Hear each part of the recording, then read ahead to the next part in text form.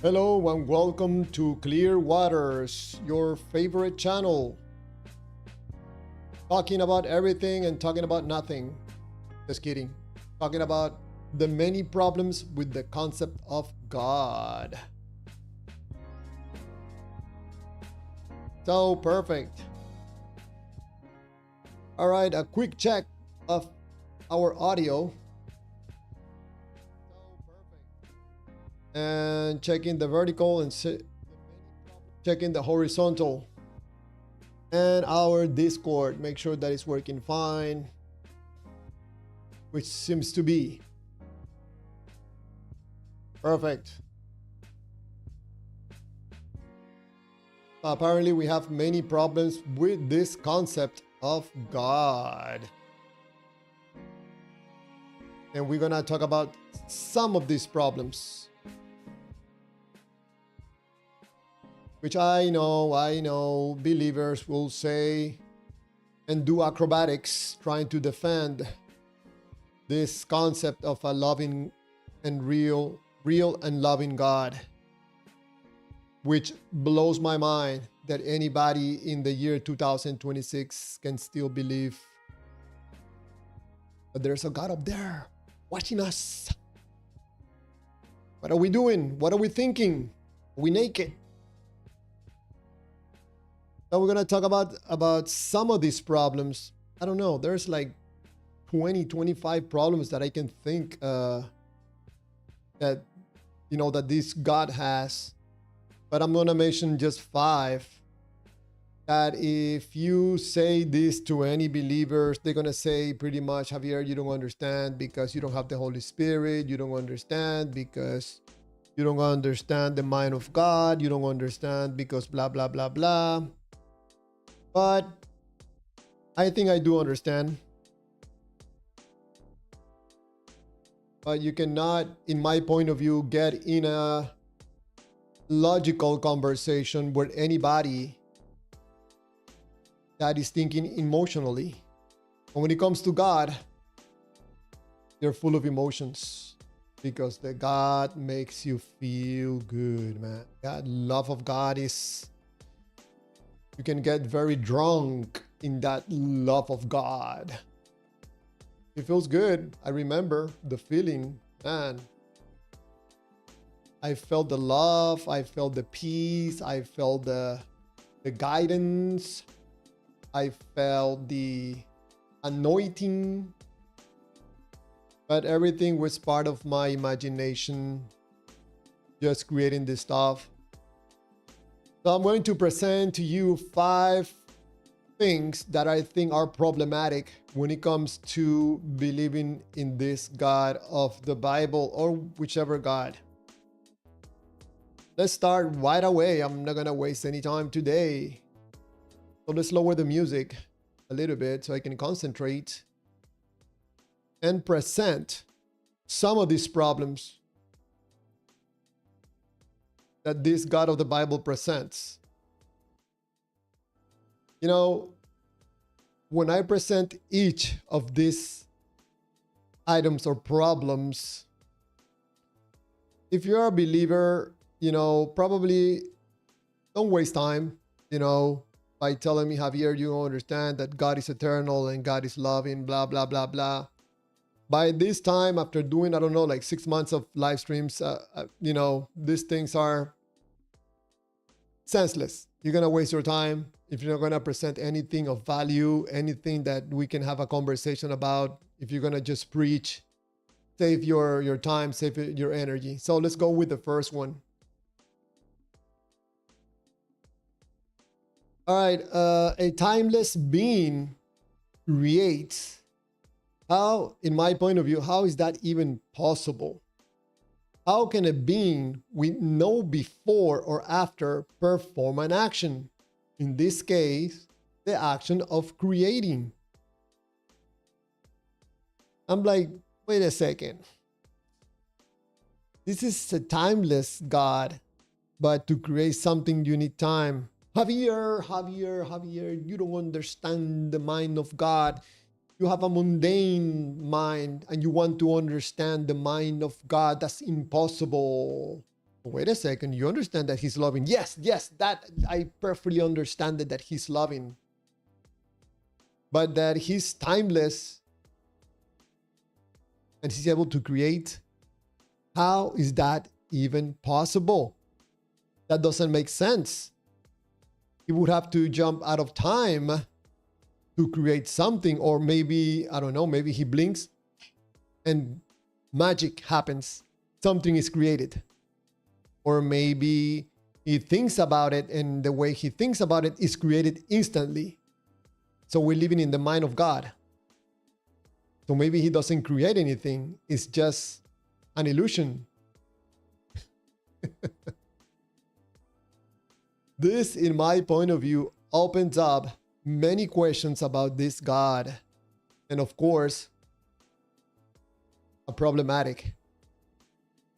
Let's continue with the other 4 points, because this is going to get complicated for this God. Number 2, an immutable being responds to prayer. If God never changes, what changes when he answers a prayer? You know, when he listens to your prayer, maybe he goes like, you know, let me think if I'm going to respond to this guy's prayer. Yes, I'm going to decide that, yes, I'm going to respond to his prayer. So the immutable God suddenly changes. He changes his mind. He does stuff. It doesn't make sense to me. I don't get it. I think the main problem I have is that I have thoughts and I can think.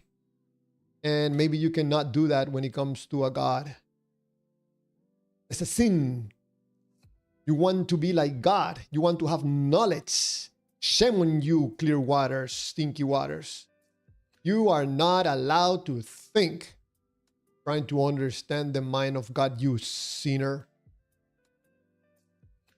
Let's go with number 3.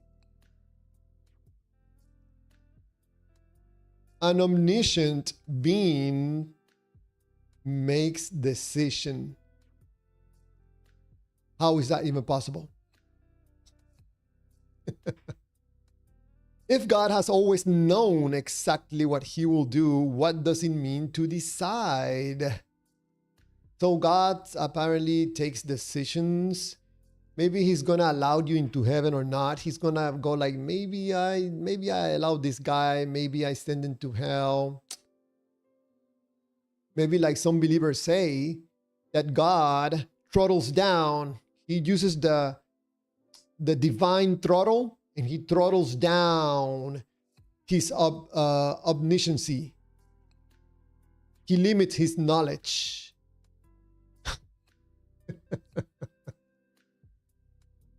Oh man, you know, trying to defend this God, I don't know. I will be kind of like, man, I'll keep my mouth shut. I don't want to look stupid trying to defend this God. I never thought about that. He's omniscient. How is he able to take decisions? That doesn't make sense. Number 4,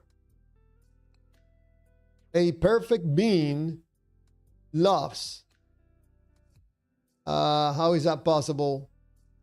Javier, you don't understand that God is love. Love emanates from him.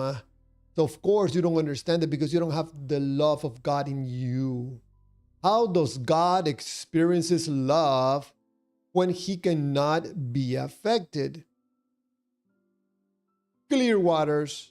God doesn't experience love. He is love. How does he know he's love? This brings up many questions. Some believers say, well, he wanted to experience love. He wanted to share this endless love. I have heard the most ridiculous explanations trying to make this God make sense of this God. I don't know. For me, if I have thoughts and I can think critically, this doesn't make sense. So let's go with number 5. And remember, I made it to 5. I didn't want to make like 25 different problems with this God, make a long list. No, let's just talk about 5, and then in another live stream we talk about the other 5, and then the other 5, because there's many problems with this God. Stuff that doesn't make sense. Number 5, an impassible being has compassion. Compassion literally means to suffer with. If God cannot suffer or be emotionally affected in one sense, can he be compassionate? How is this even possible?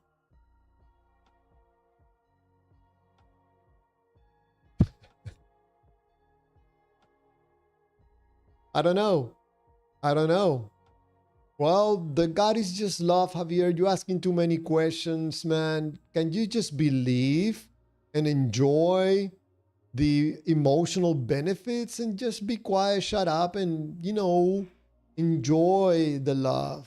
Why do you have to ask so many questions, Javier? Why? What's wrong with you? Why you want to have knowledge? Why you want to understand things? What for? Just accept God, accept Jesus Christ as your Lord and Savior, and repent from your sins, and be quiet and shut up. Give money to church.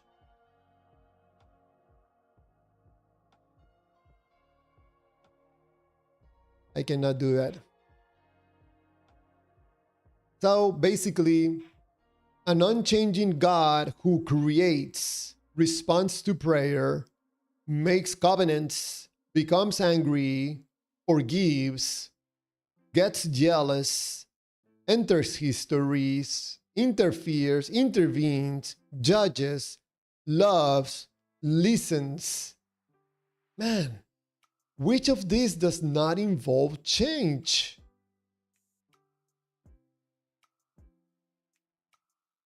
The main question: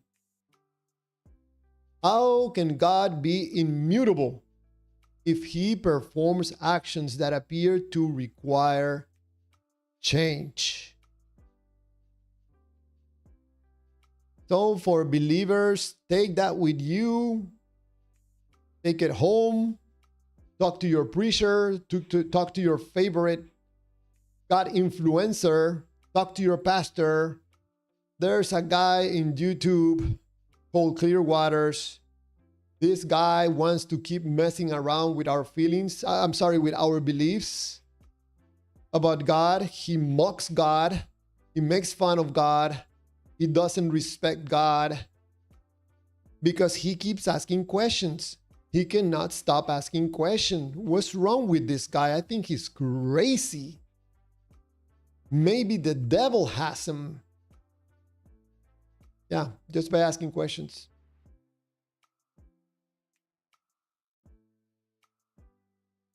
Oh, that's my little presentation about some of the problems that I see with this God.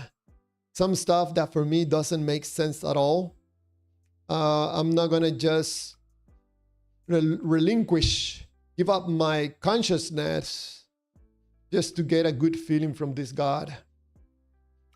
Just to feel good with this God. I don't know. I cannot do it. It's just, it feels like I'm selling my soul to God. It doesn't feel right. If I'm going to believe in this God, man, I'm going to do it from a point of honesty, transparency. I just cannot do it right now. There's, for me, so many contradictions, so much stuff that doesn't make sense at all. So many stuff that looks horrible from this God. Sorry. So let's jump to the chats. And for anybody that wants to call in and have a conversation, I'm open to receive calls right now. So, excuse me. Donna Water, hello. Brent A, hello. Rainbow Shangri-La, hello, welcome. Brent A writes, pretty sure got time. Fixes point 1.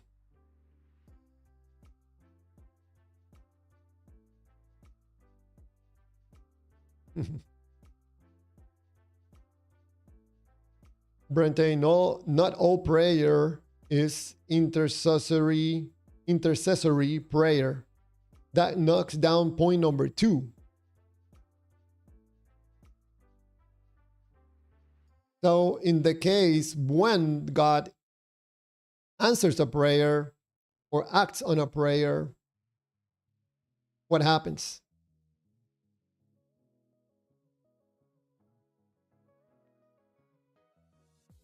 Mr. TX Dab, welcome to the live stream. Brente, Clearwaters, next point. Brente writes, maybe God knows everything except what he will do. Yeah, it seems to me like a humongous contradiction. Hersey 98. Hello, clear waters, dirty waters, stinky waters, nasty waters, old waters.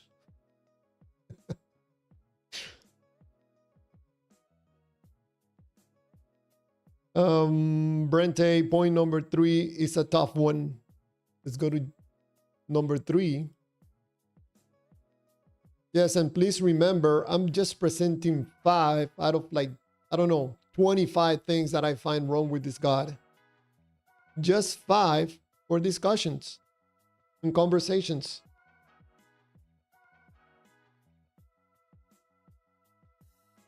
Yeah, so omniscient God is making decisions. That sounds kind of weird.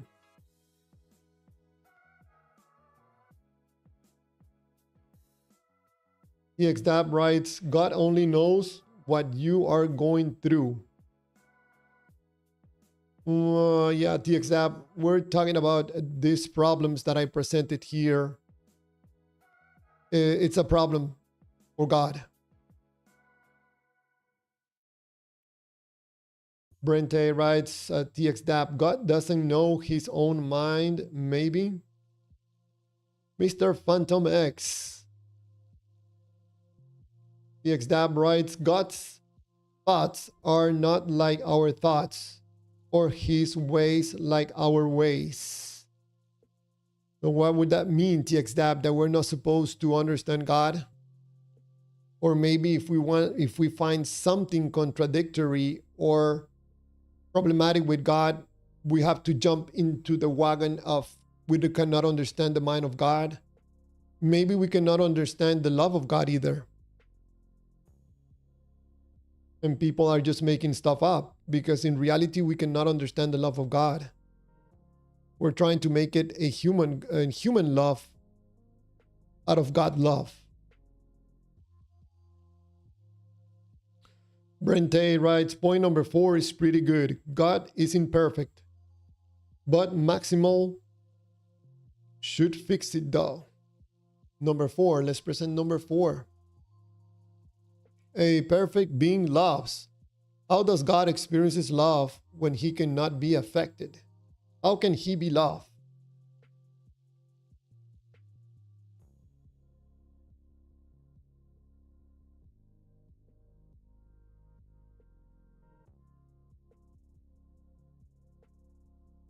Impossible.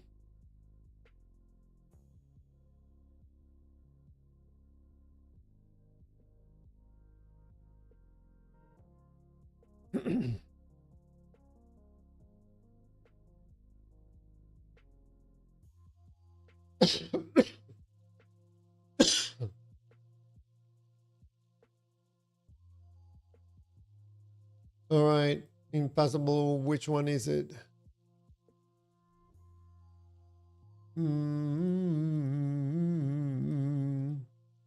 Oh, number 5. No, it's impossible. Impossible. Maybe I'm pronouncing it incorrect. No, impossible. Phantom X probably is a mistake due to ESL. Impossible.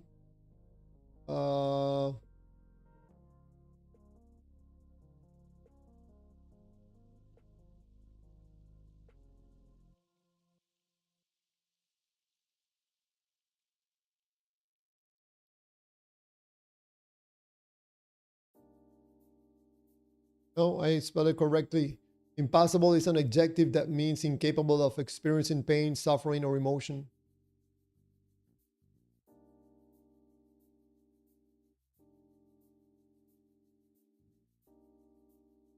Brente writes, still a good point. If God is tri-omni, then how can he feel compassion or empathy? I'm telling you, Brente, some of this stuff is problematic. I just wanted to present 5. I still have many more.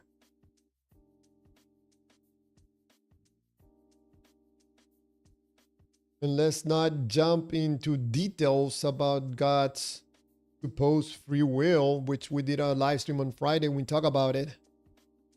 I think it was Friday, yes.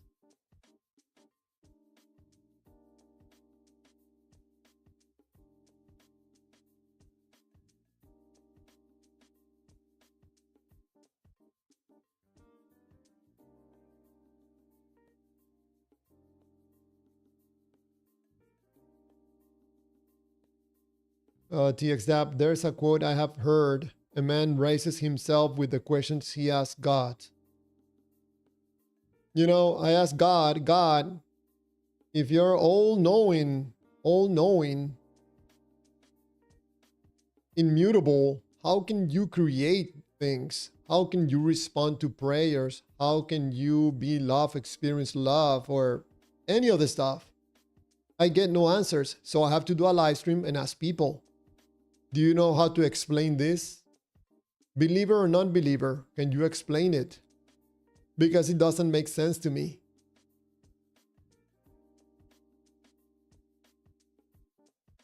Brente is asking TXDAP, so how have you raised yourself? What questions do you ask? TXDAP, I have asked many questions.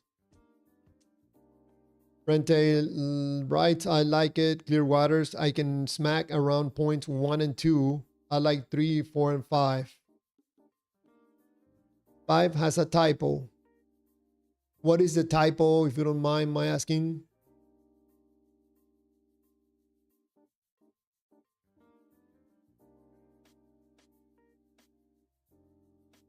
Brente, let's go down.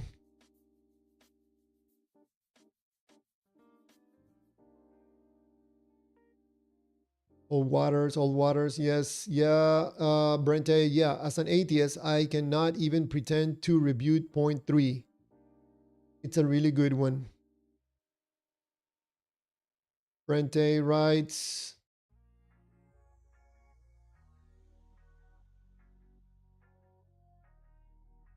yeah, that fixes point 2. And I have to go down because then I'm going to be reading all messages. Diva Don't Play, welcome to the live stream. When we say God doesn't change, we are talking about his nature, his essence, and his attributes. So he doesn't change in a changing way.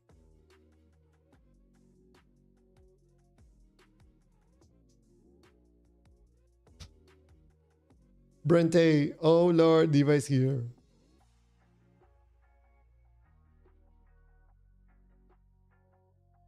I'm going to be cycling through this. There's the first one.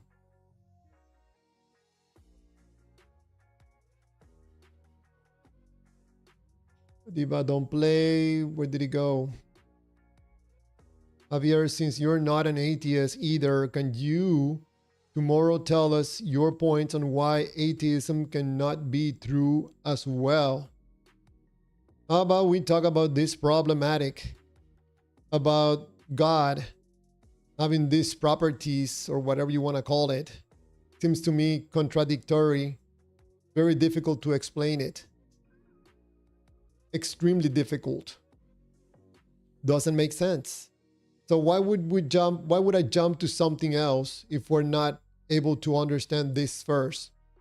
You want me to talk also about Allah and the Quran and Muhammad and Buddha?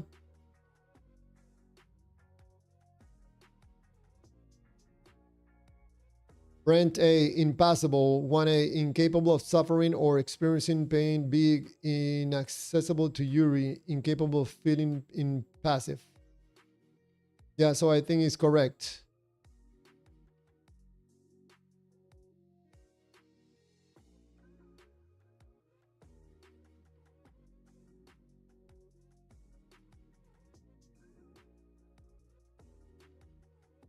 Yeah, some of these words, I'm not gonna pretend to be smart or smarter than you. I present the ideas, I present the text, and when I don't feel comfortable with the grammar, I present it to one of the AIs, and they correct my grammar, or sometimes suggest a different word. Then I had to ask ChatGPT or Claude what that word means because I'm not familiar with the word. They would explain it away, and then I accept if I keep the word that I use first or the word that they are suggesting.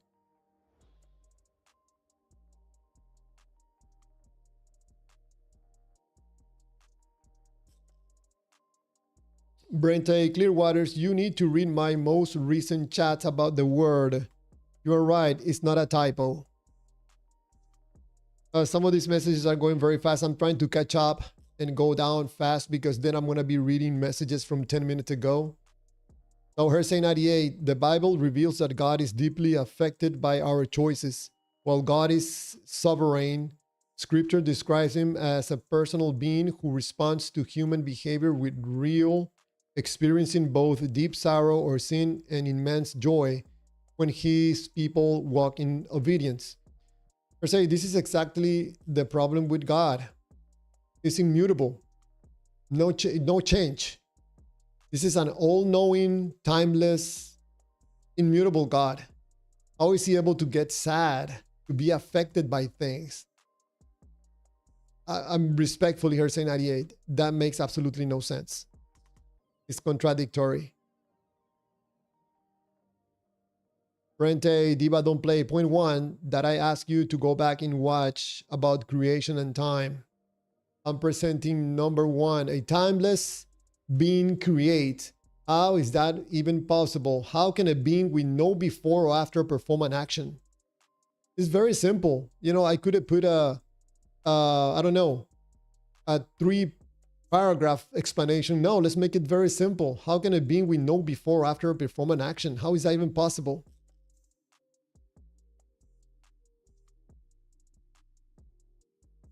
Brente at Hersey 98, none of that answers any of the points.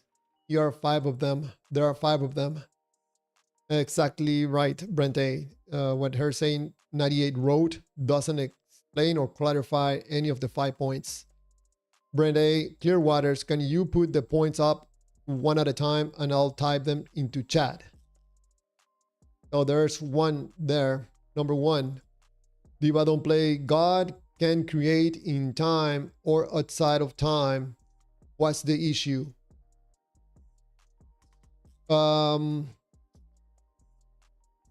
What's the issue? That he can create inside of time or outside of time? Really?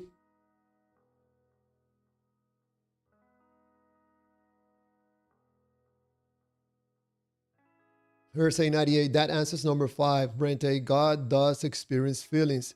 How can he experience feelings? Hersey 98. In order to experience something, you have to come from not feeling it to feeling it. So that would be a change in God. He's changing his feelings. Brente, Diva Don't Play. Creation requires time. Exactly. I'm glad people are understand these things. It just happens that people that are doubters or non-believers or they have their doubt or agnostics, they understand it. Brente Hersey 98. How can a perfect being have a change in feelings without they always feel perfect? Wouldn't they always feel perfect? Yeah, they seem to be affected, so it seems that this is not a perfect God.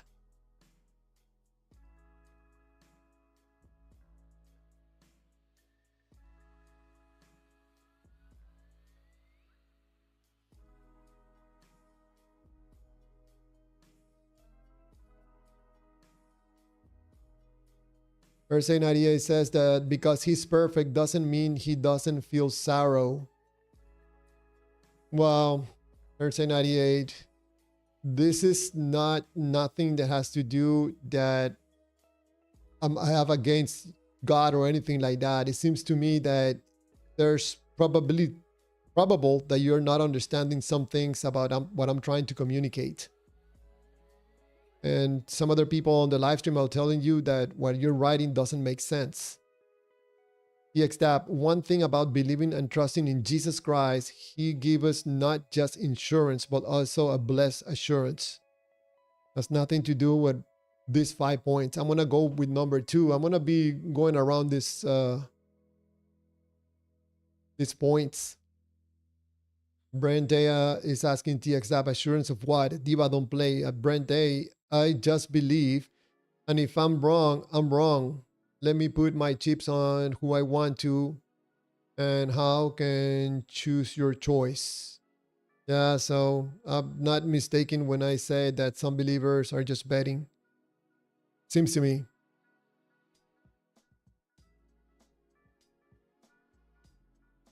Brent A, number 1, a timeless being creates. How is that even possible? Perfect beings don't change. Absolutely accurate and correct. TXTAP. Brent A, God creates in us a clean heart and changes our desires to serve and to follow him. Wow, TXTAP. I respect that, but that doesn't have nothing to do with my 5 points. Hey, Crypto, is that you? Hold on a second. Let me bring you up. Are you live streaming on? Yeah, I'm live streaming right now. Hold on. I can barely hear you. How are you, Crypto? I'm good. Are you live streaming on YouTube? Because I can't find your video. Yes, I am. I am live streaming. Most people are on tonight. I don't know why on the horizontal stream right now. Okay, well let me see if I can't find you. All right.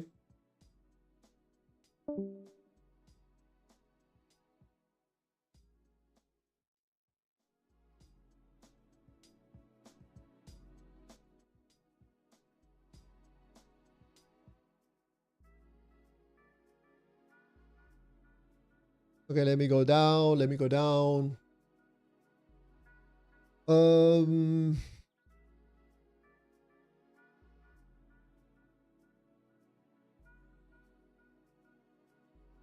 Brante writes, Clear Waters,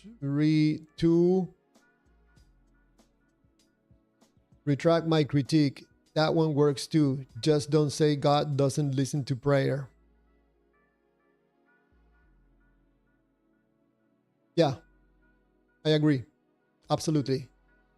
Diva don't play Brente because you choose not to follow the overwhelming evidence for Jesus Christ despite yourself. Well, Diva don't play, that's taken away from trying to respond to these 5 problematic points and contradicting points about God. It would make sense that nobody really understands your message relating to what I'm presenting right now. Phantom X, hey, if you want to say that, Diva, fine. But if you want to then go on to say, but you will be judged, then you can take your, I just want to have my own choice and stuff it. Wow. Out of Babylon, man, you're always on the horizontal, now you're in the vertical. What properties of God does not make any sense? I'm presenting the 5 points on the screen right now out of Babylon. You said that God is love and wisdom making up the living consciousness. Imagine wanting or desiring something without a body to act on it. That is God. You need a body. What is perfection according to the Bible? Whoa.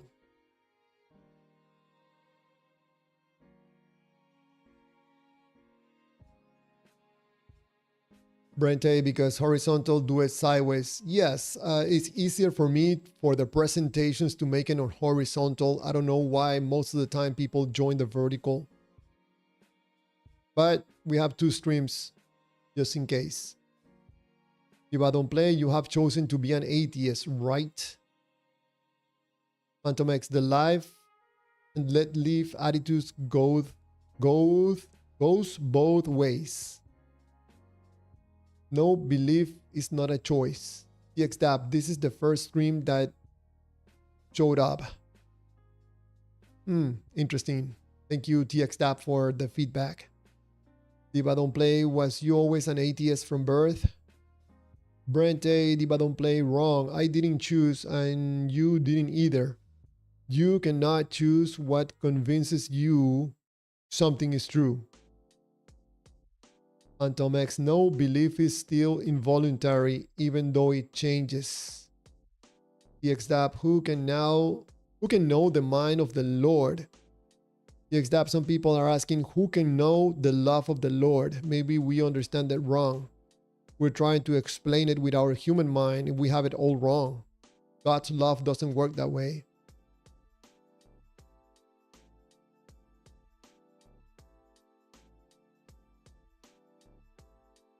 Diva Don't Play, belief is always a choice. Cryptolee, you found it.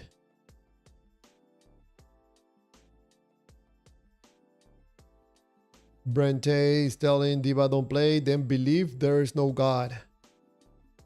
Diva Don't Play, people believe in things that are false all the time. Phantom X, I know Diva understands that he cannot choose his belief. What most theists think is that atheists actually do believe and choose to disobey.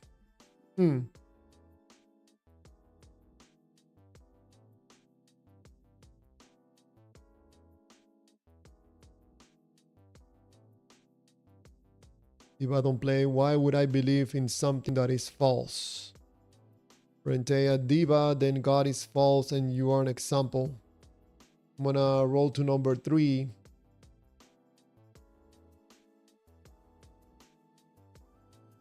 TXDAP, faith is the substance of things hoped for, the evidence of things not seen.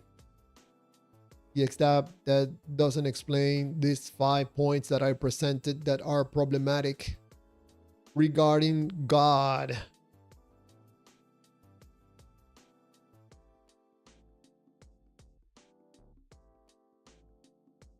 Brente is pointing to TXDAP that faith is bad methodology. Phantom X, Diva, you believe in false things. So do I. Everyone does. The trick is we cannot identify what the false things are without being open to new data. So I think in other words, it's better to ask questions and try to understand instead of just selling your consciousness and your soul to a God.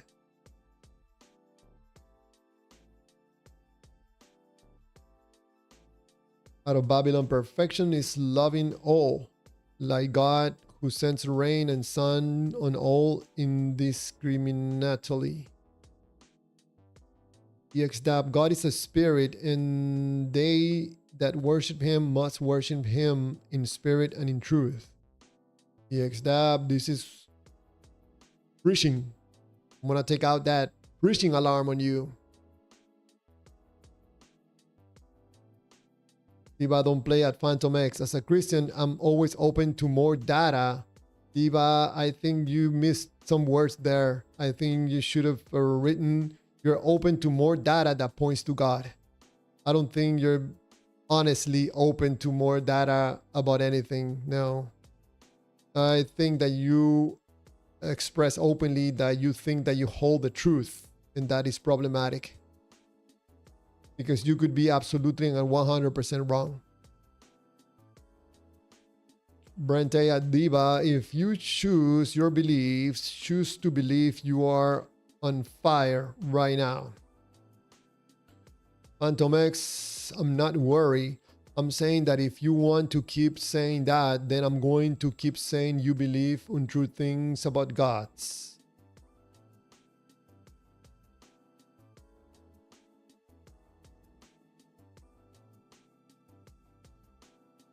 Yeah, Brente, omniscient being makes decisions, make plans, make covenants. interferes.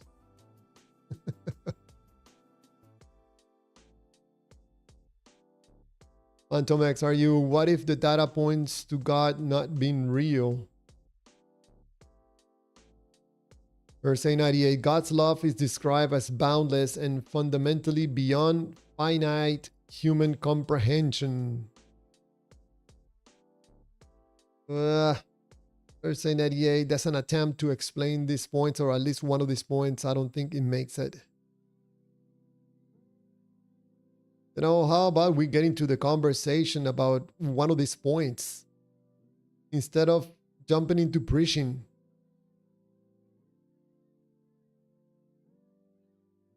Out of Babylon, can you identify false things? All books are open today. Brente is saying that Diva is crashing out. Diva don't play. Prove to me how inanimate, non-conscious, non-living matter can, by accident, with no decision or choice, can become animated, conscious, moral, living beings. So Diva don't play. You want to talk about these things, but you don't want to talk about point number 1, 2, 3, 4, and 5. You want to take this conversation somewhere else. I think that's very telling. That I think that somehow you agree that these points that are presented here, the 5 points, are problematic, and probably you have no answers for them. So it seems to me very convenient to take the conversation somewhere else. Mr. Tekken Fun, hey, Zeus can be heard. Who would think it? Thank it. Phantom I would say that God is not omniscient, but also it would be weird to know the effects of your actions, but not know your actions. Rainbow Shangri-La, very interesting things. I agree, Rainbow. Brente saying that when someone writes in using capital letters, words, crashing out, yelling, hey, my God is real. You don't understand. My God is loving. Hello, Tekken fan. Hello. Diva don't play. Show me a brick can change into a human being by accident from chaos. How about you explain how an omniscient being makes decisions? Oops.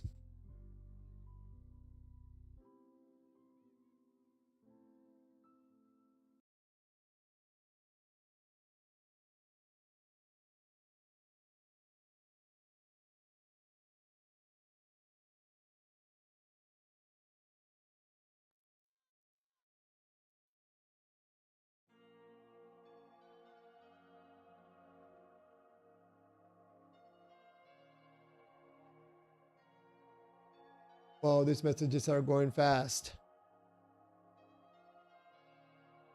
Let me see. Phantom X, that means it's too complex for us to analyze, but it runs on rules, and rules creates order. Brent A, point 3 is kryptonite to beliefs. I have to agree. I can find ROFL, a brick into a human is impossible.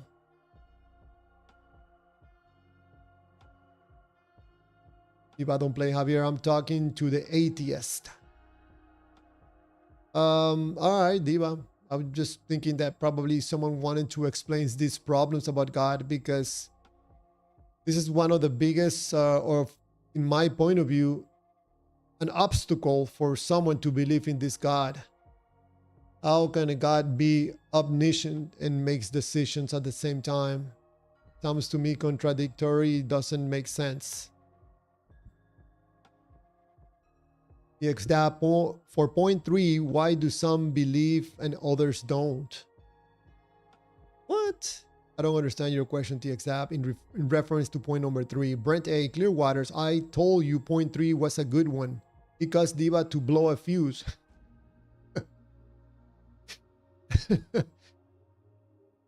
How anybody, Brent A, is going to explain that one?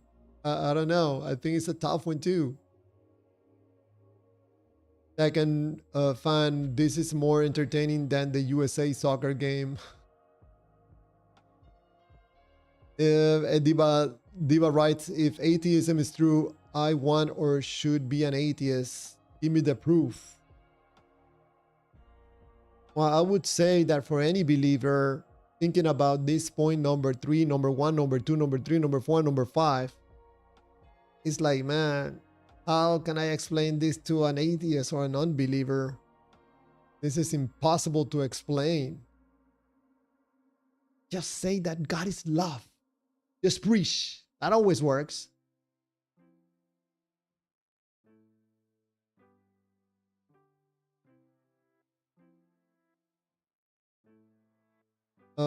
Phantom X, first, let me clarify. Untrue equals not true. EXAP, oh no, glad you made it back. Okay. So who's that too? Phantom X, so when I say something is untrue, that means it's either false or indeterminate.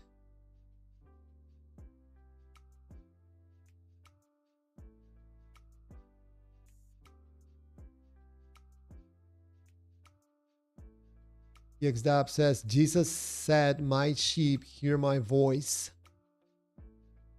Diva don't play. Javier, atheism has way more problems that theism does.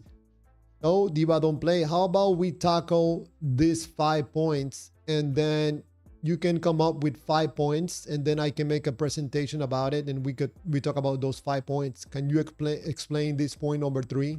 How does that even make sense? We can talk about atheism.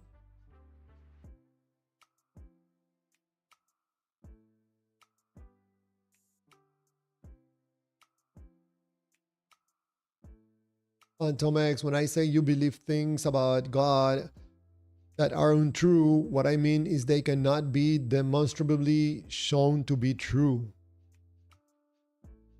Well, it's not that, Brand. It's because truth about reality will always be synthetic.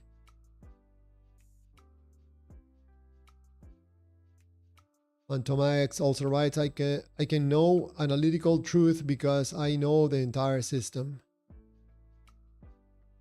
Diva don't play. An atheist believes in the beginning nothing created everything. That's scientifically impossible. Atheism is the true fairy tale. Oh, Diva don't play. I hear Ray Comfort all the time saying these same words. It's a cliche. Diva don't play. It seems to me you're getting your information from the wrong people. You're getting your information from Ray Comfort, Frank Turek, God Logic, who else? Lame William Craig.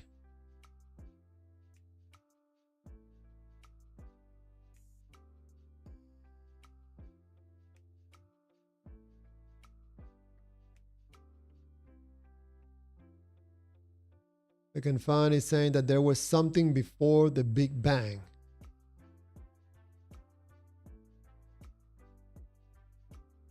PXDAB, the Bible is a spiritual book and it needs to be spiritually discerned. I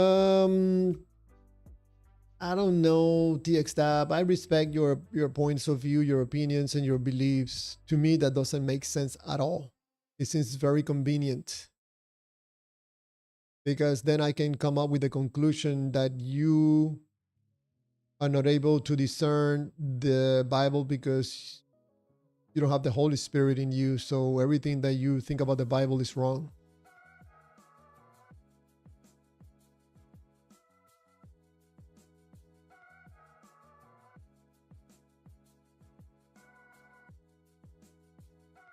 Ibadon Place asking Tekken Fan, what was there before the Big Bang and how could you know?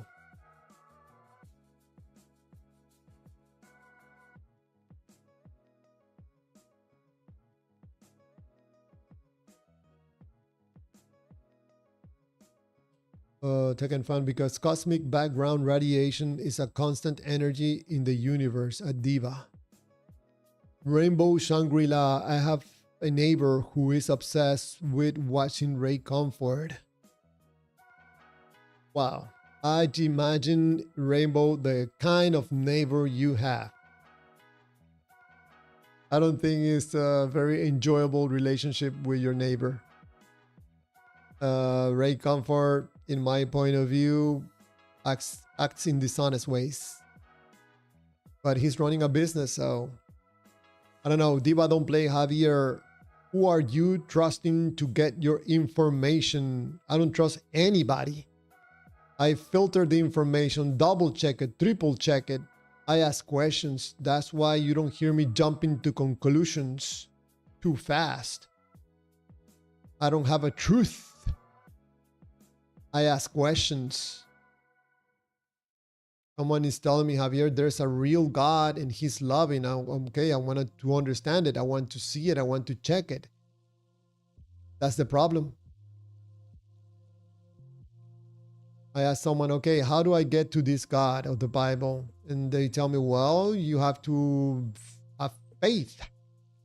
I'm like, well, we're starting in the wrong food. Rainbow Shangri-La, I just realized why you are Clear Waters. Ray Comfort, Living Waters. Rainbow, I don't know if you heard that story. He was one of my inspirations because I was watching his videos and complaining on the comment sections. I'm like, you know what? I'm gonna make a channel and talk about everything opposite of what he's saying. Let's talk about honesty, integrity, transparency, decency, and he's talking about invisible gods.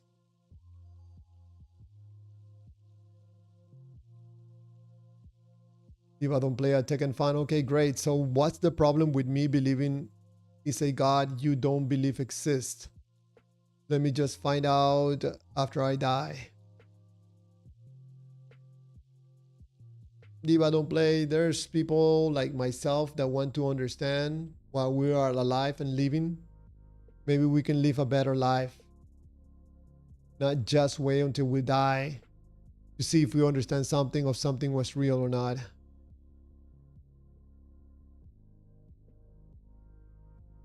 Rainbow Shangri-La, yes, a mom and daughter in their 60s and 80s, they always live Bible things too.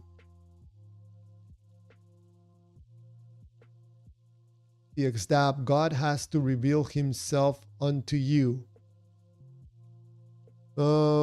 If God reveals himself to me, TXDAP, how do I know that's God and not the devil pretending to be God? Because the only thing is I'm going to feel something. Hersey 98, Ray Comfort is making money. You're not, Javier. You're absolutely correct. He's making the big bucks. He's making the moolah. That's why I'm thinking about opening another channel called God's Clear Waters.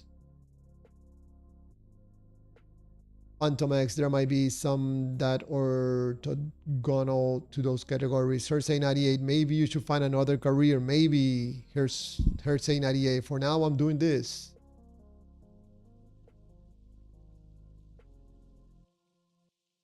Confederate MP, no doctrine is this. God is pure volition, will without potentiality. What does that mean? God's Son, conceptualizations of God are not the same thing as God.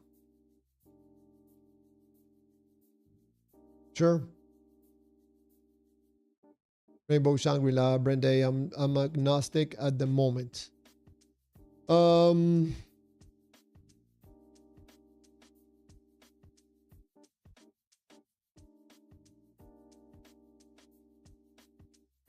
Confederate MP, also known God, aka God is pure will. There are no decisions. What does that mean, Confederate, that God is pure will? Will, you're gonna will something to move. You're gonna will it. You're gonna will it. You're not gonna touch it. So will it means that you close your eyes and like a Jedi? Is that what it means? I'm trying to understand. If I don't play, so no atheist can explain how by random chance and accidents inanimate, non-conscious, non-living matter became animate, rational, intelligent, integrate, conscious, moral life. Confederate MP, people make decisions. God is, I am who I am, no decisions. So when he's judging people, he's not making decisions. When he's answering prayers, he's not making decisions. How does that work, Confederate MP? Brente is responding to Confederate. If God has no potentiality, he cannot enact anything.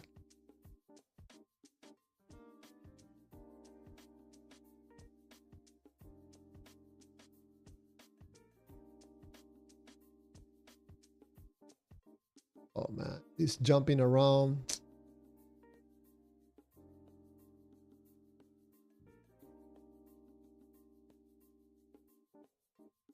Confederate MP, no, pure will. God is. There are no questions, just rules. I don't know. Phantom X, a spiritual truth would be a kind of synthetic truth, as I understand it.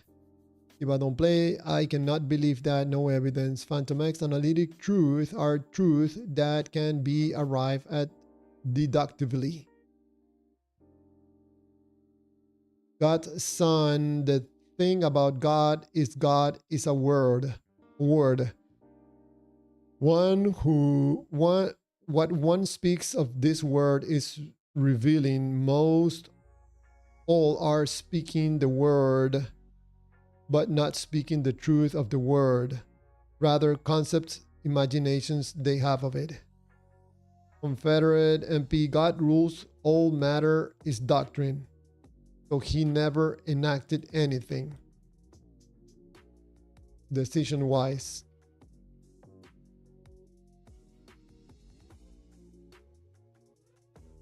God's son, the word has capacity for this for good reason. Wow. And I don't know what you guys are talking about. Phantom X, existence isn't a predicate. Maybe I don't understand your question.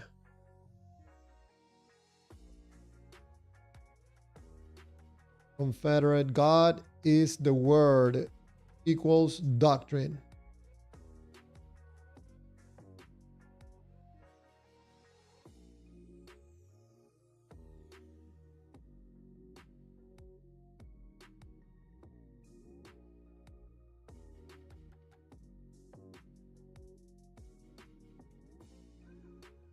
Okay, I have to go down. Confederate MP, God doesn't decide things. That's human only according to doctrine. I'll have to go down. The messages are going way too fast. So Brente, Clearwaters, can we move on to point number 4, please? Of course. A perfect being loves.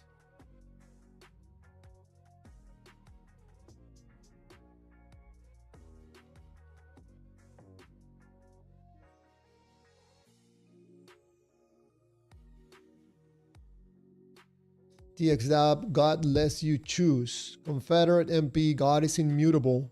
That's doctrine. Nothing can change God or his will. Second fan, Adiva. God's son, God has a mind, the mind of Christ, which mind we also all have of God the same. I don't know if you guys are trolling or just saying these things as real. Phantom S, God is removing my ability to choose by not doing that which is required to convince me he's real. If I don't play, Javier, what sounds more plausible or more reasonable to happen in reality? Life created life or non-life created life? I don't know. Probably life created life. But then how that life came alive? That's the first question that comes to my mind. Thank you so much, very much, Sedona Water. Thank you for the jewels.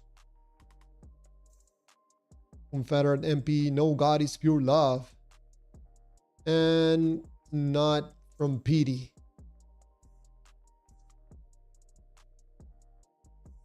Uh, I don't know.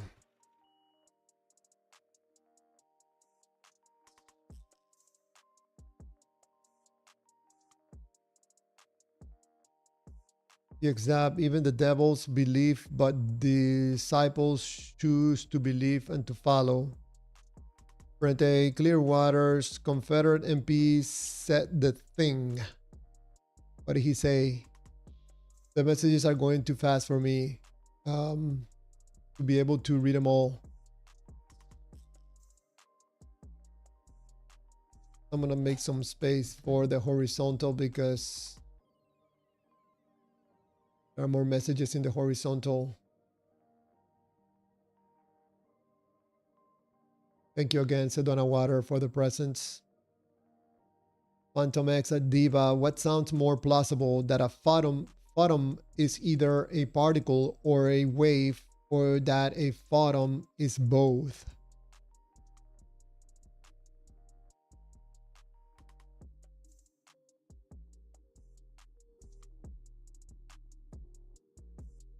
Confederate MP, a photon suffers particle wave duality. So Confederate MP, are you a believer or non-believer? I don't understand some of your questions.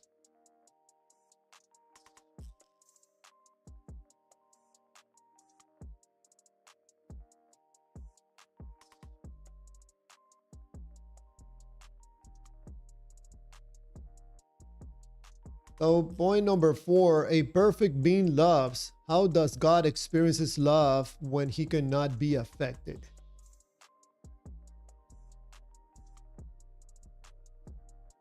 Rente Clearwaters, he said God is love or such thing. The old God is love. God's son, it was by his death that he won victory. Oh, that sounds like absolute preaching. God's son, I'm gonna take that preaching alarm out.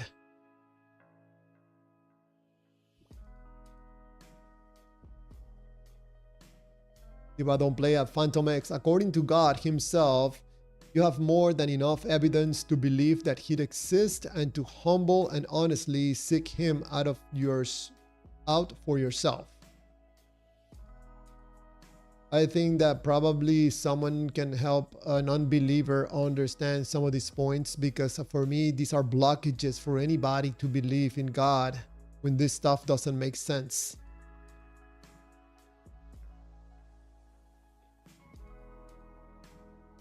Confederate MP, God collapses the wave function, hence the universe is not in a state of superposition.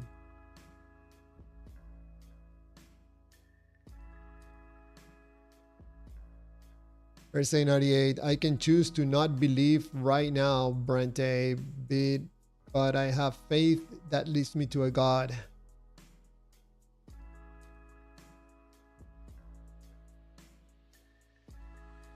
Phantomex at Diva, well, your God lied to you. That's another thing you believe about your God that is untrue. God's son, God is the word, God is a true statement, period. God is not, it's a false statement. God is the word, God is. It seems to me that God is, I will have to believe that God is. Because I don't see anything that points that a God is, any God. Much less the God of the Bible.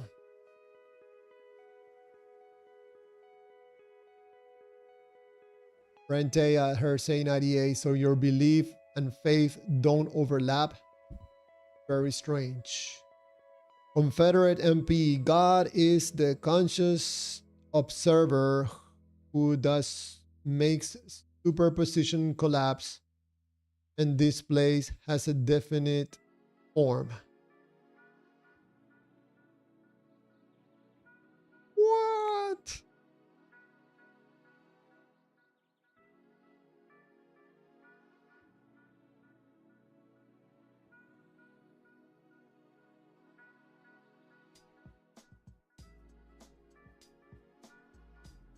Second fun, you got me interested. Got some, got son, no. 101001 is what? Binary?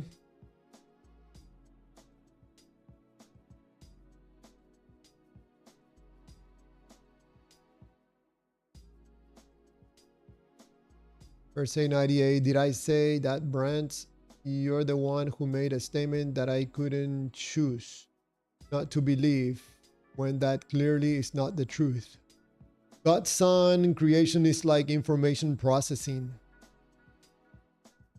What does that mean? God's son, there is a process to the information processing. Brente 90, Brente A. Hersey 98, you literally said your faith and your belief are separate.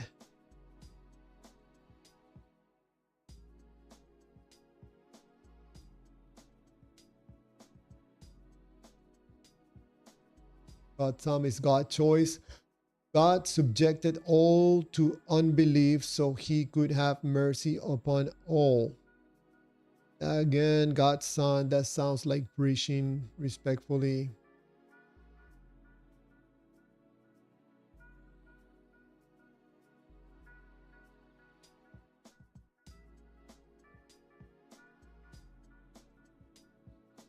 If I don't play, Javier, can you read Romans 1:20 for the unbelievers in the chat? Thanks. Okay, let's read Romans 1:20. It's gonna explain some of these problematics of these five points that I just presented. Find out.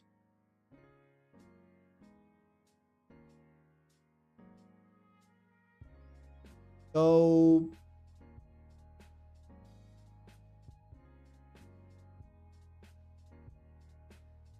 1:20 reads, for since the creation of the world, God's invisible qualities, his eternal power and divine nature have been clearly seen, being understood from what has been made, so that people are without excuse. I think this Romans 1:20 doesn't apply to me because obviously there are things that I do not understand. It's not that I'm trying to create excuses. So that this stuff is being understood, no, I don't understand it. So I don't think this Romans 1:20 is accurate. I think it's inaccurate.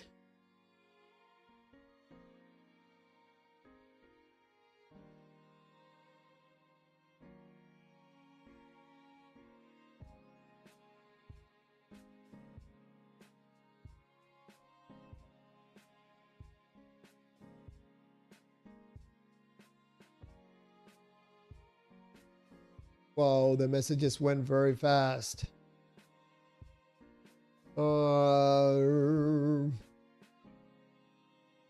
So Phantom X, 1 + 1 = 2 can be derived from the axioms of math. The truth that God exists cannot be derived from anything verifiable. God's son, the proof of 1 + 1 = 2 has been articulated and is open source for you to see for yourself and to learn to understand for yourself, but I don't believe you yourself can prove 1 + 1 = 2. Whoa. Confederate MP is asking, what do you guys obey most? I don't know. I think I obey my body, my mind. Confederate MP, proof is a belief. You cannot prove proof.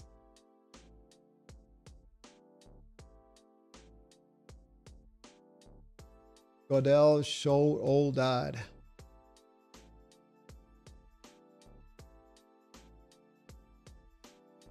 Confederate MP, belief is not religion.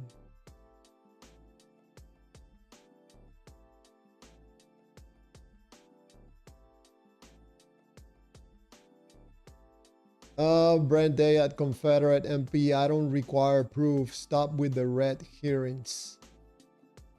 God's Son, 1 + 1 = 2 is a true statement. Of course, it's true, and it has been proven to be true, but it was always true without articulation of the proof of it being true. It's always been true where? And what does that have to do with point number 4? Let's jump to point number 5. An impassible being has compassion. Compassion literally means to suffer with. If God cannot suffer or be emotionally affected, in what sense can he be compassionate?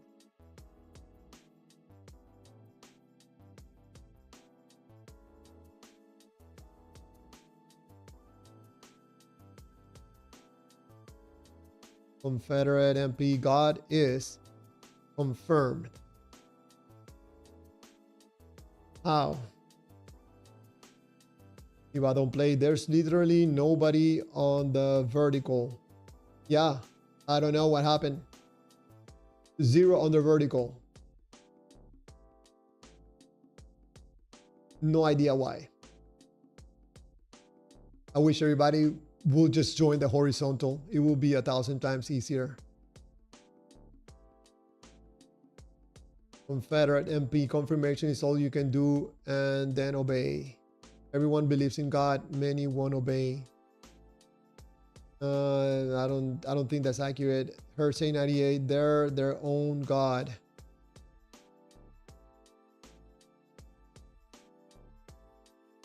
Confederate MP, they obey their pleasures or self or something else, the job.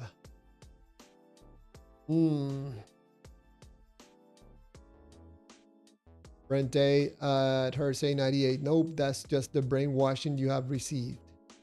Confederate MP, no, a lot of people believe in the lotto but aren't faithful to it.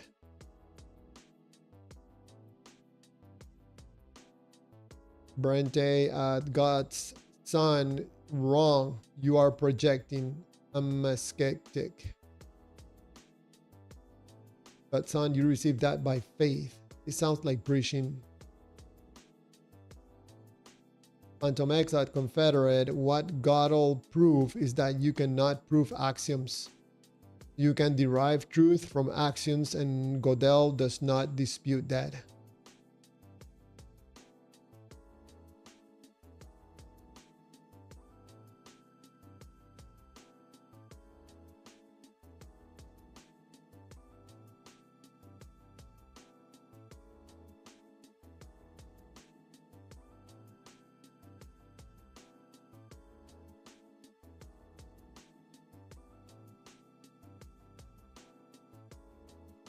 Oh, nice. So her say 98, always back to that same famous quote every atheist uses. Brent A.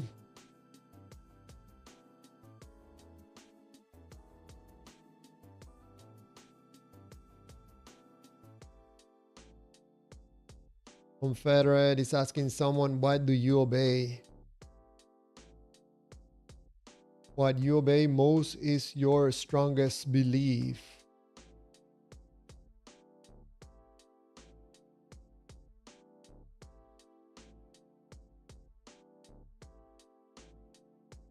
You guys are talking about something else that has nothing to do, really, in my point of view, with the 5 problematic points that I present about God that seems to be contradictory.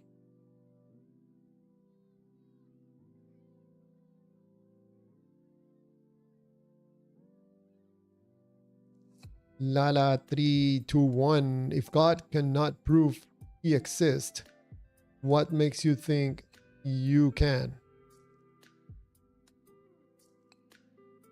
I don't know, Lala, who's asking that question too.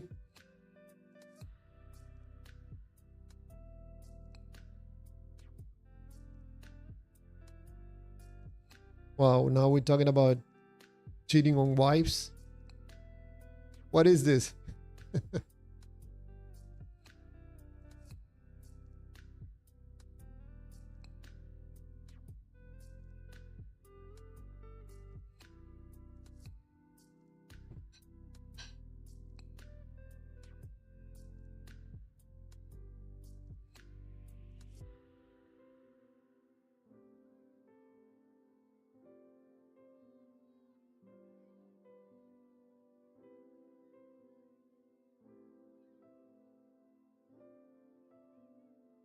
I don't know what some of these problematic points.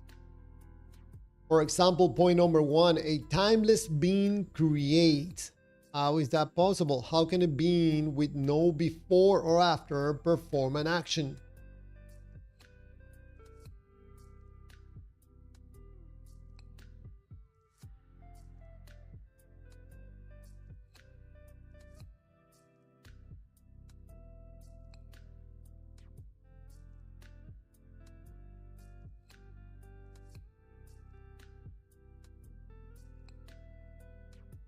We're talking about marriage.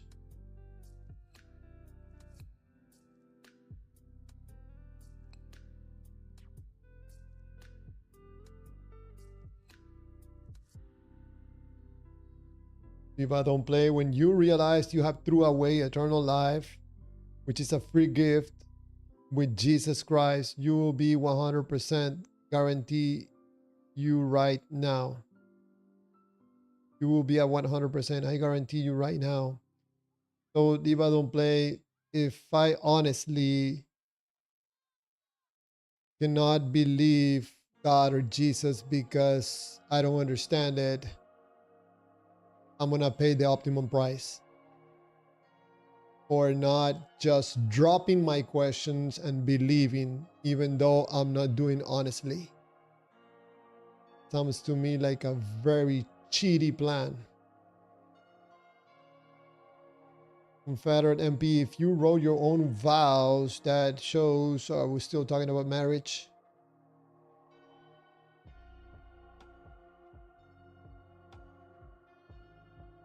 How can a timeless being create? How can a being with no before or after perform an action?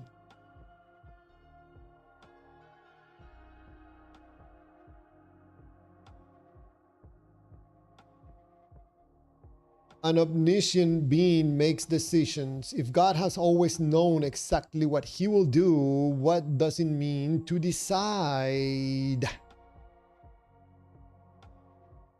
That's my question.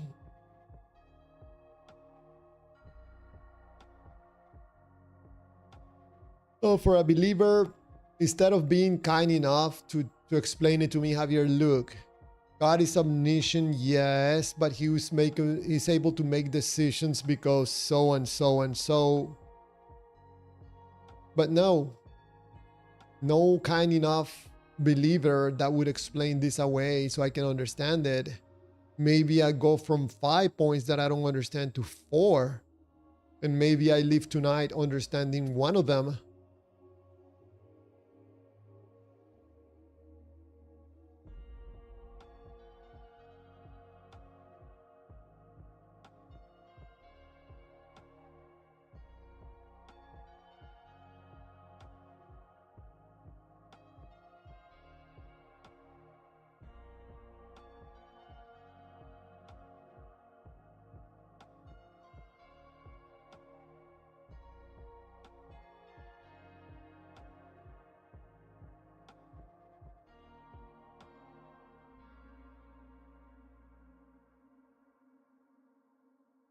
If I don't play, send me tonight, or I'm sorry, today, I think it was, or yesterday, some videos about Mr. Cliff Netchle.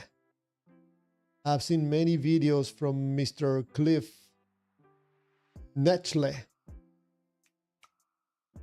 And I think that Cliff Netchle makes a living, again, also out of selling God.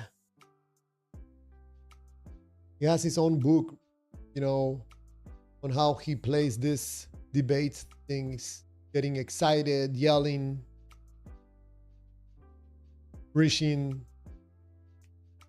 I don't see how Mr. Cliff can explain God to anybody.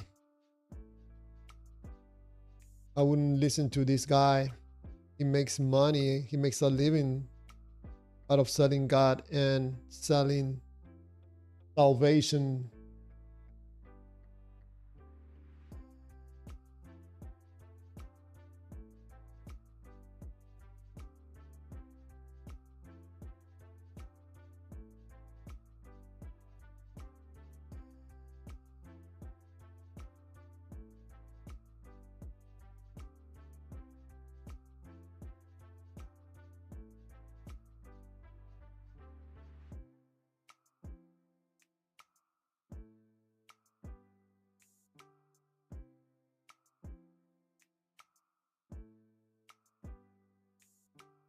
Mr. Frank Turek.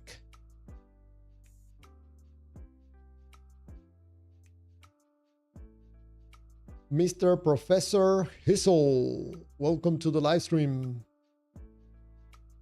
We're talking about some of the problems with the God of the Bible, some huge contradictions. Diva don't play, yes. These guys, they sell God and they sell salvation. That's what they do, my friend. I'm sorry to break it to you, Mr. Cliff, Frank Turek, William Lane Craig. They couldn't care less if God is real or not. They just care that how much money they make at the end of the month talking about this stuff. Nobody should be listening to these guys. Frank Turek, I think sooner than later is going to be investigated for lying so much about what happened to Charlie Kirk. I think that Frank Turek, he makes a living by lying and deceiving.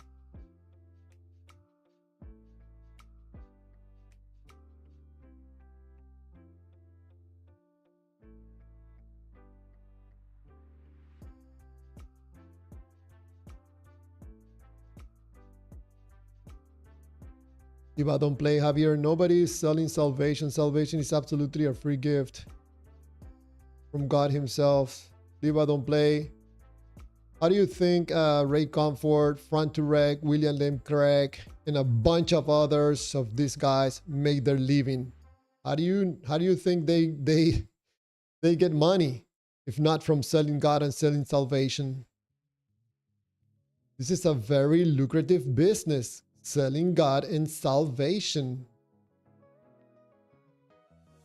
Maybe I'll take one day one of these videos from Front to Rec and take it apart so you can listen to the crap, the lies, the deceiving, the manipulation. Is absolutely obvious to me. I'm not making this stuff up. You're inspiring me to make some videos about Front to Rec.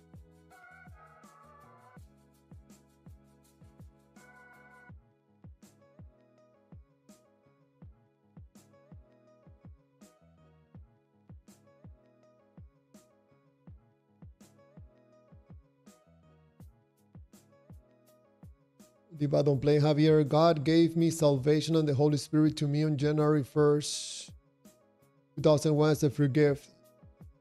Thank God, Diva don't play, you got it directly. But most people, they don't get it directly or they never get it. And they spend all their money, all their life giving it to these people.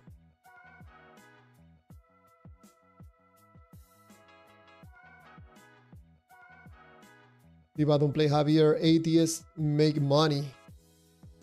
Yes, Diva don't play. You have to read a little bit about the life of, or the story of dictators.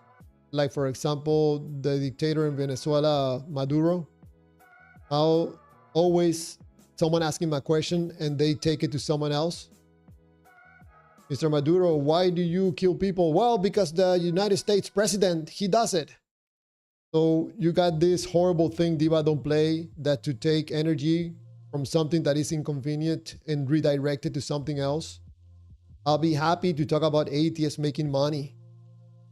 After we talk about this supposed men of God, how they make their money, if not selling God and salvation.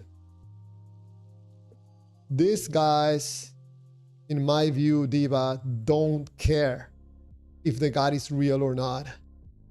Frank Turek, in my opinion, is not an honest person. He lies. He makes stuff up. Doesn't care. With God, you can make lucrative businesses that don't pay taxes.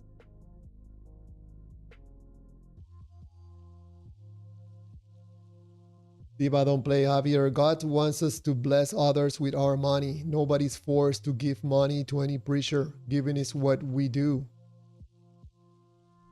No, Diva don't play. You know, there's people that lack knowledge and they are in negative field state situations, and they're easily suggestible into give money to people and preachers. And people like Frank Turek, they know that. People like Ray Comfort, they know that. They manipulate people's emotions. They do it very openly and obvious. And they get money from people switching from negative field states into positive field states. You can make someone move from one state to the other, and you stand in the middle, you're gonna get the money. These are businesses, Diva Don't Play. I mean, this is not, I'm not making this stuff up. We can talk about atheists making money because they just want to make money. They don't care to prove that God doesn't exist. And we can also talk about how many people are, known people are making money talking about God. They couldn't care less if the God is real or not.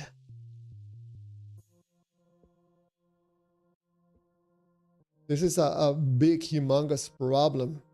People giving them money because they think they're gonna get something in exchange. Because God communicates through Frank Turek. Because Frank Turek is very knowledgeable about God, so he must have something special, some special connection to God. And people are gullible and they follow for this crap and they give the money away. If I don't play, Javier, that's your opinion. You don't know what they get or how they get it. You don't know nothing specific. Really? Really? You think that I will be saying these things without proof?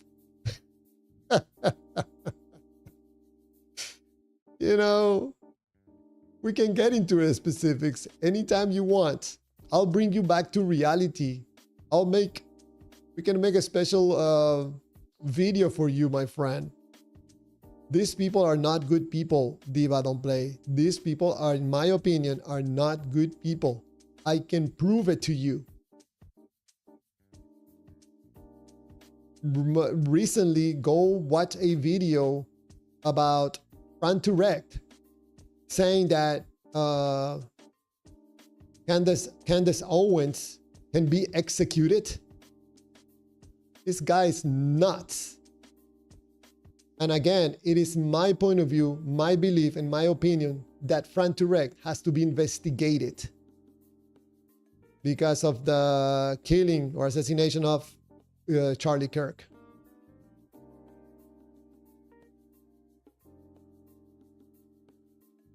It is my opinion and it's provable. I can prove it to you anytime. Instead of saying that is my opinion, how about you tell me how you prove it? And we jump on it. The moment I prove it to you that these people are up to no good, what are you going to do? Tell me, well, that's one bad apple. That's just one guy. People have to make a living somehow, right?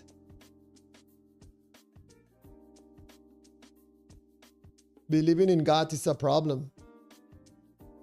You can fall for scams like some of these people are making.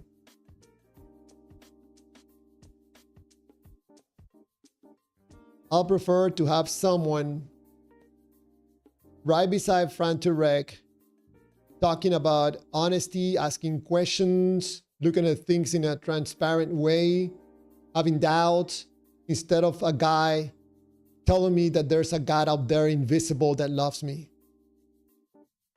Frank Turek sells salvation, sells God, and sells stupidity, and people like to buy his crap.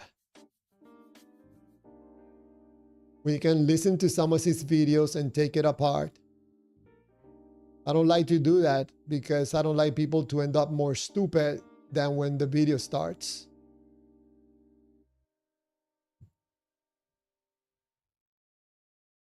What's the other guy's name that went to jail? I made a video about him, all the crazy stuff that he was saying.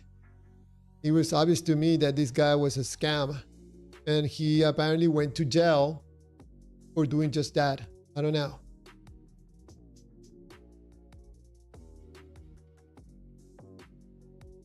Some people are going to say, Javier, you're upset at God. Something's wrong with you. Maybe the devil has you. No.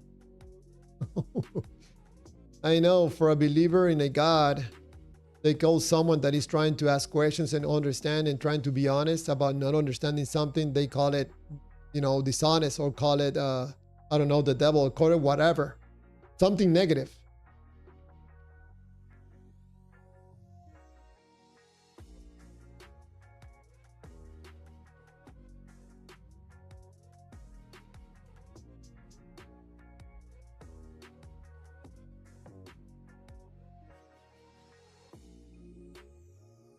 Diva, I thought when I was not really into this about, opening my eyes, I always thought that there was people, that were taking advantage of other people via the Bible and God. But it was not until I got into this channel and started to do research that I comprehended that the exceptions are people that are not doing scams. Those are the exception. There's people that honestly think that God is real and they don't care about money. Most people talking about God, they couldn't care less about the God. It's about the money. Most of those people doing debates online, they are in for the money, not for the debates, or to prove God, or defending God, or trying to convince people of God. No.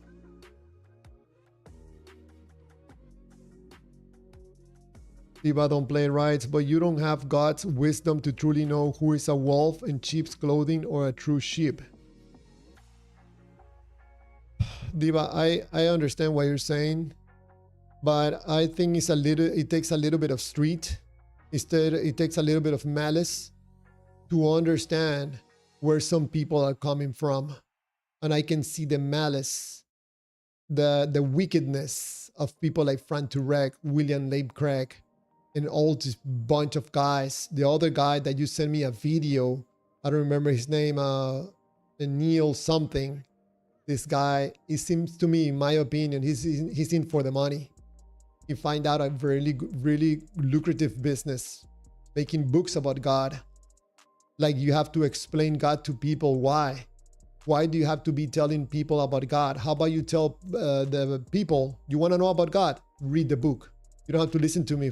You don't have to listen to what I have to say. Why do I have to explain God to you? Go find a Bible, go buy the Bible and go read it, just like I did. So anybody that is trying to explain God to someone else, what are they doing for? And they're charging money for it? Supposedly because of donations? No. Nobody should be trying to explain God to anybody else. No. Especially if they're asking money. Their motivation most likely is the money and not the God.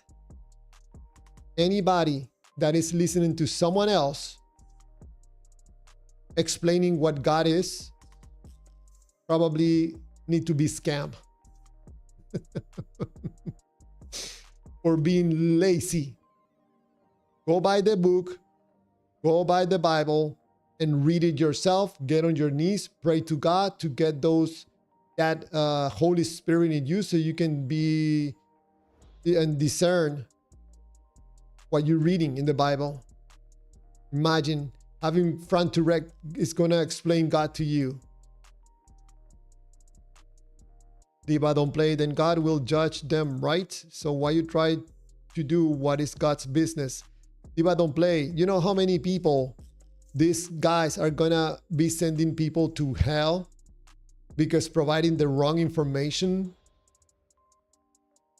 It's a problem, my friend. I think these people are sending people, the wrong way, the wrong path to hell.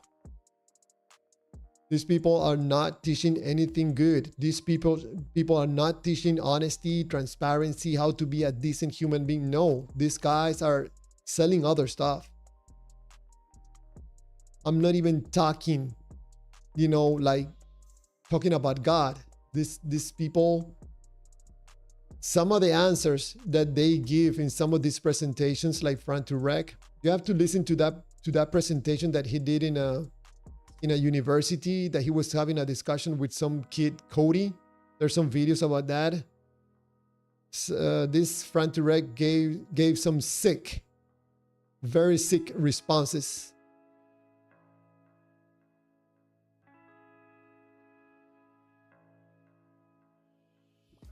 If I don't play, I have got many very good preachers who I believe are genuine and legit.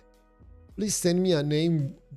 Send me a name of the best one that you have, Diva, and I'll make a video of it, or at least have a conversation about it. I like to take things apart, minute by minute, the responses, the contradictions, the no responses, the ones that don't make sense, the ones that are just preaching.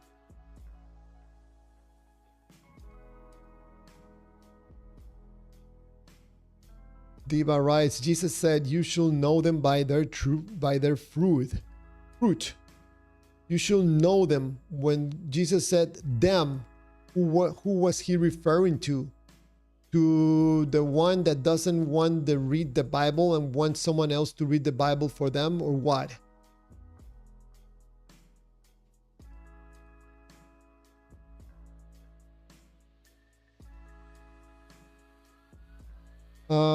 You can know them by their fruits. I learned very on that this is a cliche. It doesn't mean anything in reality.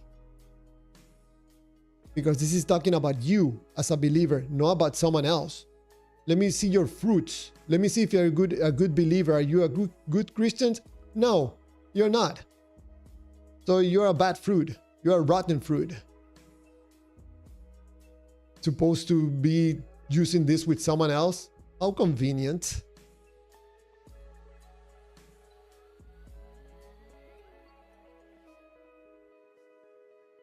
God, the false prophets are the only ones sinning, the only ones in peril. God puts all the blame, the blood on their hands. That's some preaching belief. I don't believe what you believe. I'll go back to my old saying, I don't believe what you believe. But you can continue believing what you believe. I just don't believe it. And Satan is Lord of Files. Confederate MP, Satan doesn't exist. Satan in reality here on earth is ignorance. Because ignorance is going to deceive you. Ignorance is going to give you wrong information or no information at all.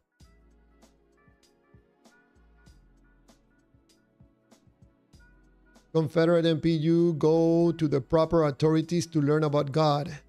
Don't go to medical doctor either.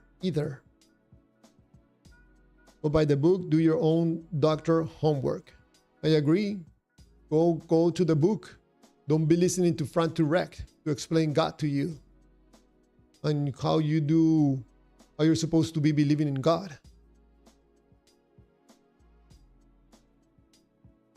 Got some, the folks in the pews are entirely different situation. Verse 98, you keep cutting out. Is that me? Referring to verse 98? I don't see anything wrong with the stream.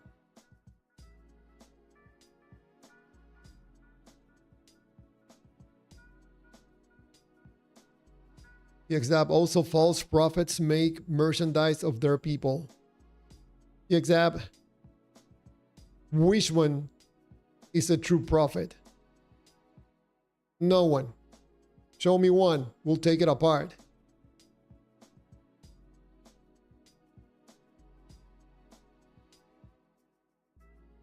Confederates is saying something about honesty is law. Obey it.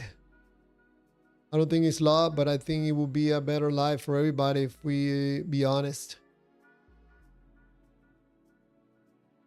If I don't play Javier, Kerrigan, Skelly, Joe from Cleveland Street Preachers. And like you already know, I like Ray Comfort, Frank Turek, God Logic, the preacher who read to name a few. Oh man, which one we take first? Kerrigan, Skelly? You know, Diva don't play. Next time Go watch any of Ray Comfort's videos, okay? He uses the same script for every single video. Make the person feel like shit, and you offer the medicine. The thing that is gonna make them feel good. And by the way, redirect them to the Living Waters website so they can buy stuff. Very honest in my point of view, in my opinion. Let's find out who's Kerrigan Skelly, because I don't know who that guy is.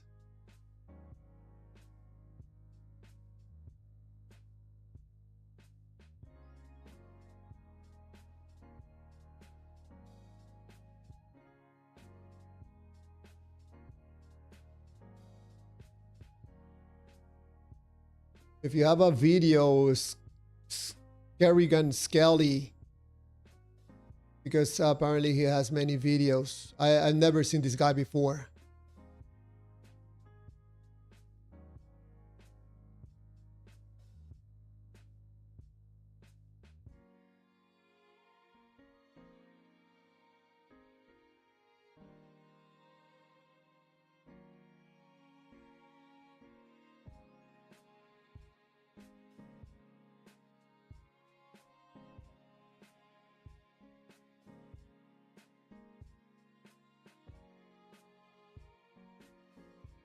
Diva, if you do daily watch Ray Comfort by now, you know, that explains why you say the things that you say, my friend. Wow, you have the wrong teachers. Ray Comfort runs a business, a God business. I remember when his dog died, man, he replaced that dog so easily because that dog was a prop. Give me another dog, man, because I know people like dogs, and that's how I can get to people with the dog using the glasses.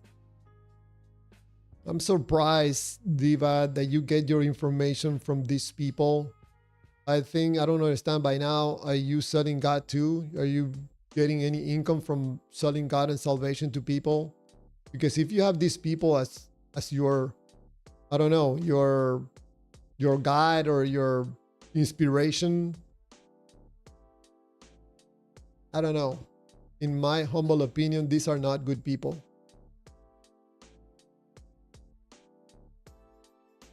They're, in my opinion, they are in for the money, not for the God. That explains why probably Ray Comfort uses the same script for everybody. And some people call them out. Like, what are you doing? Trying to manipulate people's emotions? Try to get to the ones that are confused, that are weak-minded, that are in some problem, so you can get them hooked to your website so they can buy your products. Because you are God's right hand that are going to tell people how to believe in God through your products that you sell on your website. This is a billionaire business, selling God and salvation. Except, yes, there is a greater condemnation for those misleading others. It is my opinion that Ray Comfort, Frank Turek, William Lane Craig, all these guys are misleading people, and probably, if God is real, are taking people directly to hell.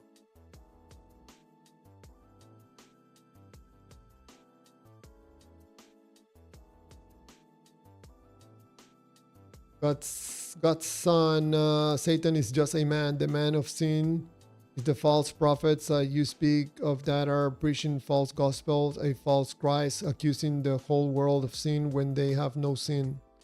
I have no idea what you're talking about, God's son. For me, Satan is ignorance. Mr. Dragon Karaxi, welcome to the stream.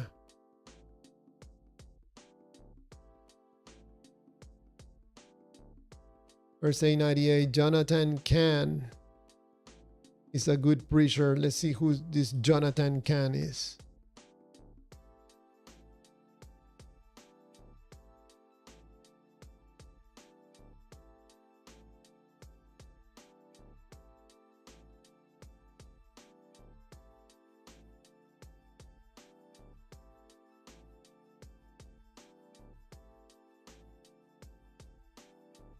RSA 98, one of the titles of Mr.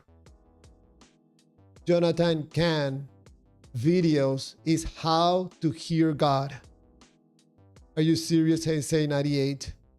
This guy is gonna tell you and explain to you how to hear God. Someone hears that title and they say, oh, so this guy has a way to very easily hear God. No, he's just making it up. This is not real stuff. I can probably listen to him, but just by the titles of his videos, 7 Angels with 7 Trumpets, the book of Revelation, he's gonna explain it to you because you're not smart enough, so he had to explain it to you. Judgment in New York City.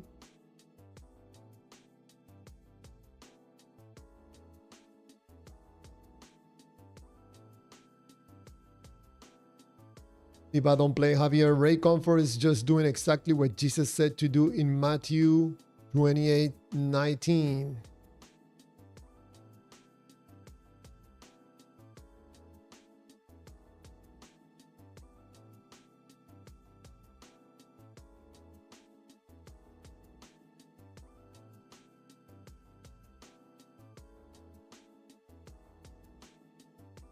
Matthew 28:19. Therefore go and make disciples of all nations, baptizing them in the name of the Father and of the Son and of the Holy Spirit. Eva, I don't read anywhere in Matthew 28:19 to sell products, God products, to the people that you talk about, talk to people about God.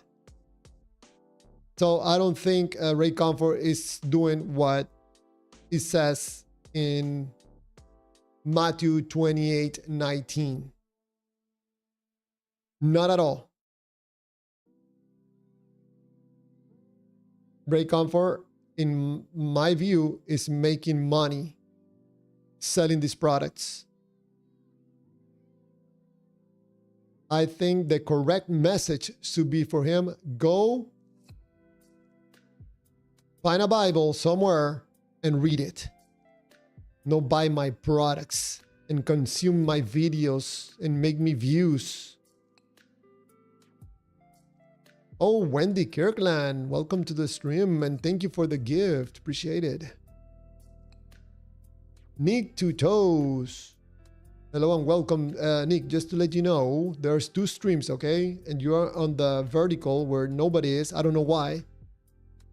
Most of the time vertical is full, you know, more people, but for some reason today is on the horizontal stream. There's more people, just so you know. Nick Two Toes, in case you want to switch streams. Godson, if you preach a false gospel of sin to the world, denying Christ in all, condemning all the hell and such, the blameless they have got a too long message. That Billy Graham was an evangelist. I agree.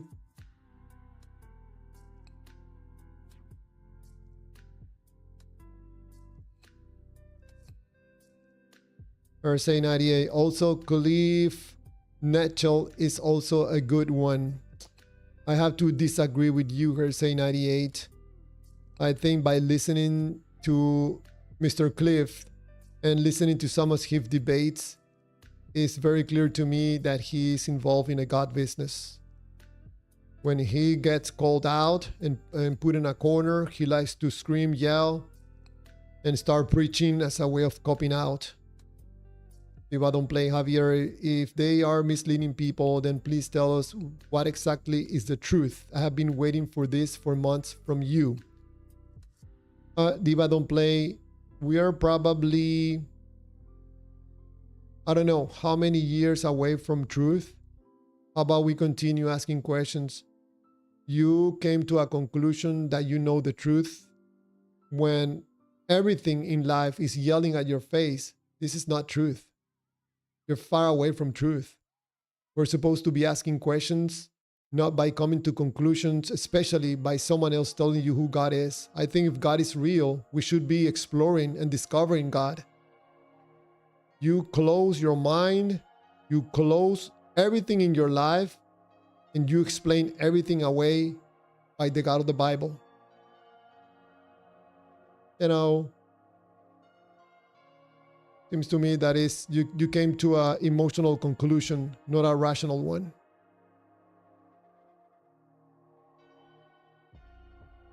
And you know, Diva, honestly, you're getting your information from these guys.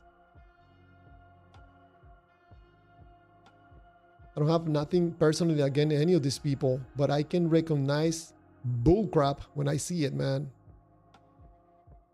I don't have these 54 years for nothing, my friend. I'm not 15 years old.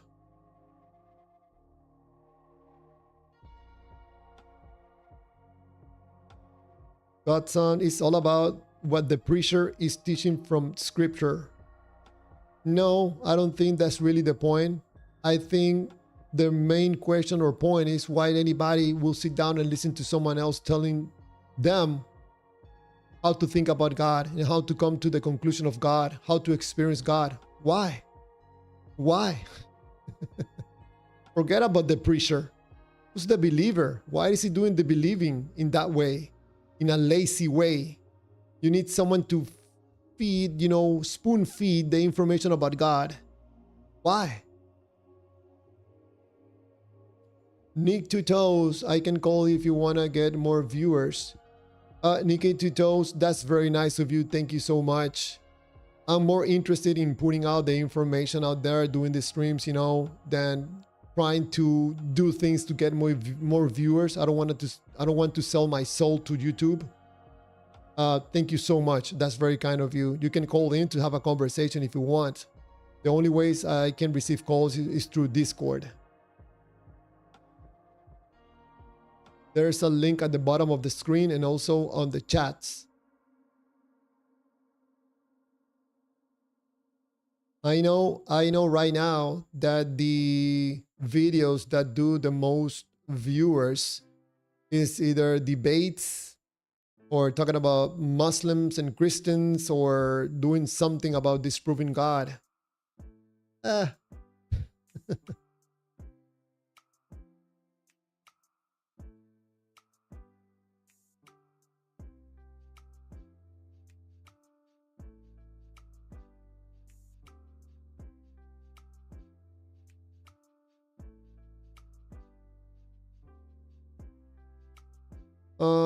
Diva, don't play Javier. To objectively claim someone doesn't have the truth means obviously you must know what is the truth. So please share this with us. I think that the only truth that probably we can come off right now is that we don't hold the truth. That's the only truth. If that means anything. What are you going to call the truth? What is the truth? How did you determine what truth is? If you came to the truth, how do you know that is the truth? That's why I stay away from truth. It seems that it's arrogant word to be using. Like, look at me, mom. I know the truth. Hi, mom. I know the truth.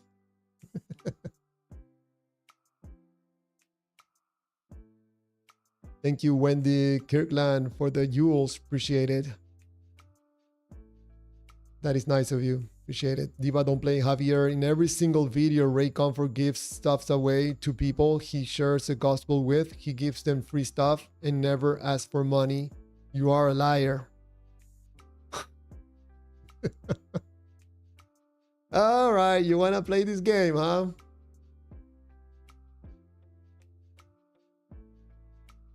You wanna play this game.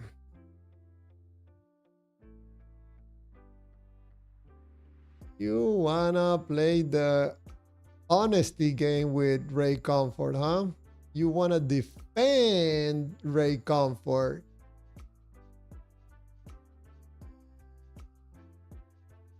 Let's analyze Ray Comfort right now.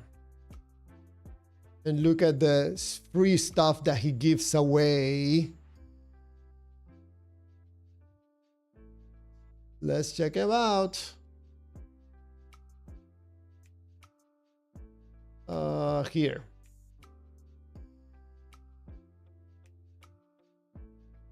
Living Waters.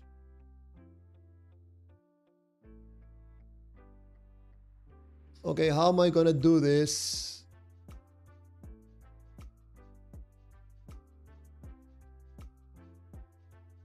Living Waters.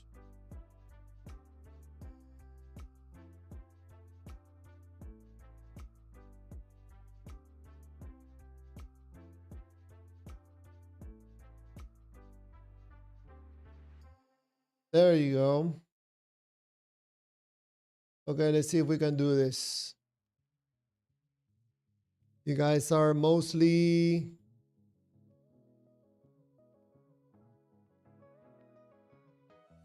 Nick Two Toes. Yeah, definitely. Definitely. You know, I prefer to have conversations than debates. By all means, yes, go ahead and call if you want. If God is real, we should not be debating about it. It should be quite clear that God is real. All right, here we go.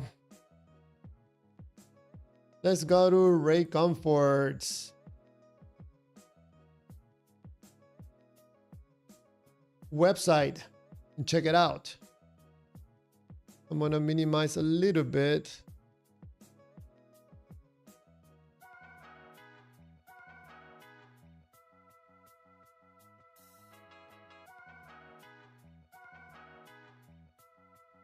And how do I do this?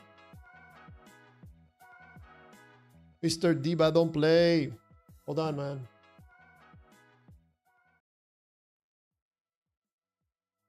Hey, Diva.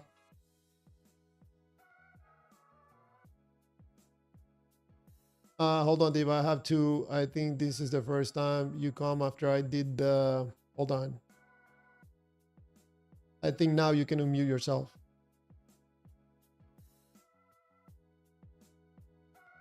If you want.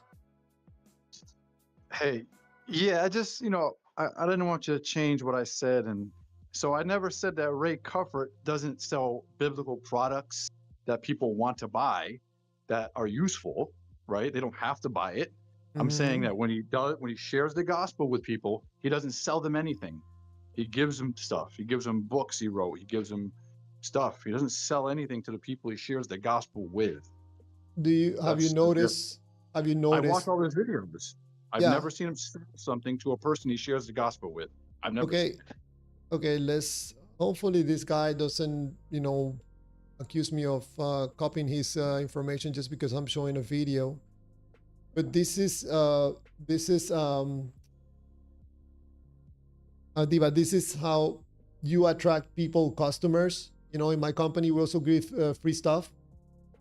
I don't want you to, to think that I'm selling you something, but this is to remind you where to find us. This is called marketing. Some of the stuff that he gives away has the website printed in it, so you can go and buy stuff from the website. This is sales 101, Diva. Okay, but what I'm saying is, so again, to get the gospel out to many people, he does, he gets out. He's always getting the gospel out. He's spreading it around.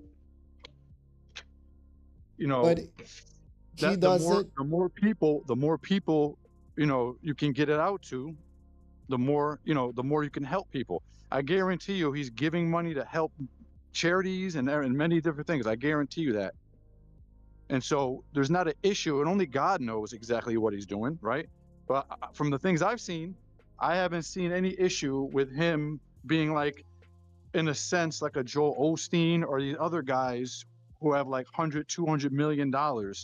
I would say I would definitely lean toward those being more scammers, specifically. But again, you got to look at all things. When you're making content, when you're giving people stuff, when you're helping other people, share the word, spread it out more.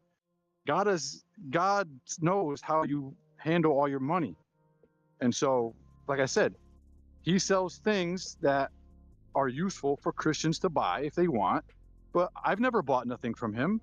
I've never bought anything from Ray Comfort, and I've been watching his videos since after I became a Christian. I wasn't into stuff before I was a Christian, but I've never spent any money buying anything from these people online. So that's just my personal, what I'm saying. One of the things, you know, Diva, I do respect your views. I respect your belief. Even if you think that Ray Comfort is doing something that makes God happy and helps people, I don't. When he talks to people, I can see that he goes through the same script, which gets into the person's feelings. He doesn't get into the logical part of the mind of the person that is listening. He gets into the emotional part. He plays with their emotions by making them fall into a negative feel state.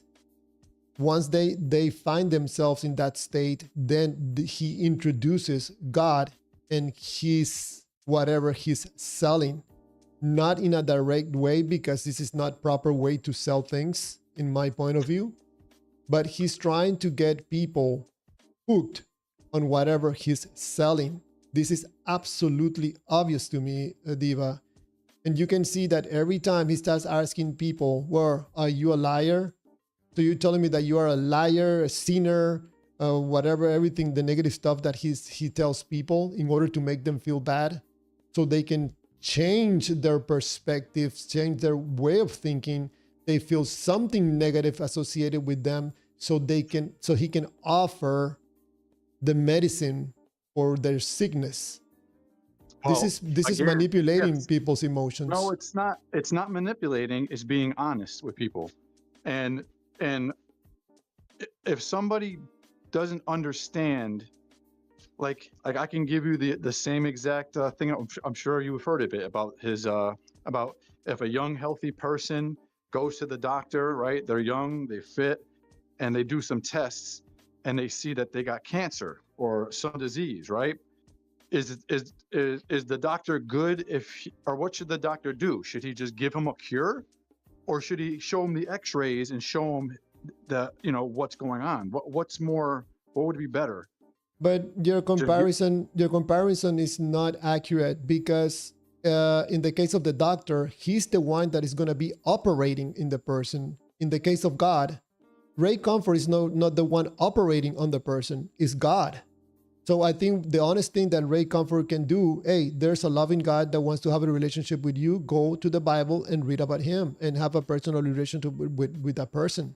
But not manipulate person's feelings and then try to make them feel bad and try to offer your products. No. Why is he doing this? No, he doesn't offer his products. That's a whole separate thing. He shares the gospel with them, but the gospel won't make sense if you don't understand. So the gospel is the medicine. The gospel is the good news. How is someone, because Jesus did this all the time, how are you going to understand the good news if you don't understand the bad news? If you don't understand that there's bad news, you're not going to appropriate the cure or appropriate the good news. It's not going to make sense. You're just going to believe in Jesus because you think it'll make your life better. And then when your life isn't better at certain times, you're just going to be like, oh, well, this is not cool. I'm not going to do this. My life is not as good as I thought it would be. I'm leaving. When the purpose of coming to Jesus is not to make your life better. Son, it's to save you from God's wrath on Judgment Day. Is to shield you and protect you, because Jesus paid for your sin on Judgment Day. That's why you come to Jesus, not because it makes you feel good. And then when it doesn't make you feel good, you leave, which maybe happened to you. But a person needs to understand why they're coming to Jesus. They don't understand it if they don't understand the issue, why they need Jesus. So basically, he explains it perfectly. So basically, the word of God, the Bible, is not enough to convince someone to believe. Ray Comfort has to come and ask you if you are a sinner, if you are an adulterer. Yes, when the apostles were preaching, they shared all that. When Jesus was preaching, he preached about sin and hell more than anything. There's only one time in the Gospels that I believe where Jesus speaks about God's love, and it was to one individual. When he mostly talked about the groups of people and all the people, it was about God's against sin. They need to repent, and he'd tell them what their sin is.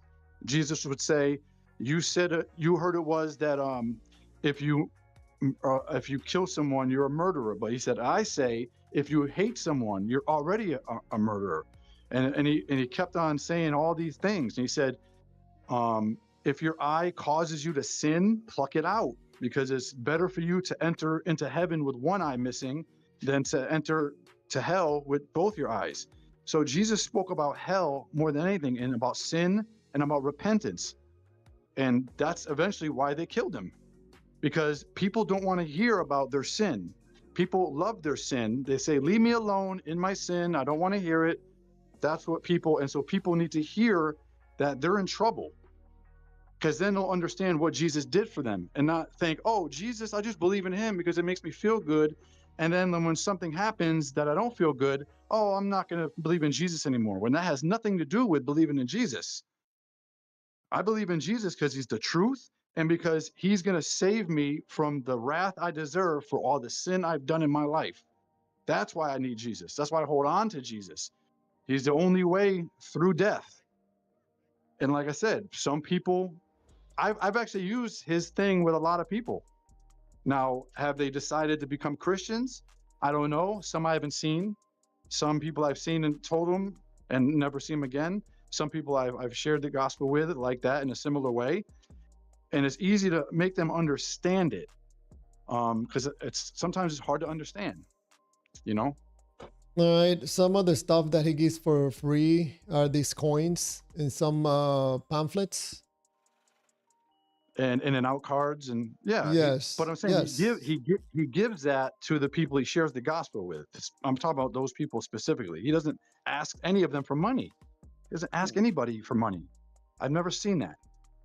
Yeah. On some of his pamphlets, he has the Living Waters website in it and a phone number. Sure. So people can donate, and he can people can buy his stuff.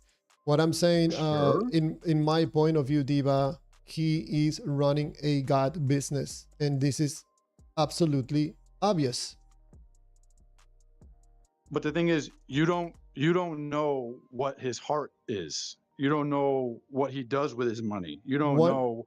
What You I'm don't saying, know. God knows. once he convinced someone right there in the video that God is real and that you should be worried about your saving or whatever, Right. go read the Bible. Why give him a pamphlet that routes the person to his website like a good salesman person does? Well, did you actually, because the thing is, see, I wasn't sure that you were, I didn't really know you were a Catholic. When you went to a Catholic church or whatever, did they explain to you how to become born again? Did they explain this to you, like specifically? Because I don't think really mostly a lot of Catholics, I don't think they preach on how to become born again, which is the key part of being a Christian. Even if they did or not, nobody should be telling me this. The word of God should be telling me this. What I'm saying is, you gotta somehow make people understand, because if you just read it, like I said, when I used to read the Bible, like not even a lot, but when I used to try to read the Bible when I was younger, just because it was, just like, oh, let's see what it says. I never even read it that much. I couldn't get into it. I didn't understand it. And then when I received the Holy Spirit and I decided to read it again, not knowing I would understand it like the same way, all of a sudden I was understanding it like 10 times more than I could even imagine. It made sense to me once I was saved. So these are people that haven't been born again yet. It's going to be hard for people to understand the Bible without having the Holy Spirit fully. And so what he's doing is he's sharing the good news. And the good news of the Bible is that we've all sinned. We deserve hell. We deserve punishment. But God loves us so much that he sent his son Jesus to die on a cross to pay for our sin so that we can be reunited, reconciled back to God through Jesus. And by doing that, we repent, be honest with God, and we trust in him alone to save us. That's basically what he says. That's basically what he says. I mean, that's the whole story of the Bible. And if you break it down of how to be saved or what it looks like, that's what it is. They still selling God products. Okay, but do people, where in the Bible is God say he's against people selling products? Where is God against selling Where does it products? say that you have to sell God products? Where does it say he can't sell God products? Where does it When, say that? Diva, what Where I'm does it say saying, that in the what, Bible? by asking you this question, me back to you, what I'm telling you, this is a game. Because I can tell you the same thing. Where does it say you can sell God products? It doesn't say, but it doesn't say you can't sell anything. It doesn't It say doesn't that. say it doesn't say you can sell them. I would think that the word of God should be sufficient. But what I'm saying is, if you look at if you look at how much they make or how much their net worth is or whatever, compared to like what's going on, you can see, like, if Ray Comfort was worth $100 million, you know, I'd have to like look into it, but he's not worth that. I think he's maybe worth under 5 or 4 million. And that's with a company, a huge company that he's running, which is probably like, you know, and he's been doing it for 20, 30 years. So, like I said, there's a few guys that they're in the 100 million range, maybe a Kenneth Copeland or a Creflo Dollar or like a Joel Osteen. I have problems with those guys. I don't listen to those guys. I don't. But I'm not giving money to these people anyway. I'm not giving money to Ray Comfort. I'm not giving money to um, Frank Turek. You know, not saying I wouldn't, but I haven't, and I don't have to, or I could. No one's forcing anything.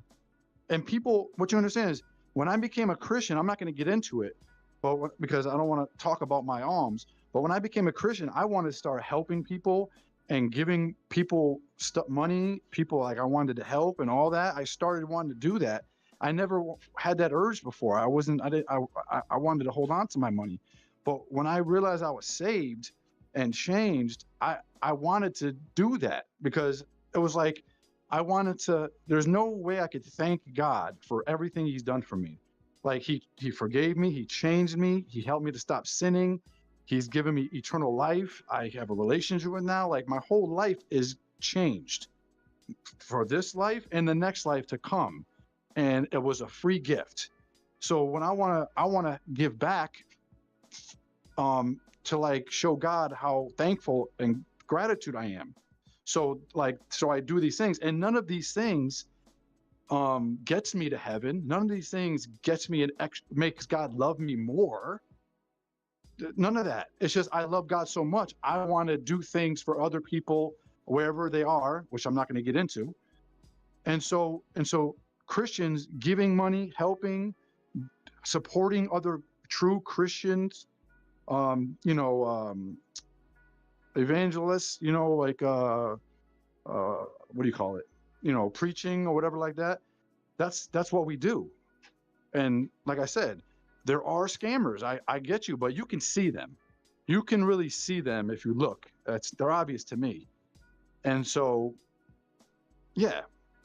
Do you ever see those commercials where they're like at 5 in the morning, where there's like some guy like plant $1,000 seed and Yeah, it will grow? You ever seen like those? yeah, the prosperity gospel. This is like infomercials, kind of.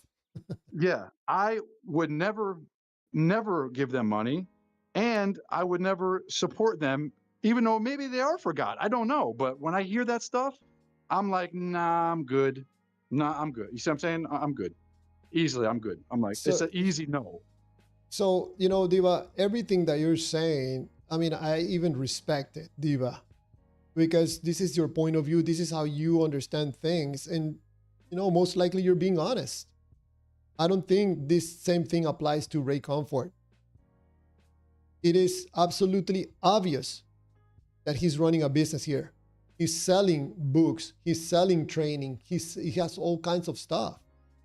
Like books like Jesus in Red, How to Make Sure God Hears Your Prayer.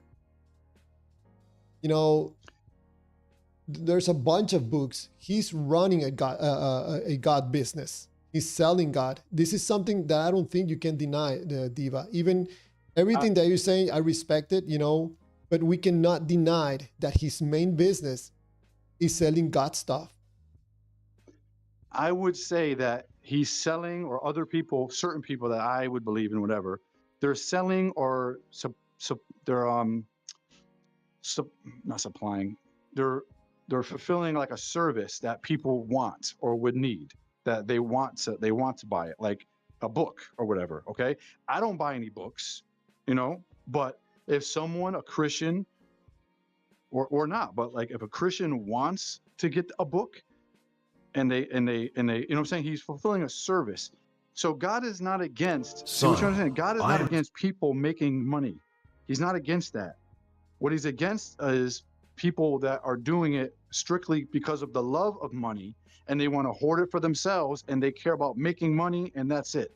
They don't care about God. They don't care about anything. And so if you look at Abraham, okay, Abraham was one of the most wealthiest people in that time. Son, I am sent. But he loved God. And Job, it was another person in his time. He was probably one of the most wealthiest. David and Solomon were some of the most wealthiest. Okay, so God is not against people making money and helping people.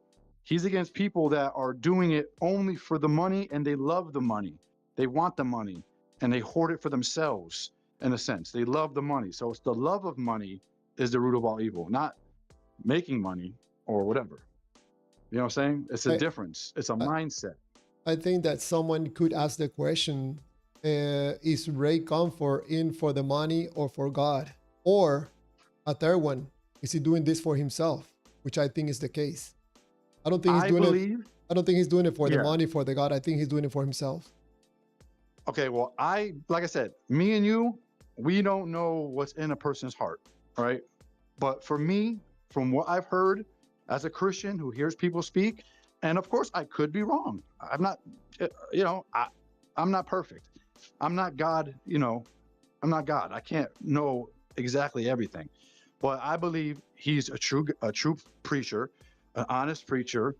And you know, I've been watching his videos a long time and listening to what he says, listening to, you know, the stuff he does. I'm paying attention to all these preachers that I listen to. And so I believe that he's in it for the right reasons. That's what I believe. And so the fact that the more money someone can make, whether they're selling a good product that someone wants to buy, right, for a good price, right, not like $150 book or something like that, okay? If he's selling a good price and he's using that money to spread the gospel more, to help other people, I think God definitely loves that and wants that. He wants his money to go for the kingdom, to spread the kingdom, to help others. And how do you help others, right? Because again, I'm not talking about the $100 million guys, okay? I'm talking about just normal people, okay? How can you help? The more you can help if you're broke. Can you help anyone if you have no money? You can't help anybody. And so if you're doing it for the right reasons, and I believe he is. I believe he is. And I could be wrong, but I believe he's doing it the right reasons. Otherwise, I wouldn't support or I wouldn't watch any of his videos if I believed that. I would say, no, yeah, you're right. But again, that's my opinion and you have your opinion, and that's all we have. So I could just be honest with you. I think that the main thing that I wanted to show you, Diva, when you say that he was not selling anything, I wanted to show you that what he's doing is sales 101.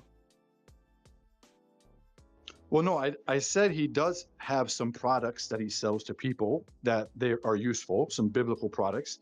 What I said is when he shares the gospel with people, he doesn't sell them things or tell them he needs their money. He gives them things and he shares the gospel with them. That's it. He shares the gospel and he gives them some gifts and then they go. That's it. I'm talking about the people he shares the gospel with specifically. I've never seen him sell. I mean, I've never seen that. I've probably watched every video in the last 5 years. You know, yeah, before I came up with this channel, I used to watch a lot of his videos to the point that I could almost recite his script. And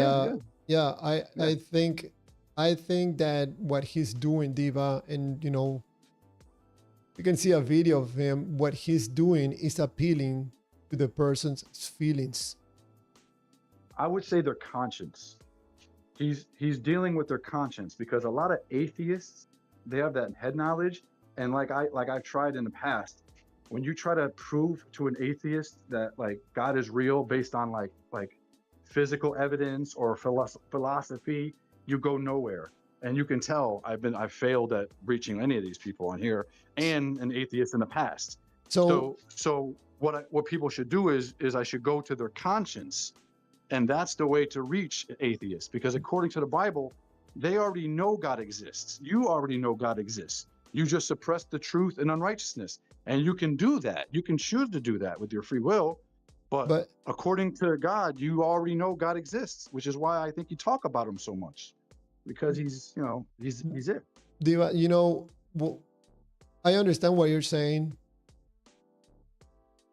I would like to add that when Ray Comfort is talking to someone and he start doing this script of getting the person into a negative feel state first, I think he knows exactly what he's doing. Hold on. If you allow me to finish, and I'll let you speak, okay? Okay.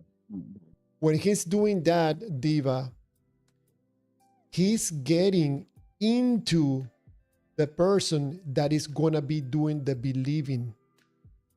He's not bringing a God and showing you a God. So something has to change inside this person in order for that person to see the God approaching. What my question is, why are you doing these things this way? Because it sounds to me like you need the cooperation of the person in order to get the God closer to that person. Right, which I kind of already answered. Should not be. I already answered that. Is these people, whether they say it or not, because you can't know exactly what a person really believes, right? You know, you don't know what a person really believes. They're just what they say or how they live, or right. You don't know like their fiber of what they really believe. Okay. According to God, everyone knows God exists. So that person who he's sharing the gospel with, they already know, whether they admit it or not, they know God exists because of creation, because of their conscience, because they know they've done wrong. They've experienced guilt. They know God exists. They know it already. Now, whether they decide to really put their faith into it or to take it to its next step, that's on them. But he doesn't have to really prove God exists, because it's axiomatic that God already does exist. That's the fact, whether they believe it or not. And so he doesn't have to go to that, because again, yeah. Let me make a comparison. Probably I'm not explaining myself very well. So let's see, Ray Comfort goes to a person and start, you know, hey, you're a sinner, you're an adulterer, whatever, or making the person feel like shit. I go to another person, I tell them, hey, I'm sorry? I said, please try not to cuss. Just, I'm asking nicely, please. Because I said shit. Okay, sorry. Just say feces. All right, making this stuff up. Okay, sorry. So I come to a person and I tell them, hey, look, just in case you're feeling bad about life, you know, you feel like you're having a tough time, Chulum loves you. And just in case you need anything, Chulum wants you to know that he's there. And the person is like, who's Chulum? Well, Chulum wants you to know that he's here right now. If you allow me, I'm going to pray for you just one moment, and you can feel Chulum just to let you know that he's here. I pray for the person, and the person start crying like, okay, you don't have to tell me anything. I know Chulum is real. Thank you. What do I have to do? Well, nothing. Just talk to him whenever you want. That's it. There's no book, no nothing. I never had to make the person feel bad or like should play with their emotions, elicit their belief, nothing. Be honest. You've never made anyone cry about Chulum. They've never cried about Chulum. Be honest. In your whole life, made people cry without a God. They've done that? I have made people cry without a God. How's that? No. Even better. Chulum, that they cried over Chulum because of their sin or something. They've done it. It seems to me that you're missing the point. No. You're saying something that's never happened. Yeah, so but it's impossible. I think that if time, anybody has a God, you shouldn't be eliciting people's emotions. no, but they all know who God is. They know it's the God of the Bible. They know it's Jesus Christ. Probably that's They correct. know. But you should not Yeah. be eliciting someone's feelings in order to make space for the God. And that's what great comfort does. I would not say feelings. I would say he's using their conscience, their God-given conscience to get to them. That's what he's using, their conscience. That's what he's using. We all have feelings, but he's using their conscience because their conscience tells them they've done wrong. Their conscience tells them, man, I've sinned. I'm not living how I am. That's their own conscience. So he's using, and like I've done it before, their conscience against them, that's what he's doing, which is fine. That's why we have a conscience. I think that even if you're using your conscience, the end result is the same. You're feeling bad. That's eliciting, an emotional response for the person. If you've sinned your whole life, you should feel bad. You should. That's a proper response. You should feel bad. That means your conscience is working. If you don't feel bad, you might have seared your conscience and you're probably in a place where it's not good to be. So you should feel sorrow and sadness for doing evil. That if you should, because we were created that way. For lying, lying is evil. Lying is absolutely evil. Oh, Diva. I don't know, my friend. Just a conclusion. Yeah, Ray Comfort definitely is selling. Hold on. Let me ask you. Okay, Ray Comfort definitely is selling God products. He's running a business. Maybe it's lucrative or not. He is selling God products. He's using Sales 101 when he's presenting this information to people on the streets. He has a script. Everything that I'm telling you is a fact, Diva. This is absolutely clear. He does it in the open. That he's a multimillionaire, I don't know. I think I saw one of the pages that talks about his net worth. I don't remember how much it was. I think I seen like 5 million maybe, but that's over 30 years of what he's been doing. He's been doing it for 30 years. I don't think his net worth is $5 million. When you can see, I saw last time I checked. Yeah, when you can see, Diva, maybe 1 million, 5 million, or 50 million. I don't know. I remember seeing a while back, years back, his net worth. I don't know how bigger it is now. How much? But I don't remember. It was like let me look it up. Hold on. Sure. I mean, I looked it up recently. I started looking up like the street preacher I mentioned. I was like, yo, let me look up Cliff Kennetsy. I looked up him. I started looking up these guys and just see like, and to me, for what they do, for how long they've been doing it, they're also, they run a church, they have a building, a church that costs money to operate a church, right? And to share the gospel with more and more people. Anything under 2-3 million, I don't think that's an issue, because again, they're doing so many things over so many decades. You got to think, Cliff's been doing it for 40 years. Ray Comfort's been doing it for 40 years. Yeah, he's according to a website somewhere between 5 and 16 million. But he said in somewhere that he's making roughly 176,000 per year. Now we have to understand what is a nonprofit, what's money that comes from donations, what is his personal net worth, because exactly. Lots of this money gets lots in this nonprofits and stuff like that. But in my point of view, yeah, if God of the Bible is real, you should be getting this information from his word, not from Ray Comfort's word. Well, what you don't understand is the apostles and the disciples, the early disciples of the apostles or whatever, did the same thing when they shared the gospel. They did the same thing. They used their conscience. They used the person's conscience, so they understand, like, man, what can I do? I've sinned against God. I deserve punishment.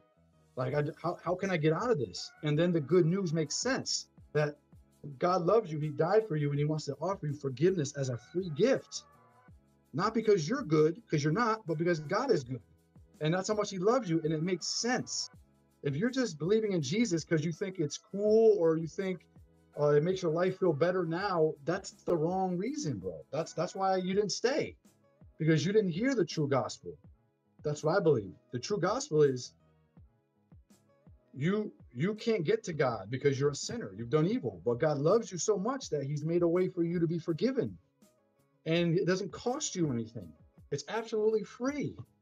When And you that's the good. when Yeah.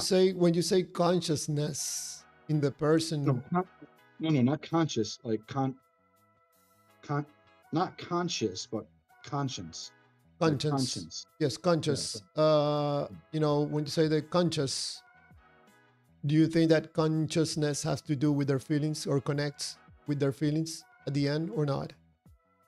Of course, it's all your conscience is all wrapped up in your feelings and your thoughts and your everything. Of course, you're a human being. It's all together.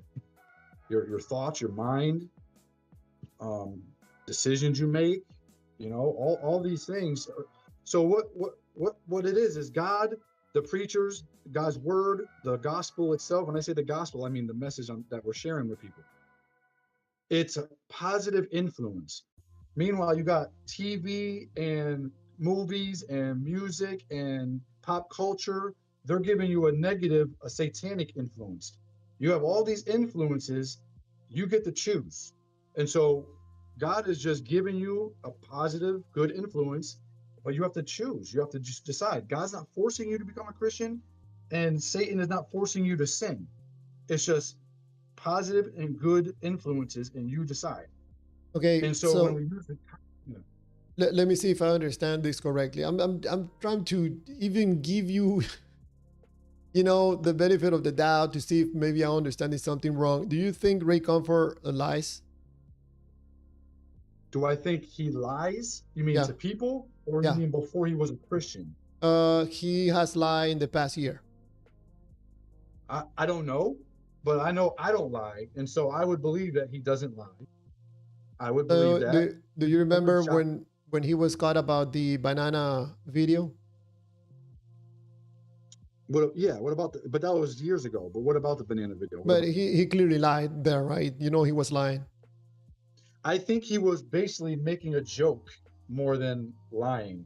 I think he But was making more of a joke than lying. you But did you see the video when he was talking about the banana? I think if you notice, I saw the clip where he was talking to a church and they were laughing, right? Uh, Were they laughing when he was making the joke about how he it's made it. right in your hand? This was a Yeah. routine, Diva, and he made this Yeah. in several different occasions. No one Yeah. was It was a laughing. joke. He was competing. There's even a Yeah. video when he's talking with the other kid. What was his name? Yes. Yes. You remember, I you got you. know, the kid from the I TV got, series. I Then got you. I got nobody you. was laughing. But- He was being serious. but- This was the atheist nightmare. He thought that the banana was made by God.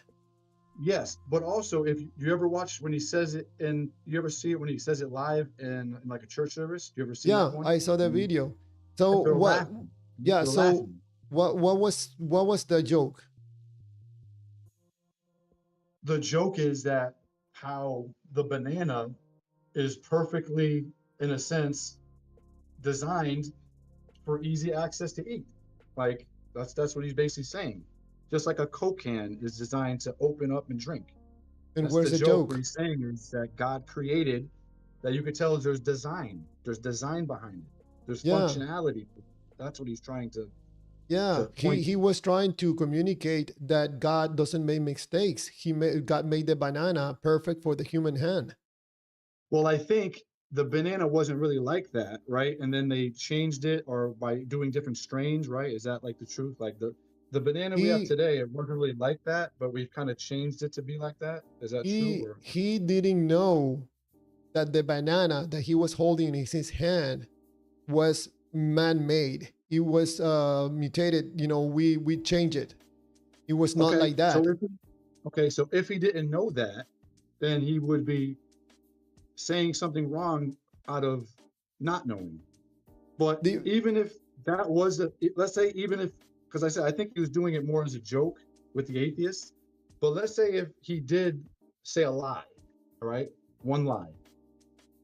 If he did, that was one lie, theoretically, and if he asked forgiveness, which I'm sure he would, God will forgive him. So if you're telling me he's saying lies for years and years and years, different lies, okay, I got you. But I'm saying is, if he knew that to be true, that's not really a lie. And if he did lie and he came close, like he came, he admitted it, right?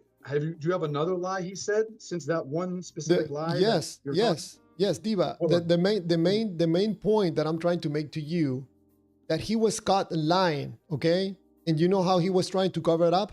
By making another lie. What did he say? This guy does this for a living, Diva. What was the lie he said? The second lie. That he was joking. He was not joking. Well, this is absolutely obvious. Go watch the videos, the different videos where he made this presentation. Nobody's laughing. I told you he was joking before you said that, right? Because remember I said the crowd was laughing? Remember, he's a comedian. He says jokes. You never heard him make jokes? He was trying to communicate that God doesn't make mistakes. The joke was people were laughing because that was the atheist nightmare. That was supposed to be the joke, not the banana. Right. So he was lying. This is absolutely obvious, Diva. Everybody knows it. One lie. So one lie. No, one then lie. he tried to cover it up by another lie. But he was joking about it. So my main point, no. He was one lie. No, he lied. He got caught lying, and then he tried to cover up by lying. So this is the same guy that is asking everybody if they lie in their lives. Yeah, and he has said he's lied before in his life. He's failed all that. So what are you talking about? That this guy is dishonest, and he does this because he sells. He has a business. He doesn't have whatever. You can say business, but he's sharing the gospel with people. Are you doing something like that? I'm not doing as much as he is. He's sharing the gospel with other people. He's getting it out there. By selling products. No, he's not selling the products to these people. He's giving them free stuff, which is whatever. Diva, he actually has got products in his website, and when he gives free things, those free things has his website in the free things. That's sales 101. He wants to get people to go to his website and buy things. What's wrong with people deciding to buy something that has to do with biblically, some information? We're not talking about that being wrong. Well, that's what I'm saying. So why are you saying, what's the point then? If people want to buy, that's their problem. What I'm saying is that this guy that is trying to present himself as some, sanctity of God, that he has people, if they have life, if they have sin, himself is not a good person. He's not a good Christian. He's not a good representation of what a Christian should be. Why? A good Christian, in my point of view, should be pointing people to the Bible. Read the Bible. That's the word of God. Don't go to my website. He does tell them to read the Bible. He does all the time. You never hear him say at the end of the thing, read God's word every day. He says, no breakfast, no whatever. He tells them to read God's word. He tells them every time. I hear it. Have you seen the name of the books that he has on his website? No, I haven't even looked. I just know he has like books he gives away, like the scientific facts of the Bible. He gives that away. And he probably has some other books. I never checked them out, but it's fine. There's nothing wrong with selling books for a fair price, selling a product that people want, and you're a good steward of it, and you do something good with the money to spread God's gospel, to spread the word, to help give charities. There's nothing wrong with that. There's nothing wrong. There's something wrong with someone making 100 million and having private jets, and there's something wrong with that. But I'm with you on that. We can agree on that. I'm not with those guys. I don't defend those guys. It seems to me that my final message for you, if there's a message, is that nobody should be listening to this guy. What he has to say, not either front to wreck. I think these are people that are deceiving and miss what happened. How much can you hold on, Diva? Hold on. What happened? You can both hear each other. Oh, okay. Sorry. Mel. Hold on, Diva. Mel, who are you in the live stream? If you don't mind, what is your user in the YouTube, please? If you can write it on the Discord. Yeah, you got to scan these people because they could be, Yeah. you know, like crazy. Yeah. Go ahead, Diva. Sorry for interrupting. I was saying, can you look up Richard Dawkins' net worth? I'm just curious. I have no idea what it is. Maybe it's I don't know. I'm just curious to see what it is.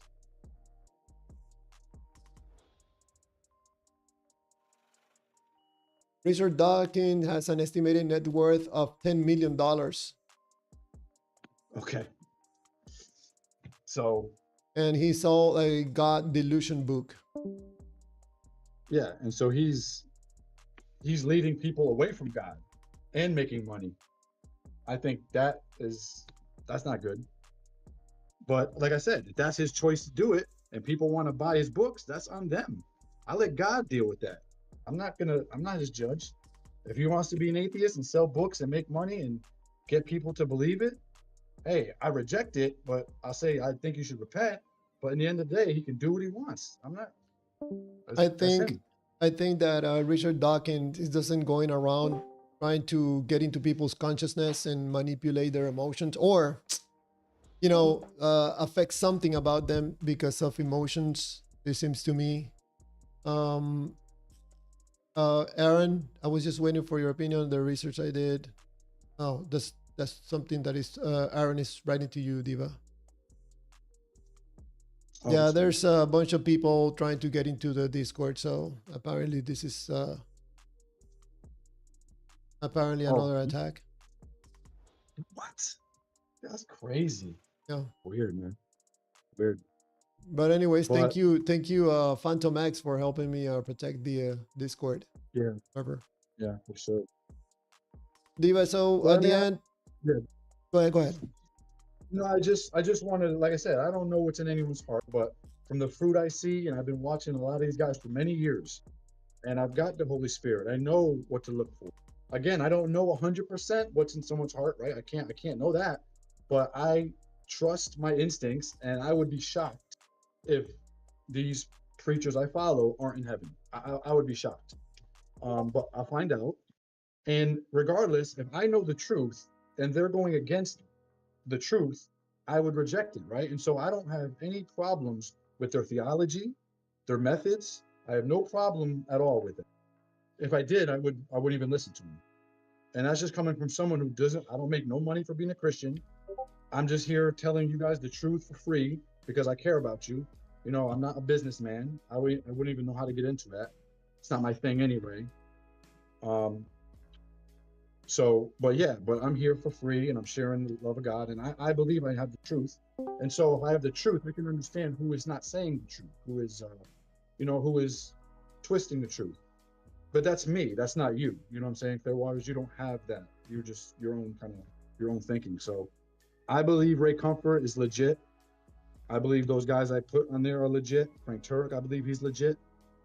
And did you hear the other day Frank Turek saying that Candace Owens could be what was the word, executed? I didn't hear. I mean, can you give me the exact quote he said? Because I know that Candace Owens, I used to like Candace Owens, but I think she's getting into kind of like true conspiracy things. I don't know if you pay attention to that stuff. Yes, she's I actually did a video of that. Yeah. Yeah, I like, she was always like, 3 or 4 or 5 years ago, she's a good conservative, but she's been getting into like kind of these crazy conspiracies, which I don't have any proof of, but I don't know what she would say about Frank Turek. Frank Turek is a Christian. He loves people. I've never seen him ever be any way evil or anything like that. He just gives love to everyone I see. I've never seen anything, and I watched these guys like hawk. And so I don't know exactly what he said. You'd have to like tell me exactly what he said. I think that it is my point of view, Diva, that Mr. Front to Rect probably has access to some information. Probably he heard something, he knew something, and the way he gets when he answers questions that he certainly lies. He's been caught in more than one lie. And when he said about this about Candace Owens, you can look it up yourself, saying that according to the Bible, then Candace Owens should be executed. I think if just to you don't have to research it too much. I think it was under the interview that he was doing, if I'm not mistaken, with the lady. What's her name? Gosh, I forgot her name. He was doing an interview when he was wearing the white freedom shirt. If you see that doing that interview, that's the interview, and I think it was kind of he got excited for a moment and said that probably because he's upset with Candace Owens trying to intimidate her. That if you keep talking, you can be executed. I think, in my point of view, he tried to get that message across to Candace Owens. You continue talking, this is what's going to happen to you. Yeah, if I'm not, because I said I haven't heard it, but I would be guessing that he's probably trying to warn her about other people. You know what I'm saying? Like No. other He has specifically referred to the Bible. That according to the Bible, according to the Bible. I can't comment because I haven't seen it, so I'd have to see it. If you can, if you have the time, look it up, because that and the part that he was saying that he was giving Charlie Kirk CPR, that was a humongous lie. Well, what I'm saying is you're saying that he had something to do with that happening, which I no, Diva, no. I said that most likely probably has some knowledge. He heard something. Probably he knows something that we don't know. I'm not saying that he did it. Right, but I'm saying is if the shooter is over there and he's with a crowd of people, and I never watched the video, of course. I wouldn't want to see that video. But I know that he was there, like in the group with him, like on the side of him, right? Like he was part of his team, right? And so I just know that the guy was far away and the guy shot him from whatever. And then once that happened, it was all craziness. Obviously, you have no idea what's happening. You know what I'm saying? So he's probably trying to save the guy's life. He probably doesn't know CPR. I don't know. He's probably freaking out because, again, I've never watched the video because I never will to see that happen, like actually to happen. But it was probably a lot of blood and a lot of, like, it probably wasn't like you just got shot in the chest and you're down, like shot in the chest. It was probably horrific. And so, I mean, was on the neck. Yeah, but I'm saying is the way it was, it was probably a big bullet and a big shot. Like I said, I didn't see it, but I'm sure it was way more graphic than just like getting regularly shot in the chest or something. You're laying down, like kind of still alive, like I'm sure it was like more harsh to look at. And so he's probably doing the best he can. But like I said, I can't prove anything, but I believe he's an honest Christian, a true Christian. I haven't heard the things about Candace. I'll definitely check them out. But again, we all have to answer to God anyway. And so I don't base my faith on trusting in Frank Turk's a Christian. It's got nothing to do with me. You know what I'm saying? I got to listen to what he says. Does what he says line up with what the Holy Spirit in the Bible tells me, or does it not? That's all I have to go with. So if you have the time, I would like to listen to your opinion when it comes to him saying that, because it seems to me that that's not the first time that he slips something out. That probably in the excitement, he gets excited and says something that he should not said. He said something I think it was in the same interview or on another interview when I don't know if he thinks that they are on a recess or something or on a commercial or something, and he's looking down and he says something like to himself, like it was about time, when they were talking about the killing of Charlie Kirk, and people like, whoa, that's a Freydurian slipped, Freydurian. But yeah, you said that before or after? After. Like I said, I don't know these specific things you're saying, so I can't comment on it. So I don't know what context. But let's say whatever. I believe, because I hear the things he says, I can check it against the word of God. So what, and again, have I sinned since I became a Christian? Yes, to my own shame I have. But it's not something I do daily. It's not something I do weekly. It's not something I do repeatedly every day, the same thing over and over again. So a Christian is not 100% perfect. A Christian is someone who strives every day to be 100% perfect, and they want to, and that's their goal. And they're successful more than they're not, but again, they're not perfect.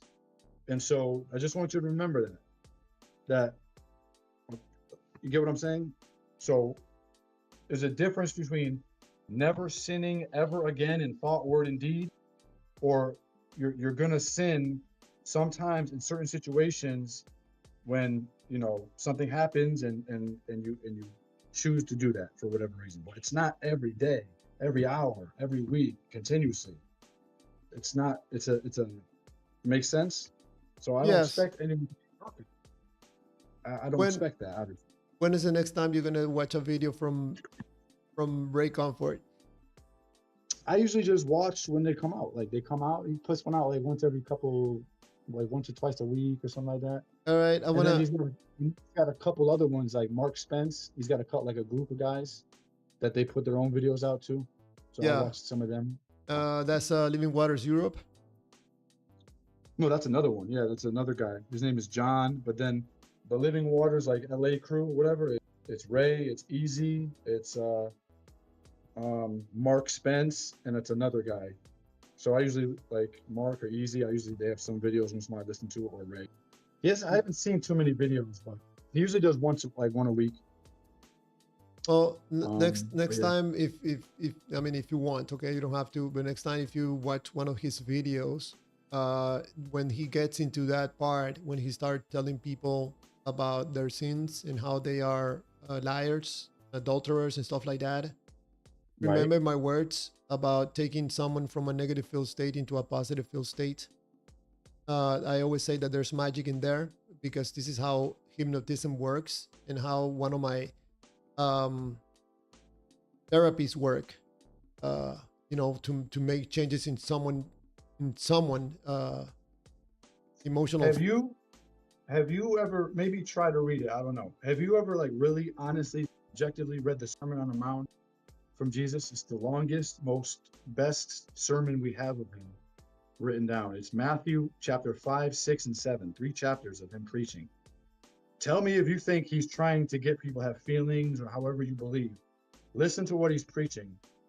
And this is God preaching, God in human flesh himself. God is all knowing, right? What is it again? This is God, Jesus Christ, God himself, preaching to crowds of people, thousands of people all at once. No, but what's Matthew? Yep, it's Matthew chapter 5, chapter 6, chapter 7. And I would say read the New King James because it'll help you to read it.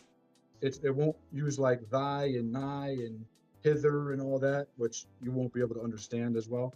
So read the New King James Version. It'll make it better English. It makes it clear English, not the Old English. Yeah, but that's why I read the New King James. It is long, yeah. But read what he says, and you tell me if he's trying to get people to, he's preying on their feelings or trying to get to their conscience, and tell me what you think, because that's what we're trying to do. We're trying to reach people by using their God-given conscience to make them realize they're in trouble with God. And they need to turn to God for salvation. They need to turn to God for forgiveness. If somebody doesn't think they're a sinner, why would they need forgiveness? Why would they need Jesus' death on a cross? It doesn't make sense. Like, no, I'm good. I've told a couple lies. I cuss. I fornicate a little. It's not a big deal. It's okay. I'm not in jail. I'm not on the 8 o'clock news. I'm a good person. That's what most people think. But that's leading to death. Because in reality, they've sinned against God, even though they don't think so. And so that's what it's about. It's about bringing the knowledge they've sinned against God. Because if someone's thinking, you know what, I've done a few bad things, but I've done a lot of good things, I'm okay. God will think good of me. He'll let me into his kingdom. That's not what's going to happen. God is going to judge you for your crimes. Just like a good judge. A good judge is not going to judge you for the good things you do. He's only going to judge you on your crimes.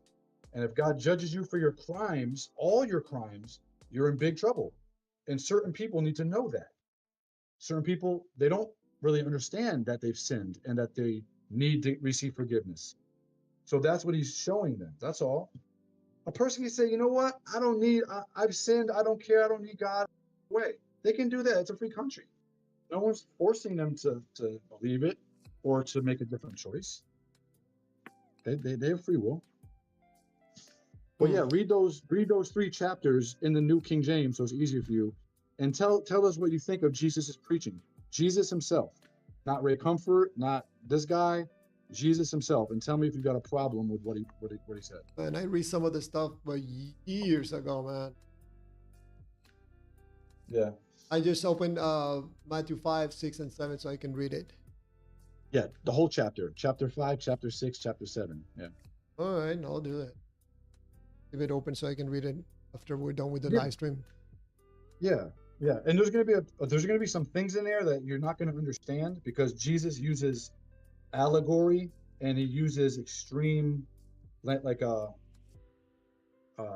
metaphor. So just to give you, I want to give you a clue. When Jesus tells someone that if their eye or their hand causes them to sin, they should cut it off. He's not saying they should literally cut off their hand. What he's saying is that sin is so serious that you need to do whatever it takes to get it out your life because it's going to lead to hell. So he's using extreme language to get his point across. So he's not actually telling them to cut their hand off if they sin. That's not what he's saying. He's using extreme language, allegory, to get his point across, which the point is you need to do whatever it is to get the sin out your life. That's how important it is. You gotta cut it out. You gotta repent. You turn from it. It's very important. So you have to understand those things. But that's all. That's all. All right. Well, Aaron is on the Discord. Yeah, I think we're good. I just wanted to defend my boy Ray. You know what I'm saying? You know, stand up for my boy. So, but I'll let you talk to Aaron for a little while if you want. I'll just listen. All right. Yo, Aaron, how are you? how's it going, Javier? Good. Just really disappointed. I watched U.S. get their butt whooped in the World Cup. USA's out? They didn't do too good. Yeah, they got eliminated by Belgium. It's my first time ever watching like soccer, so like I don't know, people don't call it that, but it's whatever. But like I try to watch it, and yeah, they lost. All right. So I was going for Panama or USA, so they're both out. Yeah, I and haven't Mexico lost too. I haven't watched a single game yet. Yeah, it's just I just been watching them on TV or what whenever they come up. But yeah, what's been the conversation? Do you have a topic or? I was talking about the many problems with the concept of God and some of the problems that God presents. For example, a timeless being creates. I'm saying that how can a being with no before or after performs an action? Yeah, you know what's interesting, Javier, that I think you would like. So after I've talked to you guys, like especially hearing Fathom and Robert speak, I've been spending a lot of time away from the Christian revelations and just using like AI to help me to study the metaphysical and philosophical aspects of God. So my goal is I'm trying to study because you got people like Robert and Fathom. They use all these really high level terms all the time. So I'm like, you Mm-hmm. know what? I wanna educate myself in those terms because I'm like, I could sit here all day and night, Javier, and I could sit here and tell you about Jesus and tell you about Matthew, Mark, Luke, and John. Or I could actually be like, you know what? I want to get to the root cause of how God ought to be. Because that's something I've believed from the beginning that I disagree with all of you on is I don't think that we could prove God in its own. Like I can't grab Jesus' hand and give it to you. But what I can do is on paper through logic, I could prove how God should be. And I actually think that's something that's provable. So that's what I've been doing on exercises, just asking how God should be, how can he interact with humanity? How is it, like you said, how can a timeless essence create? That type of stuff is what I've been looking into. Before I even start talking about Bible and Revelation scriptures, I want to learn that. So that's what I've been studying for over like a week or two. And I haven't You, been hopping on here long because I've just been doing that.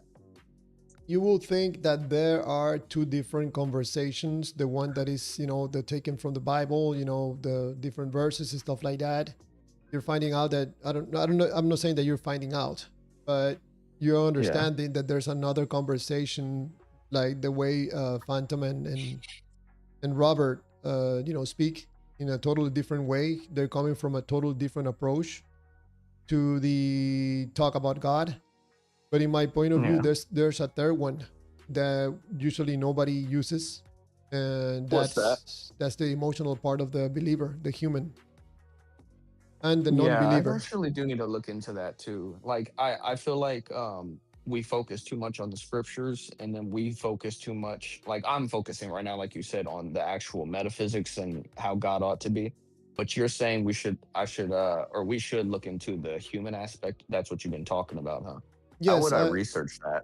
yeah. Why would anybody take the human part of the believer out of the equation when the believer is the one doing the believing? Yeah. If the believer doesn't do the believing for that person, there will be no God. Yeah. So I And think it will be worth it to ask questions about the person that is doing the believing. And this is what I come from in my live streams, that there's a yeah. conversation that is not taking place that probably explains why on the debate nobody agrees on anything, because we're not talking about the real bottom part, or the support that supports everything, which is the believer. Yeah, I agree. I have not looked into that aspect, but that's something that I should keep in mind. Right now, what my thought process is like I said, I've before I got baptized and confirmed this year, I read the whole scriptures, right? But I want to do like a three-step process, which is what I'm working on right now. So I'm working on how God ought to be and to show that there is no logical contradictions. So that's the first thing I'm working on right now. Then I want to connect it to Revelation to show how the God operates, how it connects to Revelation. And if we could bridge that and show there's no logical incoherencies, then we get to the last aspect, which would be what's inside of that revelation. Is it contradictory? Is it morally evil? Or can we prove that this right here is not contradictory or evil? So basically, my thought process is if we could do that successfully, then people like Fathom, Robert, and yourself would have to be faced with the question of this God has been proven to be, you don't have to agree with anything I said. This God is proven to be logically coherent within the revelation. It's just a matter of do I like it or not? And I feel like once people can answer that question, then that would be where I would want to bring evidence. Because I feel like um, there's many things in Revelation that I've heard you guys talk about, like scriptures, and I'm like, okay, I want to go ahead and take a few steps back and see behind the scenes. Let's lift the hood before we focus on the car.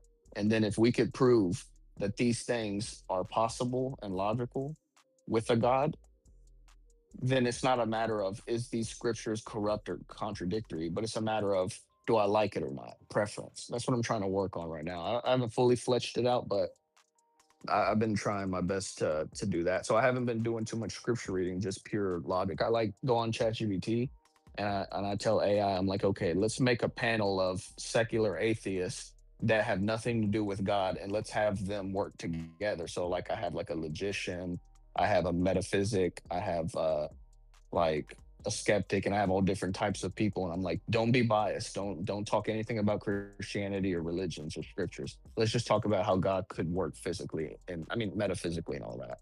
So that's what I'm working on right now. But I do definitely think what you said is interesting. I've not focused on that, but it's not my point of focus right now. I'm trying to learn all the philosophy and all that and see how God should be. And then whenever Robert and Phantom and all those people hop in, I want to see what to think about it. So in this live stream, I presented 5 points that for me are difficult. Makes it difficult to believe in God because they sound very Yeah. contradictory. For example, just one. Okay, number 3, he says that an omniscient being makes decisions. That's a problem. If God has always known exactly what He will do, what does it mean to decide? Yeah. So I believe, actually, I'd like to go down that list and see how my research has been going. Let's go ahead and can you tell me the five will go down and let Let's me see what I let's could do. focus. Let's focus on this one. Yeah. Go ahead.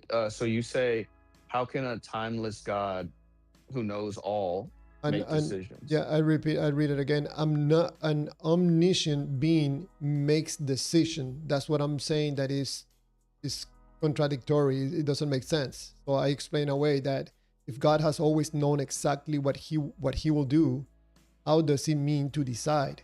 What does it mean to decide? Awesome. So the sentence you said is absolutely correct. It's not possible for a timeless being that knows all, omniscient, to make decisions. For a timeless being to make decisions, that's making change. And a timeless being that's outside of space and time cannot make change. So your statement would be correct. You'd have to go and say, how can a timeless, all-knowing God, how can decision be made? And the what I've researched is that the essence of God is in itself an act. So God is pure act. And so God consists of knowledge and will. So God's eternal will is act itself. So he is. So the decisions that you would say are being made is not like God switching his brain from left to right. Basically, God is decision and it's eternally happening. So it's not possible for God to make decisions. These decisions would have to be grounded eternally in his essence. There's no change. It is what he is. I know it's a little complicated, but that's kind of the best way to answer it. So basically, for God, everything is. Yeah, so it's like you're completely correct. That statement would be 100% contradictory, But but it's then, not how God operates. so if everything for God is just is, there's no change. How is it possible for a person to have free will then? If everything just is, you cannot change it. Changing something that is, how is that even possible? So let me try to break down what you're saying. So you're saying, how can a person have free will? So as far as I remember, is God's knowledge and pure act does go to the extent not of making you do something, but giving you the ability to do something. So, for example, if somebody went and stabbed somebody, God did not, in his infinite will, make you do that. What he did is he made you the ability to do that. So it's kind of like I gave birth to a child, let's say, like me and my wife, let's say we gave birth to a child. This is hypothetical. That child had no free will to be on this earth, but I give them the ability to go to school and to make decisions. And that kid could go to the sandbox and could beat somebody up, or they could go and play with the kid.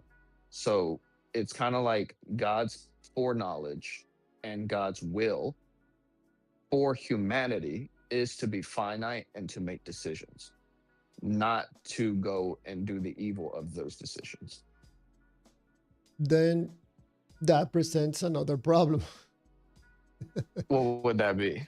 Because it seems to me what you're implying is that God has knowledge of these things, but not necessarily that he's interfering with my actions or my choices. If God is all knowing, he must know the past, the present, and the future, right? Yes. So it seems to me that God, when he sees the future, he's seeing the result of my choices. Yes. So the future that for him is taking place right now is a future that is. Because in God, everything is. Mm-hmm. So how can I make a different choice that will create a different future that God is already seeing and cannot change because God is immutable. He cannot change. He just is. So as far as I know, is that God sees. So God is logic. So there is a difference between what is done and what is logical. So God's foreknowledge would be to see every possible choice that you can make, every possible choice, including the choice that is made. So, like, if you were going to kick me out of this live stream, that's logically coherent. If you wanted to keep me here, that's logically coherent. If you wanted to ask me a question about free will, that's logically coherent. God sees all of that. So there are different possibilities that are seen, but there's also what has happened, which you decided. So what's logically incoherent is not what is going to be foreseen. Like you turn into a dragon and then you become God and rule the world. That's not going to be seen because it's not logically coherent. But what would be, because God is all logic, God is logic, all those decisions would be there. So it doesn't impede your free will. It just is the knowledge of what's going to happen. So we know what you're going to do, basically. God knows. And God's, I mean, if that answers your question. So your free will isn't impeded, just rather that all logical conclusions have already happened. But So- one conclusion is what actually happened. So God has the knowledge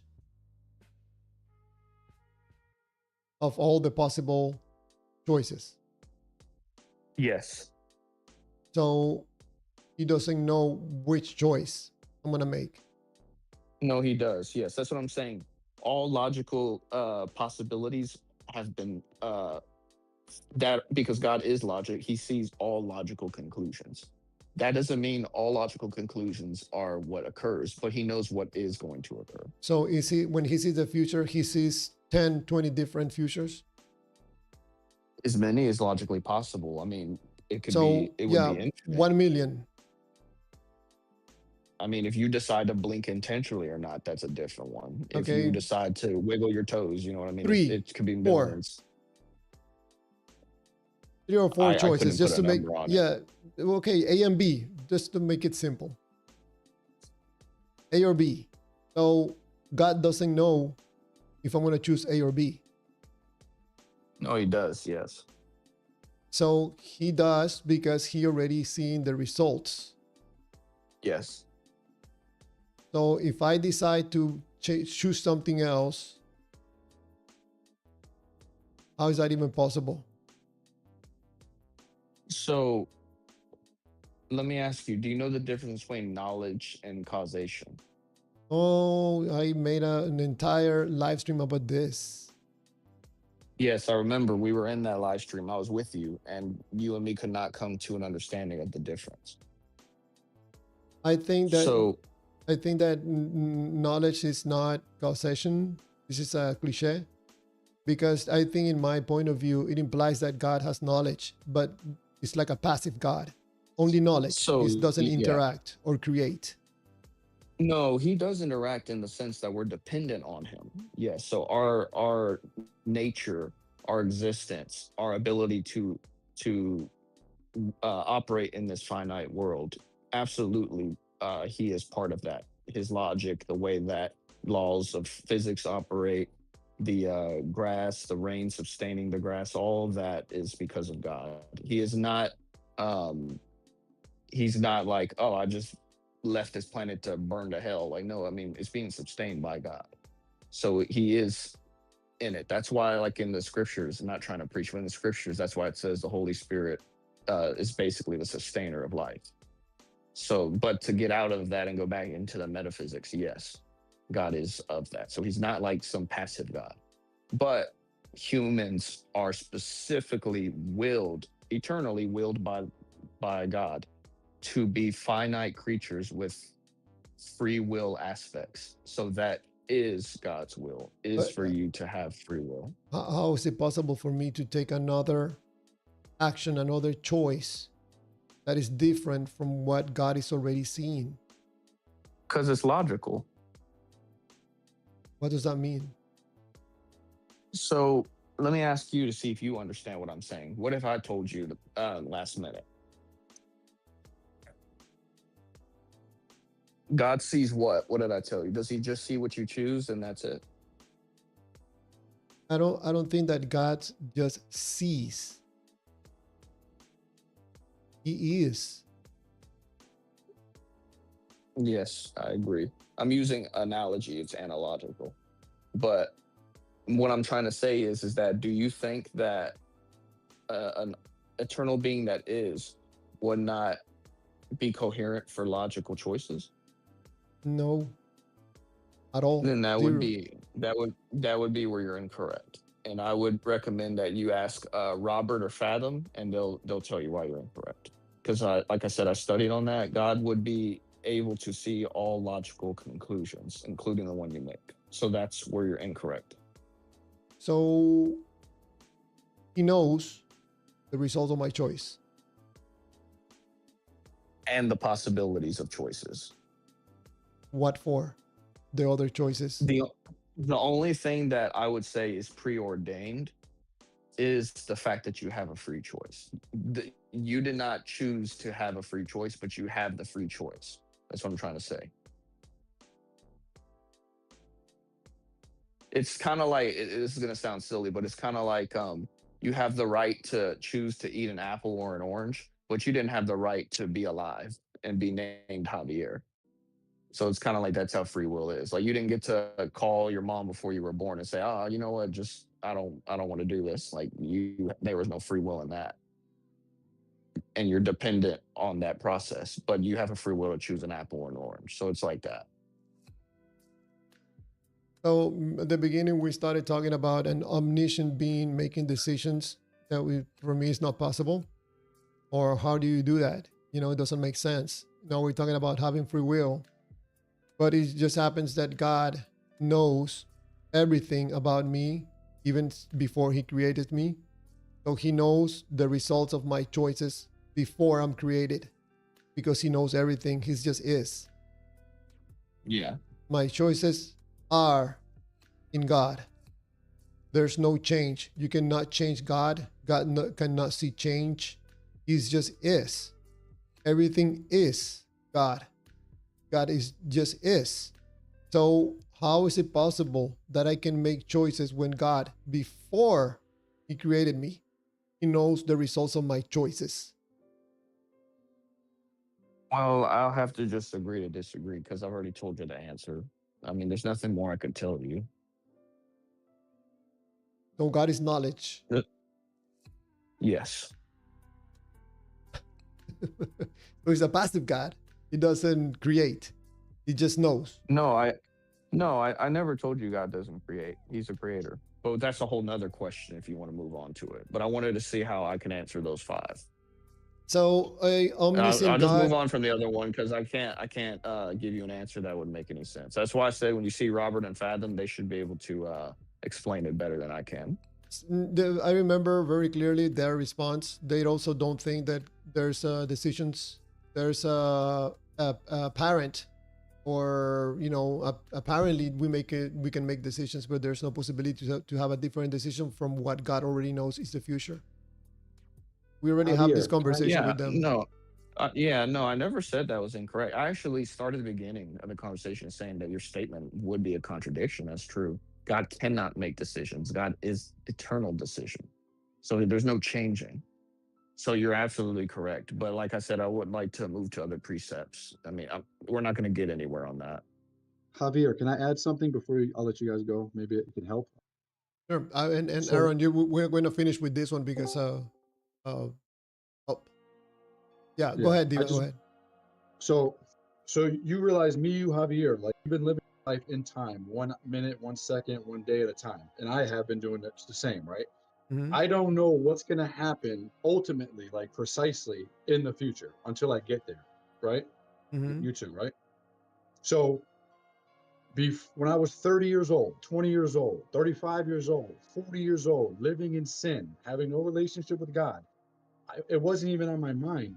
But yet God knew I would be born again when I was 41 and a half on that day. Now, did God force me to become born again on that day? Or did he just know it and I didn't know it until I got to that day when I decided, from God influencing me and me making the choice to become born again on that day? Are you saying that God forced me to be born again on that day, or he just knew it? I didn't know it, but when it happened, obviously I made that choice. See, he's not stopping me from making the choice because I didn't know it was going to happen, but he did, even though I didn't know it yet. It wasn't even on my mind. But now I look back, obviously I got born again and God knew it, but I didn't know it at that time. Make sense? So if I give you two choices, A and B, Mm-hmm. and inside these choices of A and B, I cover those choices and I put 2 coins inside A and B. Right. And I tell you, you can only make one choice. Right? You choose A and you lift the cover and you take the coin. It's a 25-cent coin. And you go and you made your choice. Thank you very much So for what making your choice. Hold on. Thank you very Yeah. much for making your choice, Diva. Okay? You go Yep. away, and when I lift the other one, it's also a 25-cent coin. Did I force you to take a 25 coin? Or to choose, or did I force you to take A? No, nobody forced me to do anything. I took what I took. Yeah. But could Right. you have taken anything else other than a 25-cent coin? Well, in that scenario, no. Yeah, that's the same scenario of God. There's only one choice, but I gave you and apparently 2 choices. The end result is the same. This is what I'm did I trying still- to explain to you. I'm trying to explain it to you too. Yeah. I don't think it's like that. What I'm saying is, I'm going to give you 2 scenarios. Did God make me become a Christian on January 1st, 2021?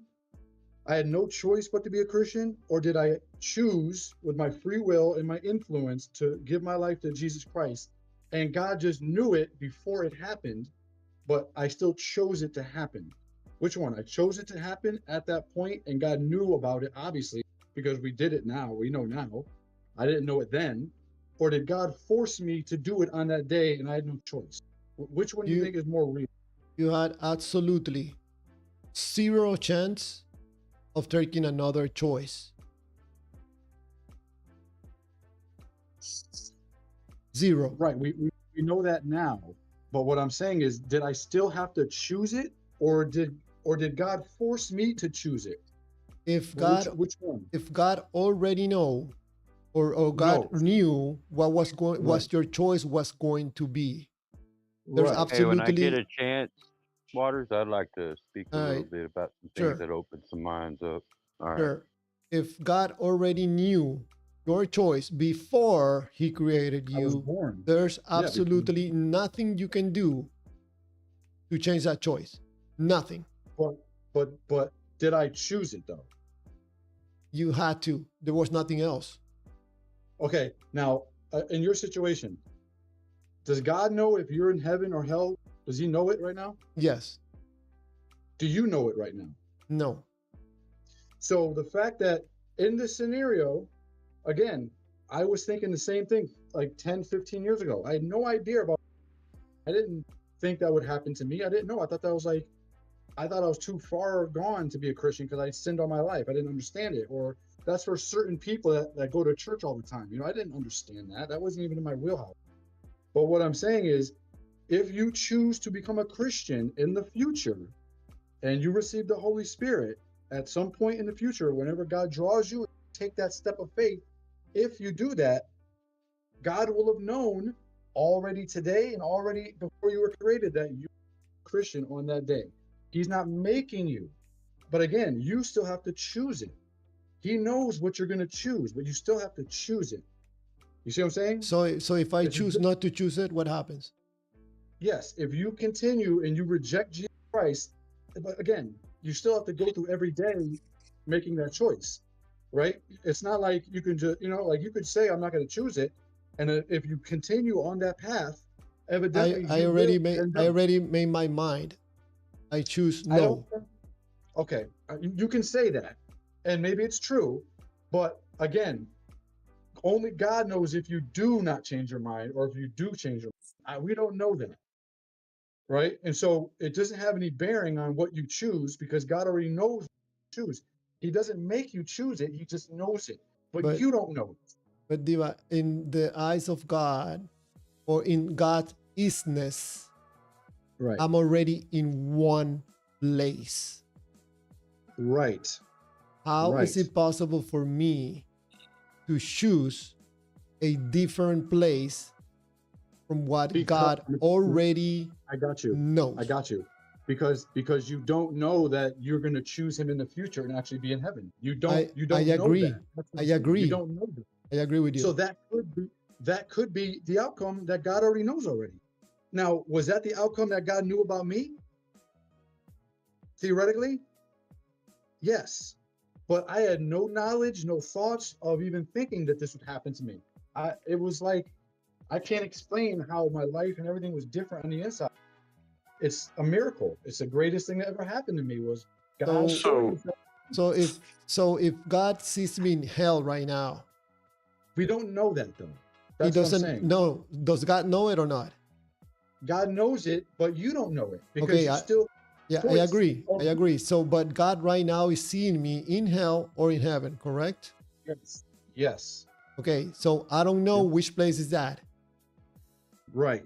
So if in God's eyes or isness, I'm already in hell and I make last minute and I'm like, you know what? I believe in God and I repent from my sins. But you can if you're genuine. Yeah. You can. So if you're genuine is that with- going to change what God is already seeing? Because let's say if you genuinely, let's say they said you got 6 months to live, right? And you're like thinking about stuff. This thing. The example is very simple. Yeah, I know. I'm telling you. And you really just give your life to Jesus because at a point and it makes you do it or it drives you to do it. God already knew that at that moment you would have done it. Already knows that. That's what I'm saying. You're still having to choose it though. You're still choosing every day, every minute what to do or what not to do. He just knows at the end what you will ultimately have chosen before you die. That's all we're saying. And I'm using the example that I never thought I'd be a Christian. This wasn't on my bingo card. I was enjoying my life until God drew me to him and I took a step of faith and I felt I had to, and then it happened. So he knew I was going to do it. But I had to choose it still. It seems to me that my two choices cannot take me anywhere else than the place that God is seeing me right now. Agreed. And that's for everybody. I mean, I already would state that I think y'all are both kind of wrong. It seems to me that there's an illusion of choice. So here's what I'm trying to say. Y'all are right in the term of result. We're all right in the term of result. There is no change in that result. If I'm going to be in hell, I'm certainly going to be there. If I'm going to be in heaven, I'm certainly going to be there. But there's a difference between the result, the choices, and potential logical outcomes and illogical outcomes. So God is all logic. There is no sight of illogical outcomes. So God's not going to see there's a choice between red and blue and you choose a color that doesn't exist and can't exist. There's no, that doesn't exist. So that's not there. There's the possible outcomes. You pick red, you pick blue, you pick nothing. God sees all of those. Those are possible. God is logical. Therefore it is possible and God sees it. And there is the choice that is made the result, which God sees that and knows that is the result that's going to happen. That right there is not changed. But the potential choices are certainly there. So Javier, there's a logical possibility that God sees you repenting and going back to church. There is a result where, let's say, God sees that you did not go to church. And that right there, I would say, is what you're thinking about. You're like, there's no way I could change this. And I never said that you could change it. But there's not only one sight that God only sees what has happened. He sees what could have happened, which, maybe even what should have happened, but definitely what did happen is what stays the same. That's what you and Diva are absolutely correct on. What are You are very farly incorrect on what I've been trying to tell you for like 20, 30 minutes. And that's what you won't understand unless you try to listen to it. So let me ask you, what are the other possibilities for? They're logical. That's what I told you. What for are those So let me ask you, possibilities? because God is logic. That's what I'm trying to tell you. Those possibilities are there for like when you keep saying I couldn't have made a different choice. You couldn't have made a different what? What do you keep saying this word? The word is choice. That right there already answers your question. There are potential choices. Every time you say I couldn't have made a different choice, you have a choice. You just could not have made a different result. So the choice is there. The free will is there. It's just the result is going to have already been done. But there's Isn't- potential choices that could have been made. God sees those. You think that God's only limited to see, oh, well, there's only one thing God sees, and that's what Javier is going to do. No, logical choices have logical possibility that's seen by God. That's what I'm trying to tell you. So in the case of being saved, I can only be going to hell or going to heaven. Could or will? That's a different question. Will or could? What are you asking me? So in the mind of God, so you already know if I'm in heaven or hell. Okay, but I gotta ask you first. Are you asking, can God see if Javier could go to heaven or hell? Or are you saying, will God see if Javier did go to heaven or hell? Is God seeing right now the result of my choices, or is God seeing me right now where my final result is of my choice, if I'm in heaven or hell? Is he seeing that right now? So God is seeing, unless like your will, there's no logical chance ever that you would have went to heaven. Like there's no possibility ever. Then what God would see, what could have happened is Javier being in heaven, being saved and spending eternity with the Lord, and could see Javier being eternally in hell. But he would see the actual result and know the actual result of where you would end up. So does that mean that he's seeing the result? He's seen the result, but he's also seen what you could have did. Therefore, there's choice. The only way that there would be no choice is if God could only see what's logically allowed of you. So if God created humans to have no free will, and God, and it's, let's just say it's illogical for humans to have no free will. It's completely illogical. There's no world where this happens. This is a privation. It's eternally willed and eternally impossible. Then God would only see you go into one place or the other So because there's no choice. it seems to me that something in your explanation, Aaron, is missing, because it seems to me that what you're saying is, Javier, you have 10 options in front of you of selecting coins, and God is seeing the result, but he's also seeing the possibilities of your choices, the logical possibilities. But when we uncover all the different options, all are 25-cent coins. So the illusion that I can take a different choice and pick another coin that is something different from 25 cents seems to be there until we uncover everything and find out that there's only, everything is 25 cents. Because So God, I guess yeah. in the result, the optimum result of my life, if I end up in hell or heaven, God is seeing me already in hell, burning. Yeah, so let me ask you one more time. And if we could get an answer to this that you agree to, then it'll answer everything. It's simple. Sure. Does God see what you could have did? Does he see the different choices? Okay. You answer my question and I answer your question. I've already answered it. Yes, God sees the results of where you're going to be. Okay.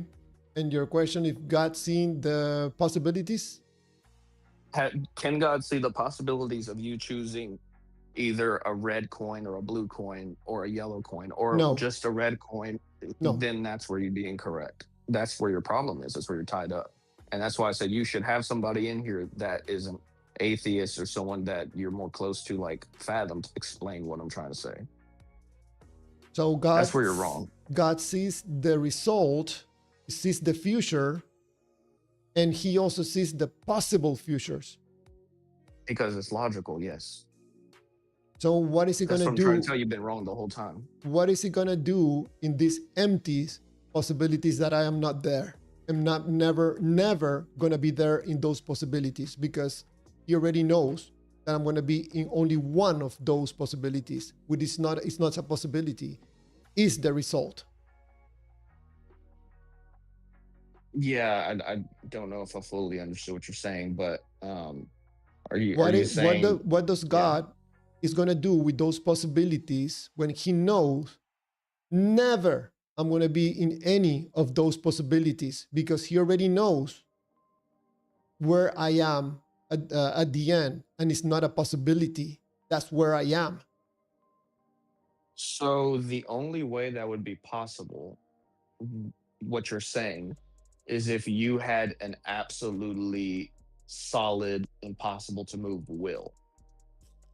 So your human will, first of all, there's proof of change. You literally just a few years ago in your life had said, "Oh, I believed. I was a Christian. I believed in the Bible. I believed this stuff. I didn't really understand it until I read it, but I believed." The fact that you went from belief to unbelief or doubt shows that your will had movement and fluctuation. There's possibilities. There was a chance for movement. I Now, if there is, are you? Let me ask you a question. At least for you, do you think there's a chance ever in a uh anyone, even a millis, like a milli% chance, like 0.001% chance that you would believe in God? yes. It doesn't have to be, yeah, it doesn't have to be Christian God. So the fact that you are even open to that, Mhm, there's possibilities. mhm.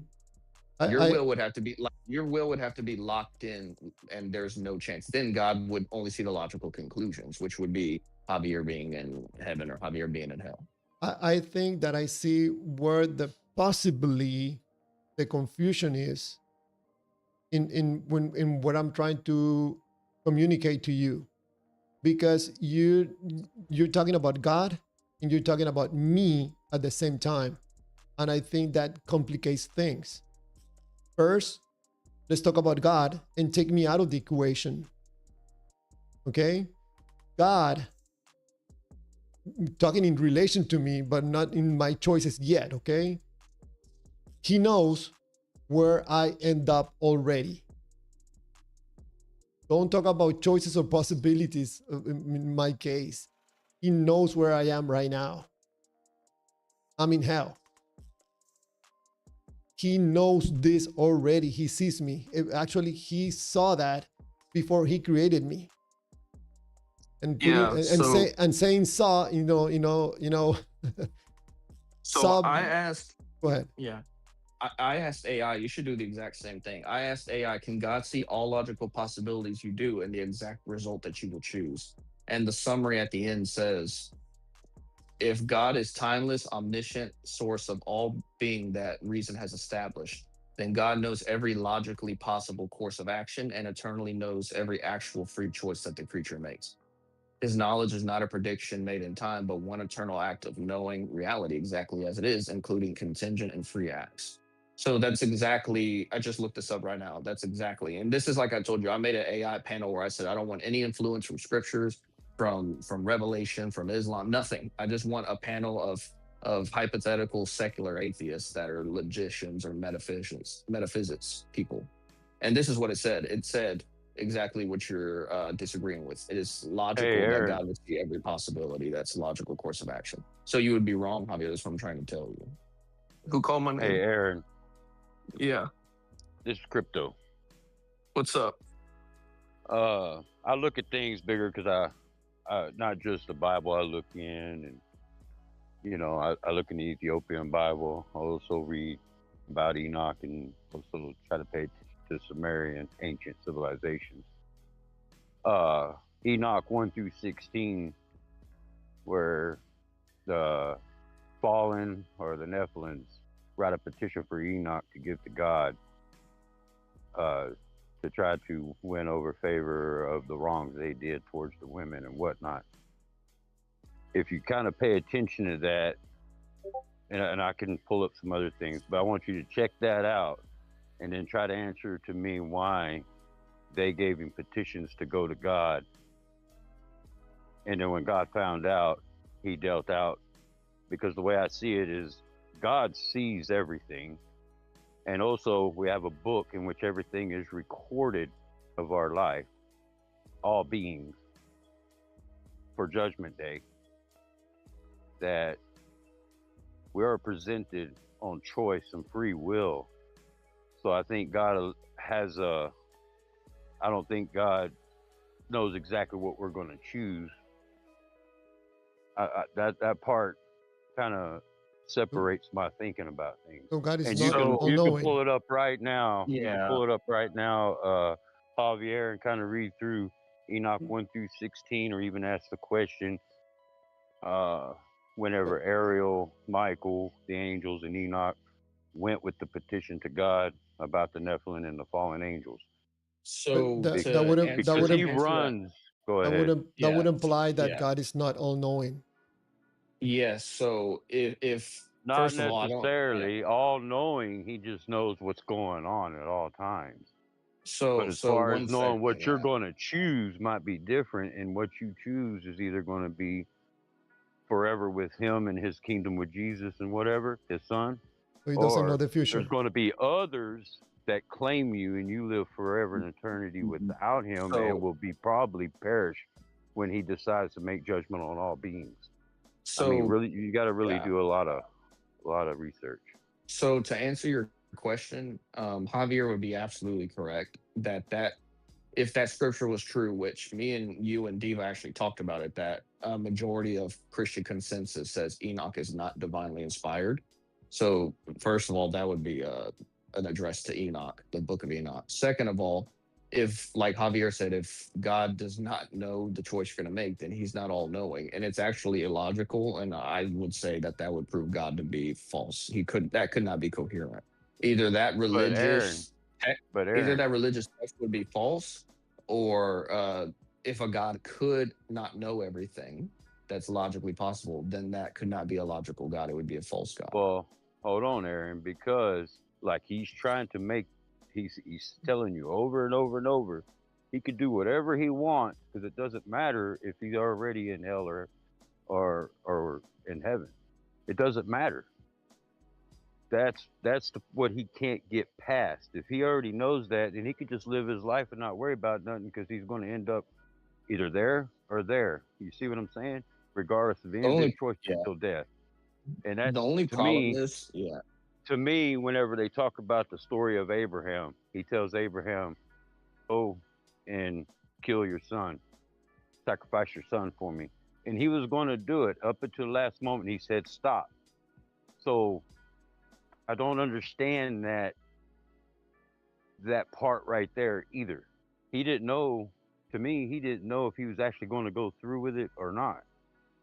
And if you go through so all the stories, if you go through all the stories in the book and the Bible, I think there's a lot of presentations to where God goes throughout his prophets and whatever, through all of them, and the choice is there, but it's up to them to make that choice, and they don't. It's free will. Even if you want to talk about Peter denying Jesus Christ, Simon, Peter, yes. whomever. So to get and into, it hurt when he did choose that. You know what I'm saying? So there's. I'm just saying, you got to put a lot of thought and not just say, you know what, because my church or these people said these books weren't allowed in 1611, which is compared to 4,000, 5,000, 6,000 years ago. Come on, man. I mean, the Sumerians and Genesis and all of them books in the Old Testament, that stuff's way prior to anything after. You know what I I'm saying? appreciate your answer, Crypto. But well, first of all, Enoch's not 4,000 years old. Its majority of understanding is that it was written like right before the time of Jesus, so like the few hundred BC. So it's not as old as Genesis. But where And was it was Enoch not. at? It was not. In the Bible, where No, was he at? he was in the old times, but nobody ever, But even in where Jewish, was even he mentioned? I mean, he was mentioned like way in the beginning, like before Noah. He was like fourth generation after Well, Seth. But the problem is I could write a book right now about Enoch. That doesn't make it true just because Enoch lived in the past. So those people, even the people that were Jews, that agreed with Enoch never say that Enoch wrote that book. They're saying these are historical stories that they collected over thousands of years and put it into a book entitled Enoch. And this Oh, is not something, not just the Protestant That's 1611 not King what James. This Ethiopians has, have to say about it. That's not what yeah, um, the but guys. if well, you hold guys on. allow Before we me, go too off topic, yeah, I just wanted to yeah, answer we're going Javier off real topic. fast. I wanted, Yeah, I know. Aaron, I wanted Before to you ask you go, can I say something. one thing? No, no, Just no. one thing. All right, Allow go me ahead. Go first. ahead. We're not gonna shut down. I'm not gonna say something and shut it down. Okay. I wanted to. Okay. You said that you got the stuff from ChatGPT or one of these AIs. If you ask this AI that you're chatting with, if God already knows the future and the result of my choice going to heaven or hell, what are the other logical possibilities for? If I'm never gonna be in those possibilities, in those possible logical, whatever possible choices, if you can ask ChatGPT to see what it says, because Yeah. I have like 100 hours of conversations with ChatGPT and Claude about these topics. Yeah, I could ask it. I mean, I'm pretty sure it would just say what I told you, but I could ask it. But I wonder just what will be to the response. Go ahead. yeah, because I literally spent a lot of time curating this, I call it the panel, to make sure that it is not biased towards my beliefs or Christian beliefs. I've worked very hard to make it that way. But and I'll put that down. I'll re-ask you in a second.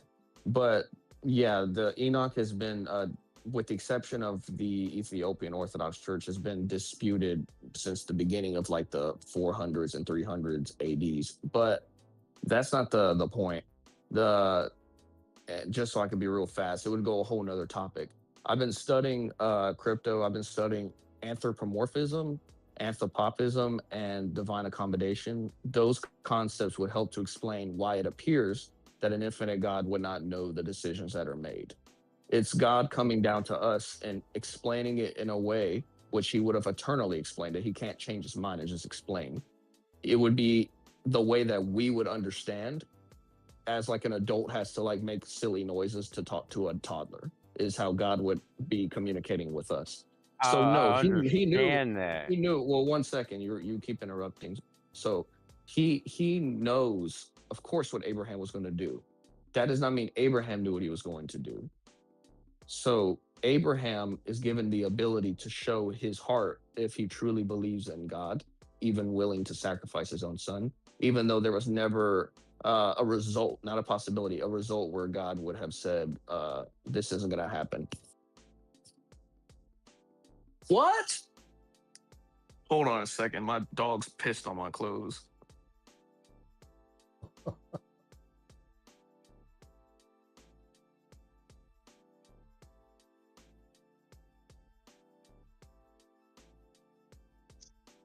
I just still challenge that. They put Enoch in Genesis, so until they take it out of the Bible and say there's nothing to do with it, it's part of the Bible,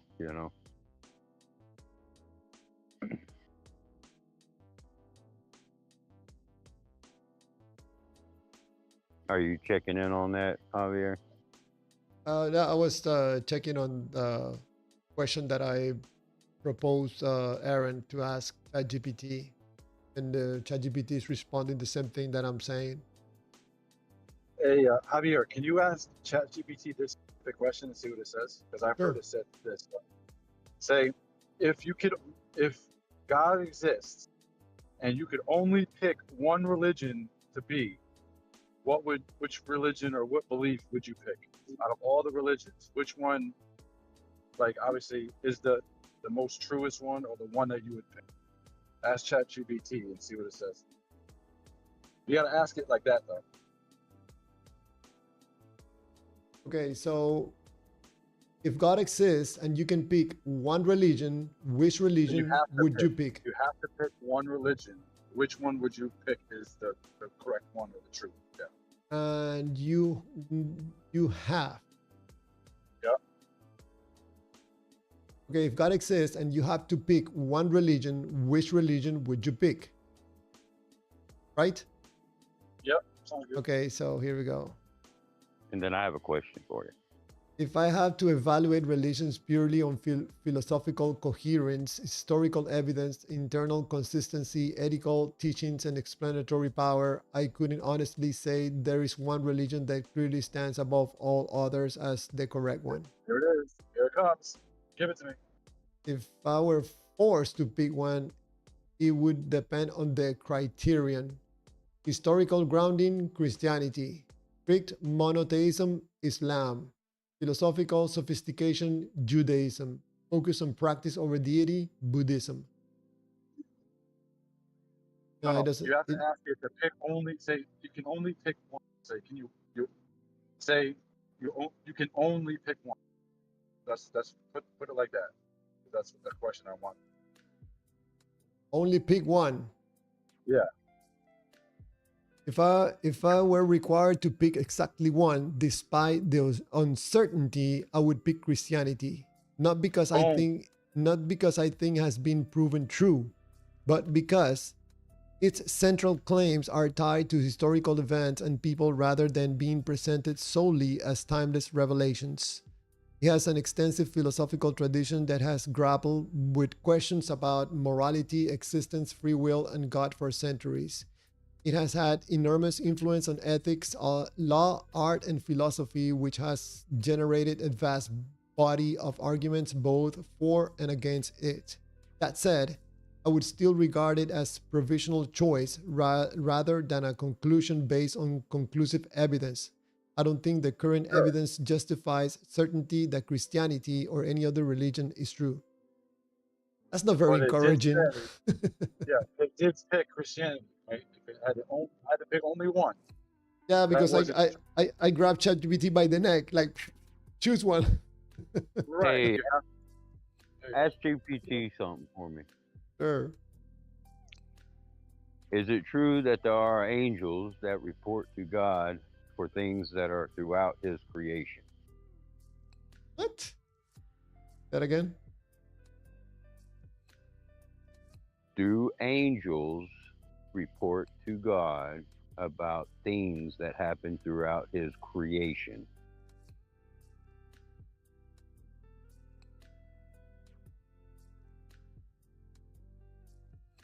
Do angels report to God about things that happened about creation? About his creation? Throughout his creation.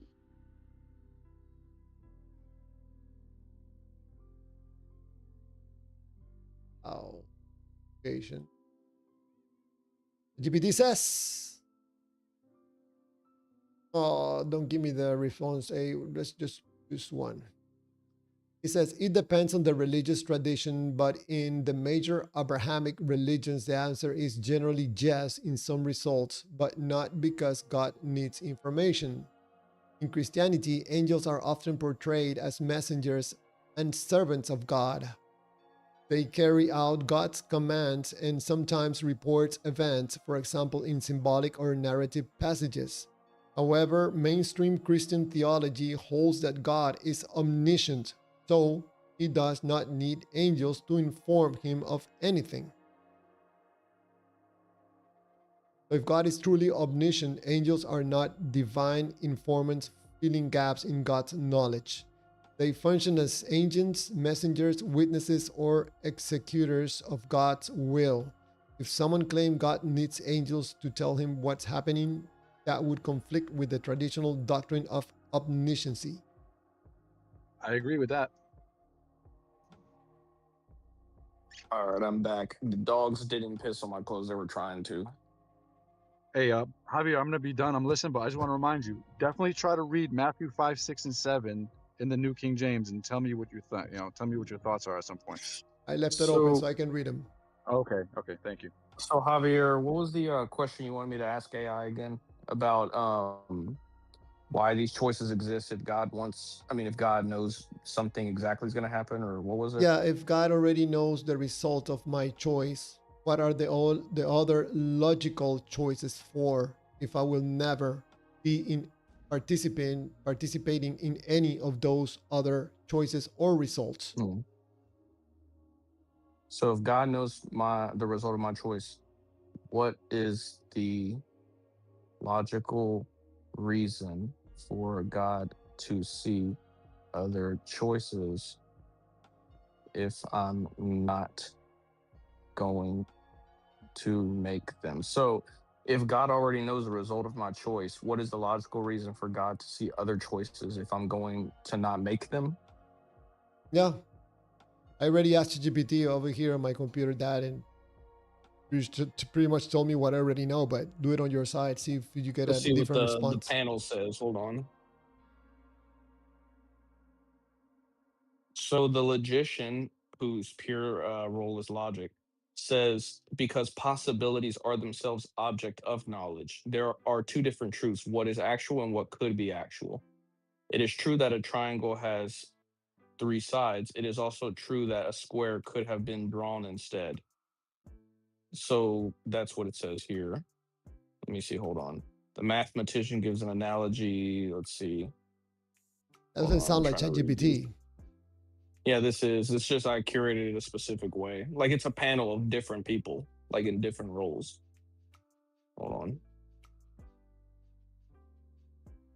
When a person chooses, okay, I'm just gonna go to the summary. Hold on. All right. God's knowledge of possibilities is not for decision making or prediction. It is an aspect of perfect understanding. God's knowledge of actuality is not a later update to that understanding, but the eternal knowledge of which possibility in fact is realized. So the reason God knows unrealized possibilities is not because he needs them, but because perfect knowledge includes both the space of all logical possibilities and the actual world that freely unfolds within that space. So that's basically the answer is God knows all the logical possibilities, because the different truth is what is actual and what could have happened. So the reason God knows that is because his perfect knowledge includes all logical possibilities, and all, of course, that would include what's actually decided on.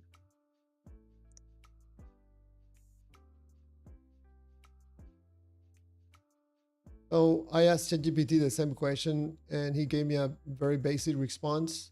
If God infallibly and eternally knows that I will end up in heaven or hell, then there is never a possible world in which I end up differently. Okay, ask your ChatGPT, answer me unbiased. Does that not mean that God couldn't see the logical choices I could have made, even if I made only one that happened or something like that? My ChatGPT already knows that he cannot BS me, okay?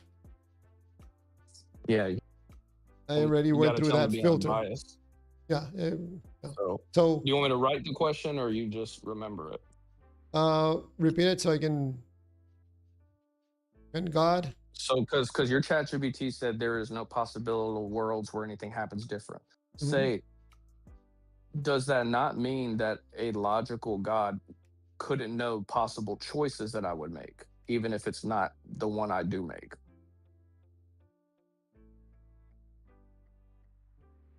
Different possible choices, because these are possible choices. Yeah, so God could see the different choices you made and the result that would came from them, even if he Okay. knows the one you will make. Yeah. You would put all possible choices, right? All possible. Can a logical God know different choices, because these are not possible? It's impossible for me to participate in a different choice that from what God already knows I'm going to participate or be in. Is that the answer, or is that what you just wrote? No, I'm trying to make the correct question. So the question is, can a logical God know different choices from the choice that he already knows I have taken? Is that a accurate question or not? It might be pinholing chat Hey. GPT into something you could get, but I think it would work. Okay, let's see. If we're talking about the classical concept of an omniscient God, the answer is no. What does it further elaborate on? Because I want to make sure I understand this. So if God infallibly knows that you choose A, then God cannot also know that you choose B as your actual choice. That will be contradictory. The only distinction a theist might make is this: God knows all possible choices you could make. God also knows which choice you actually make. But God knows the alternatives as possibilities, but he does not know multiple actual futures. This is why your philosophical question is significant. If God has eternally known that I will choose A, in what sense choosing B ever a genuine possibility? Yeah, that's absolutely correct. There's nothing wrong with that. God's not going to see different actual choices. He's seeing different possible choices. It never said anything was wrong with possible choices. So you're absolutely correct, Javier. Like God, there is nothing that's going to change the one and actual choice that will happen that Even God already knows. even using the word possibilities is incorrect, because there's absolutely no possible way for me to switch to another option, another result. It's not possible. I think Javier, I don't know if Crypto or Devo could vouch for me, but I really think we're looking at the same thing and almost saying the same thing. I really feel like it's so close. Like Devo, can you There's attest to this? Are only you two listening? things I'm getting out of this is that no matter how we live our life till death, God already knows what all of our choices are, and there is no way we're going to change our outcome. Period. Yeah, Right, but I'm we Period. not still have a disagreeing with that. choice. But we still have a The choice. other the Oh, other oh, part is that we live our life and we're presented with a choice, and our free will choose what he really don't know, but our choice will either damn us or redeem us, whichever. So I guess the better way to ask that question to AI is we agree that there is no alternate actual choices, but can God see logical possible choices even if I didn't make it? That's the right question. Logical possible choices for what? When you say possible, for what? You choose? What That's what I'm saying, what you could have done. So you're right. Like literally I'm agreeing with what everything that chat said. It did not disagree with me either. That's why I want to clarify. It said that there is no world where God does not know the actual choice you're going to make, and that's not changing. Yes, that actual choice is completely solid. So do But you agree? what you're Go ahead. Yeah, like if you God knows already if you're going to be in heaven or hell, and there's no changing that. But that does not mean it's illogical to for God to know the logical choices you could have made. That doesn't mean that there's two actual choices. Oh, there's a chance that God knows the actual choice of Javier doing this and the actual choice of Javier doing that. No, Okay. no, of course not. Yes. Okay, I understand now what you're saying, and I agree with you. Yeah, that's what I'm saying. I agree Okay, with that as so well. that brings up the question: do I have free will to make different choices? Actual choices? Yeah. Like if you agree with what Diva is saying. You had let me think of how to answer this because like it's kind of right, and I mean no, there's no free will to change the actual choice you were going to make. Exactly. But that's what I'm trying to get at. I never disagree with that statement. I'm saying that there were potential choices that God logically could see. That's I why I would love for you to ask AI that one question. We agree that there is no changing the actual choice, but can a logical God see the logical potential outcomes that didn't happen or could have happened, something like that? but If it Javier, just you don't Well, know the choice. can Javier ask that real quick? You know what I'm saying? okay, No, you don't. but You don't know. hold on. Could a logical God see different logical options anyways? Even if there's no change in the actual choice, you have to add that last part. Even if there's no change in the actual choice, we agree with that. There's no changing that.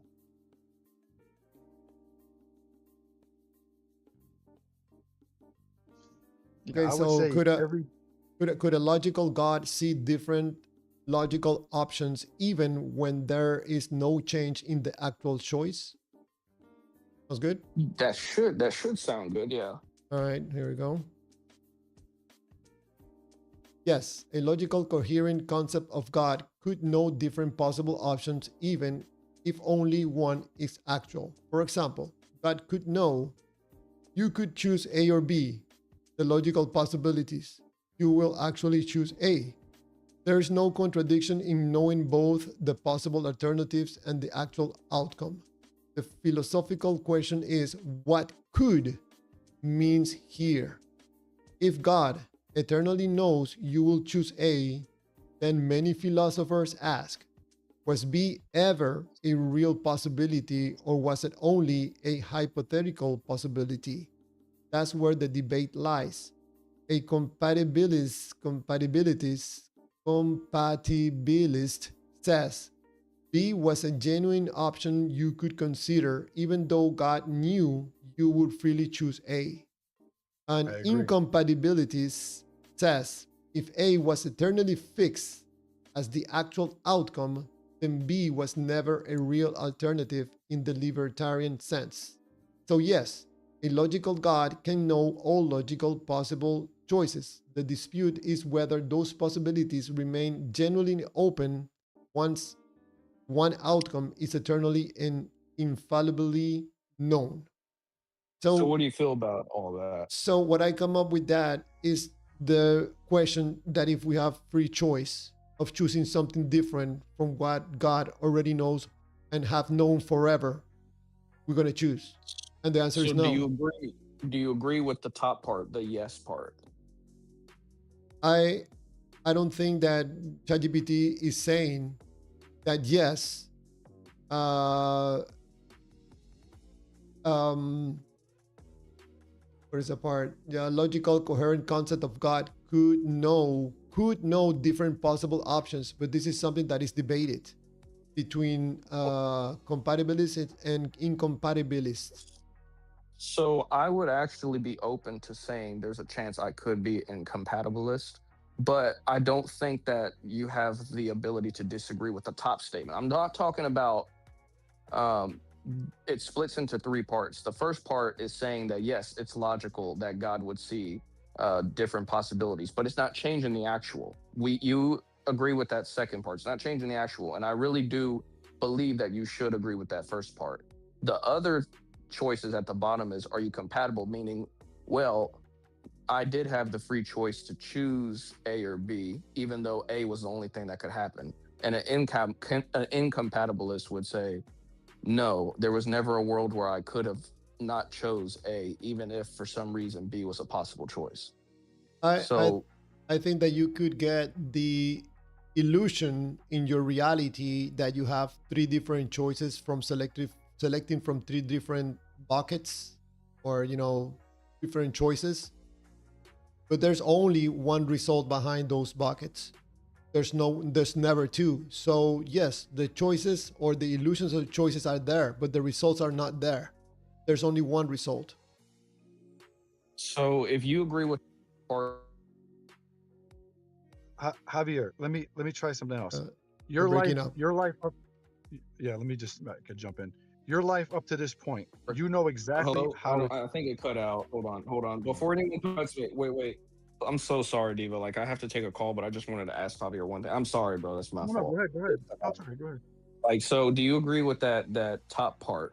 Not the incompatibilist or compatibilist. Do you agree with the top part? Is what you said, right? That you would call it illusion, though. You wouldn't call it a choice, but you would say yes, God could logically see the quote unquote illusion, right? Of the choices, not So the at that results. point, yes, I think at that point we're almost in agreement. I don't think there's anything wrong with that, but I I don't think it's a contradiction. That's what I'm trying I to say. I think for practical purposes, we have no choice. In the actual result, In the that actual we result, cannot yes. change that. Yes. Yes, we cannot change that. Now, there seems to be choices, and I think God has to create the choices in order for us to see the illusion that there are choices. but the Now, result is forever one. what's interesting is, and yes, I would agree, and this is my last statement. What's interesting is that if the logical being we call God sees different choices, that actual result is fixed, yes. But the fact that God could see logical different choices means that there was a logical choice. It's just the outcome is fixed. So that does not uh that does not say that free will did not exist. That says free will to change what already is going to happen does not exist.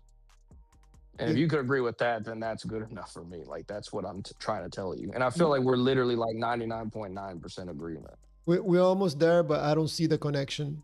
I don't see the free will of making choices when the result of those supposed choices can only take you to one result. This is the same scenario that I presented, that you have three different options of coins, but they're all 25-cent coins. Where's the option? It seems that we have I three think choices. So I it's think that's basically a coming bad down to one. That's the a bad one, disagreement. though. The disagreement comes down to, is it a choice or an illusion, basically. But you're not disagreeing that there is at least an illusion. It seems to me that But there's an illusion. Yes. Yes. all right, I will have to leave you to it. I'll leave these guys to it. Maybe I'll join back in a minute or two. But All later. right. Thank you, Aaron. Okay. So yeah, I got time to think about some things. So a couple things is heaven or hell, moving to this country, not moving. These are opposite things. So it's not 25, 25, 25. It's $1, it's $20. It's a different thing. It's not the exact same thing. The choices. Second thing, I want you to look back right now. You're like in your 50s. I want you to look back at every single decision you made. Obviously, you're not going to think of everyone, but you made a decision to get up, to not go there, to do that, to say that word, to do that, to ask this girl out, to dump this girl, to eat at this time, right? Just think about it. You made probably what, millions of decisions in your life, hundreds of thousands of decisions, like every single decision that you've made since you were born, right? That you remember. Mm-hmm. When you look back on it, you chose to do all those things. When you look back on it, you know exactly how you made those choices, right? Because you lived it already. And even though you had the free will, you can't go back because what you decided already happened, because you chose it already. And you can look back on it even though you chose freely every single time you did anything, right? You can see you can see it from behind because you're ahead now. So you can see all those choices you made. You can't go back and change them, but you made them all. Every single one of them. Good, bad, ugly, yes, no, up, down, whatever. And so what God is you are freely choosing all these things, that God just sees it all. And you don't know the future of what is, but you're choosing what you choose every day.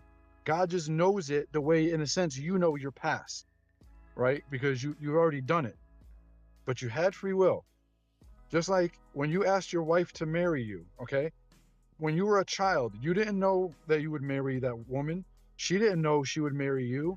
You didn't know. You guys kind of broke up, but God knew that you two, using your free will, would eventually, it would happen because it's already happened for him. Okay, so let's make it even more simple. We don't have to go travel in time. I'll let you go, but does that make sense at all? Does it make sense what I'm saying? I have a glass of water in front of me right now. All right, I have the choice. I uncover the glass. Now I have two choices. Either leave it there or put it in my mouth to drink water. Right. I have two choices only. Yep. Does God know which I'm going to take in the next minute? He does. And guess what? In the next 2 minutes, you'll know the choice you made too, even though you had the choice to do it, right? You'll know 2 minutes later that you made that choice, right? And so God knows it, but you're still choosing it. And to say, well, if I choose the other one at the last second, you would know that later on too, right? You would know that 2 minutes later that you were going to choose it, and then you change your mind, right? And then you didn't do it. So God sees it. It seems to me you were not listening to Aaron. Not even me. You were not listening to him. I did listen to Aaron. Yeah. So we agree that this choice that I have right now is an illusion. No, I no. cannot change what God already knows.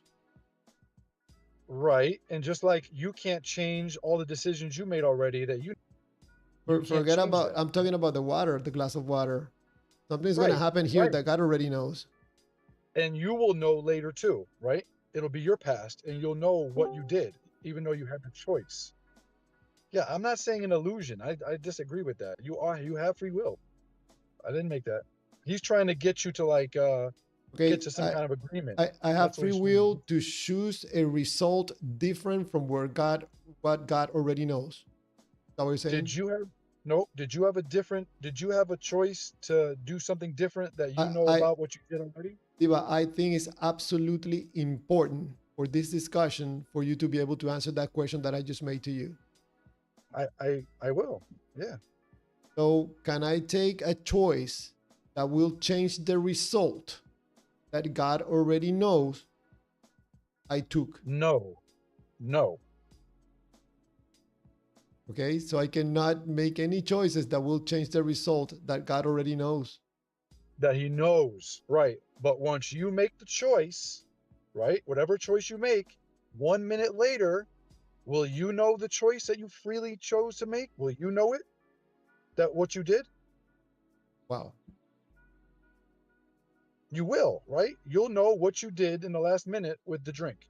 You'll know. I would God know, knows it already.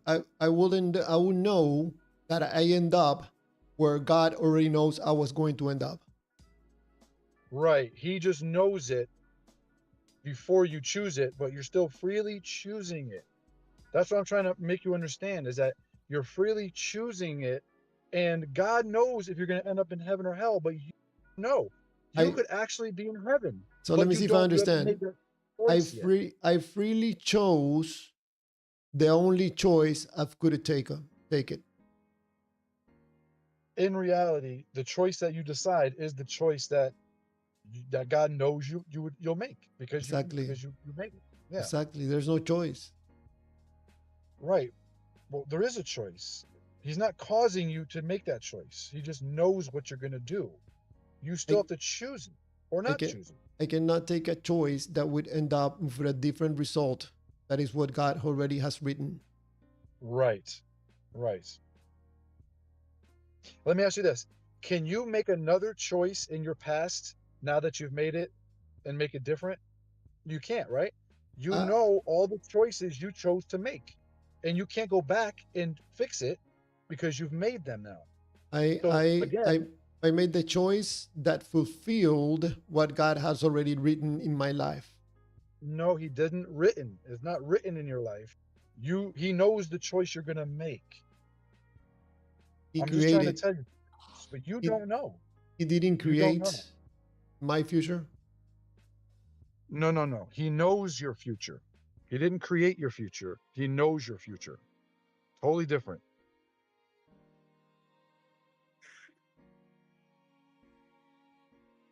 See, this is what you're missing. You're thinking like you don't know what you're going to choose, but God sees it because he's outside of time. So him knowing it, it doesn't mean he's causing you to make a choice that you have to make no matter what. We don't believe that. He's not writing it on a piece of paper and you have to do that thing that God says you have to do because you have no choice. That's not what we believe. That's determinism. Then if that was true, then you wouldn't go to hell. You wouldn't deserve to go to hell. Forced you or made you for hell. He just knows if you choose to go to hell or to accept him. He knows it. And he created you anyway because cause and effect. Because when the egg and sperm come together, a person is born. And that's what happens. And so Uh, again, if you watch the video I sent you by Frank Turek, the fact that God knows all possible outcomes would probably give me the best. Again, he knows everything, that this is the best world that would save the most people and punish and send to hell the less people. That's what mhm. I believe. I believe I, that he's made the world where the most people will be saved by using their free will. I And think that's what I believe. Aaron, if you're listening, you told me to get either Phantom or Robert to explain it to me. I think you can be kind enough to explain it where you were telling me to Diva, because it seems to me that he's skipping an important piece of information. I thought I made good sense. I don't know. That was my best I stuff. didn't fully hear what are you trying to say, Javier? I cannot take or make any choices that would end up with a different result than what God already knows. It's impossible. Yeah, you cannot make a choice that would change the actual result. The What's question wrong? would be is can you wait, what would you say, Diva? What's wrong with that? Because you don't know the choice you're going to make. You could be born again. You could be not. You don't know the choice you're going to make. God knows, but what's the problem with him knowing it? I think, doesn't Diva, help. the part, That's- respectfully, that you're not understanding, you are creating a Yeah. disconnect between the choice and the result. You want to disconnect it. It's not possible. I don't understand what the problem with him knowing it, though, is with you making choices. If God You're still already making knows that I'm going to drink this glass of water, Right? I cannot, there's no possible choice in my reality where I can just put the glass back down. It's impossible. I cannot do it. But do But- you know? But hold But on, you but know hold on. But because right now I have the glass in front of me, like 2 inches away from my mouth, it seems to me like I have the choice to put it down or put it on my mouth. You do. Yeah, it seems that way. But the result is that God knows that I'm going to drink this. He knows Okay, it. so which one does God know you're going to do? Drink it or put it down? Which one? Tell us right now. You see, that's the And disconnect. then we'll do the opposite. Which one does he know you're going to do? Please tell me right now. Please tell me that you know what he knows you're going to do. Tell me that one. And I then we'll do don't- the opposite, right? I don't know which one is That's the result right. You don't know. because He knows. it's an illusion of choices. No, it's not an illusion. Again, you can't tell me that you know what God knows what you're going to do. So so you still have the choice.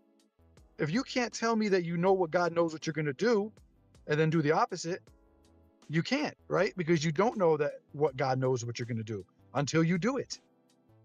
So okay, Until so it let's becomes say history. let's say that I agree with Until you. it becomes history. I Yeah, don't know what the choice is that God knows, okay? right. All right, so I'm gonna drink the water. You see? Mm.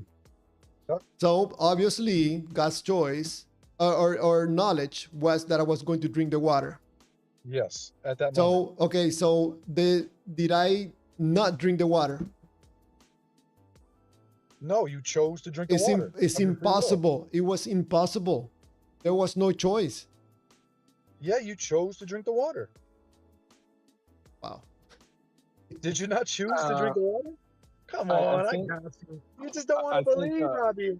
You don't want to believe. That's I think Javier, I think there's one thing you are mixing up though. Okay. So you're mixing up the choice and the result. You're like mixing the two. Like you're saying that there was no free choice in the result. Well, I mean, you're kind of like saying it backwards in a way. Like you're saying like the result, I could not have freely changed it. That's what you're saying, right? Mm-hmm. Yeah. But let me ask you a question, and I guess this will straighten it out. Did you choose to drink that water? There was no possible way that I could have answer? not drink the water, and you witness Yes, the but- result. Yes, there was. Well, hold Yes, on, there hold on. was. But that's not the question. That was Sorry. a very Try it again. That was it was an avoidant answer. All right, Did try it you again. choose to? Did you choose? I'm not saying could you change the result. We already agree on that. Mhm. Did you choose to drink the water? Yes. And I'll even make it. I'll make it a yeah. So you chose to drink the water, Yes. and there was no other outcome in the world where you didn't drink that water. Yes. Were you coerced into drinking that water? Was there a gun or was there God like grabbing you and making your mouth drink the water? No. So there's no coercion. You made the choice. 100% made the choice. When you We're did. leaning, that leans way more towards free will of choice. I'm not saying there's free will of changing God's result. Nobody believes that. We've agreed on that. There's full agreement on this. What was the other choice? The other choice is that you didn't drink it. Choice, not result. I'm not talking about the same thing. You're mixing up the cause I and the get it, effect. Javier. I'm blown away. I can't live that way. Clearwaters, do you know specific people who died, how they died in the past? Like if you look them up, right? You No, can find out. Diva, Like, we're talking about the glass of water. I think it's more simple for this example. I'm trying to show you. I think the problem, yeah. People 100 years ago or 50 years ago who died, like a car accident or this, you can find out specifically how a person died, right? Mhm. And no matter what, that's how they end up dying. They did not know that when they were living, right? God knew that, but now you know that because it's after the fact. So those people, whatever happened to them, whenever it did, happened because of how they chose or what happened in their body or whatever. But you see it because you're living past them. And so God sees it like that, like it's already happened, but they all chose or died or whatever they did, they already did it already, the people that died before us. And it's I the think same thing. the problem with that, Diva, that Javier is not going to agree with, is that basically you're saying to him, not saying that's what you're saying, but to him, he's saying, oh, well, basically you're saying I have free will because I'm too ignorant to know the choice I'm going to make without a choice, right? Javier, something like that. Like, because he sees it as an illusion. He thinks, like, okay, well, you're saying, this is what he thinks you're saying. Oh, Diva's saying I have free will because I don't know what's going to happen. It's like, saying someone has free will if you built like a game, like, there's only two choices. Oh, you have free will, but you're like, there's no other way he could have chose option B. He made it impossible or something. So it's an illusion to him. So let me see if, I'm still trying to understand. So let's say, for example, I'm going to put the glass close to my mouth right now. I have two choices. Put the glass back down or put it in my mouth and drink water, okay? Or dump it on your head. No. Just do two options. Let's not make it complicated. I have 100,000 different options. I can try it in 1 degree, 2 degrees, 3 degrees. No, it's just two examples, okay? So right now, God is looking at me, okay? And he's smiling. Look at Javier. Look at Clearwaters. He thinks that he has a choice. Look at him. He thinks that he has the choice to put the glass down or drink it. He does. Oh, see, look at him. Oh, how innocent. He thinks that he has a choice right now. I already know that he's going to drink the water. But you have a choice. Yes, you have a choice still. So, okay, so God is saying that right now, okay? Okay? Yeah. I'm going to put the glass down. I just proved God is not all-knowing. Why? Please, Aaron, do me the favor to explain it to Diva. He knows you Well, put it but that's the thing though. Like, we already agreed that there's no way to change the actual result. That's already going to be fixed. Diva agrees with that. I agree with that. You agree with that. No, But you're no. No, Diva doesn't agree with that. No. Wait, you disagree, Diva? No. Give me your point. I'll tell you, just to make sure. I just proved to you. Well, hold on. Do you agree? Right. Do you agree that Javier cannot change the actual choice of drinking the water? So he cannot change the actual result. What God already knows is going to happen. Of course, I agree with that. So that's what I'm saying. He does agree with it, Javier. Yeah. So you agree that I cannot change the choice and the result? No. You have a choice. You just don't know the result. Please ask. Hold on. Change. Aaron, ask him the question again. I don't think he understood the question. I thought he did, but like, do you think that Javier could freely change the result that's already going to happen? What's that again? Can Javier freely change the result that is already going to happen, that God knows is going to happen? Of course not. Yeah, that's what I'm saying. He does agree with that. I do. Okay. So guys, so right now, I either had the choice to drink the water or put the glass down. You do have the choice. So Always. I was saying that God was looking at me, look at Javier. He think that he's not gonna drink the glass of water when I already know that he's drinking the glass of water. You freely made the choice in a fixed actual result that you cannot change. That's the Javier, statement we should all agree on. Javier, now that you S- made the choice, the No, second no, choice, no, right? no, no, no, no, no. Hold on. I'm still haven't made the choice right now. You said I you s- put it down. No, You said no, you put it down. no, no. I'll have the glass right close to my mouth right now. Sorry, I thought you made a So choice. God is Go. looking at me right now, Waiting for you to make the choice. knowing to Yep. take the choice that He already knows what is that Right. choice and what's the result. Right. I got no problem with that. Okay, so give a guess. What do you think God knows already? He knows what you are going to know after you make your choice. He already knows that. God already After you knows make that I'm your- gonna drink the after- water. After whatever choice you make, let's say you make a choice in the next minute, you're going to know what choice you made in the next 2 minutes. God already knows now, and before we started this conversation, the choice that you're going to know you're going to make in a minute. That's all I'm saying. You're still choosing it though. I guess here's a way to help you a little That bit, makes sense. Javier. Mhm. Let's do like you said in the beginning. Let's focus on the human, right? Let's take away God for a second, right? Is it a logical conclusion in your scenario that you drink the water or that you don't drink it? Even if it's an illusion, those are logical choices, right? Yes. Those are the choices you presented. Yes. Is there a logical choice in what you decided that you throw the glass against the wall, it turns into blood, and you drink that? Is that logical? Yes. Like that's not a logical choice that you have in your option because you didn't add that. It's not one of my first choices, but it's a choice. No, it's not a logical choice. That's what I'm trying to get at. I mean, Unless you could do it right now, like let's throw the look, glass against the I wall can- and turn it yes. into blood and you drink it. no, no, no, no, Yeah. no, no. I thought you meant my hand. No, no, no. Turn the No, water into no, blood. no. No, no, of course not. Well, that's not All right. logical. So that's what I'm saying. God sees the logical choices, all logical choices in all logical scenarios, even though he knows the actual result that you can't change. That's what I'm trying to get at. So God is not going to see Javier grab that glass, and you don't see it either. You're not going to grab that glass, throw it against the wall, and it turns into blood and you drink it. That's why you didn't add it. You keep telling Diva, let's make it simple. Only two choices. Hypothetically, if there was only two choices, only two logical, that's what God would see. God would not see anything outside of logic. Now, if we stop restricting it, we're only restricting it to make it easy. But if we stop restricting it, God would see thousands upon thousands of logical possibilities.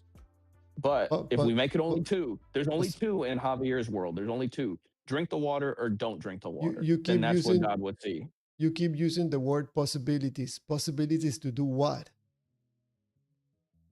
That's what I'm saying. Possible choices, which your AI that you've already curated for all this time already agreed with what I told you. So we're not gonna backtrack. God logically can see possible choices, but God knows the only one actual choice, and there's no changing that. We already know that. Yeah. And therefore, if God could see the logical choices, there is eternally a logical choice. So there are choices. This is something you logically could have done. There's no coercion. The only thing that you cannot do is you cannot laugh and look at God in the sky and say, hey, I'm going to change the actual result. Oh, I'm going to drink it. Oh, I'm not going to drink it. Because God would be like, okay, well, Javier, you're being ridiculous. You know that you can't change the actual result. And there's no way you would disagree with that statement unless you're being illogical, Javier. You know, And your AI proves it. It's all on tape, Javier. Your AI even said it. yeah, the AI, I'm reading it. I'm reading the response again. And of course, it's not coming to a conclusion. It's saying that this is a debate between compatibilists and incompatibilists. That's what I told you. Not the first part. I'm talking about the first part. You're talking about whether it's an illusion or a choice. We're not talking about that. We're talking about if God could see the possibilities. That's what we're talking about. And you have to agree, yes. Unless your panel, you believe that your AI you curated is very wrong, then that's a All whole right. other problem. Hold on, let me do something here. I'm going to take the part where it says, so yes, a logical God can know all logical possible choices. Okay, so hold on.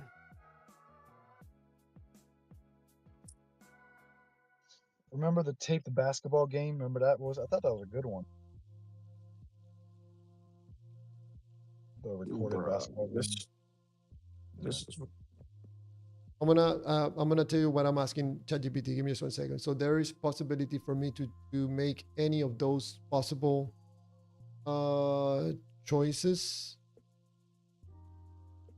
or only the choice and result that before God. you submit that. Before you Yeah, I'm not submit gonna that, press. I have I'm a not gonna feeling submit it yeah, yet. I'm gonna know the answer. I think if I believe what it's gonna say, it'll Okay. say it should say that there is no chance that you could possibly change the actual result. So there is possibility. So is there possibility for me to make any those possible choices, or okay, sorry, to take. And then if you want to submit it, let's see, because I think I know the answer by the way you worded it. Okay, so is there possibility for me to make any to take sorry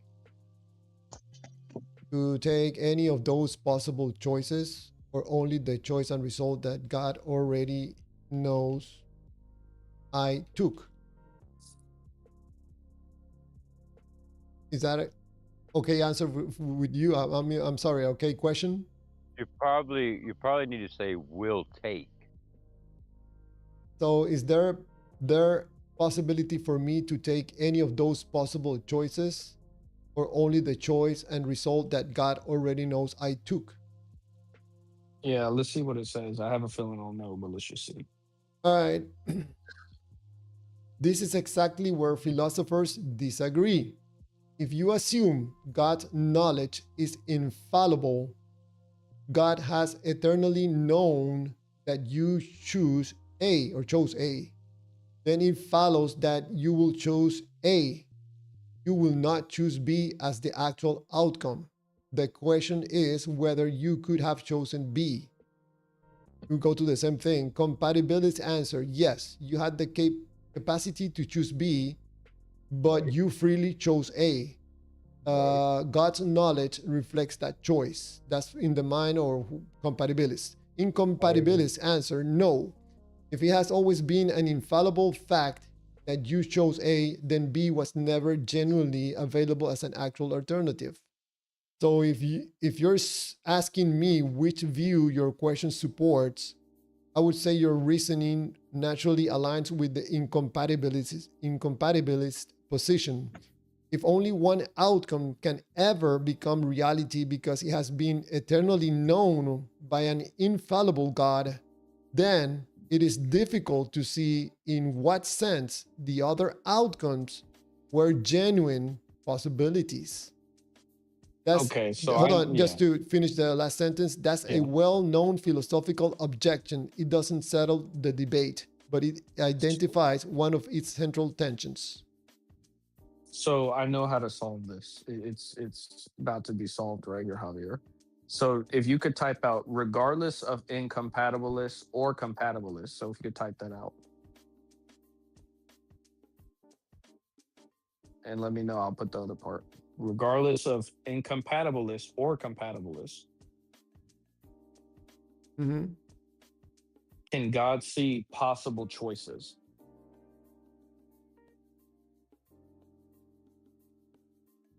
Can God And then see possible choices?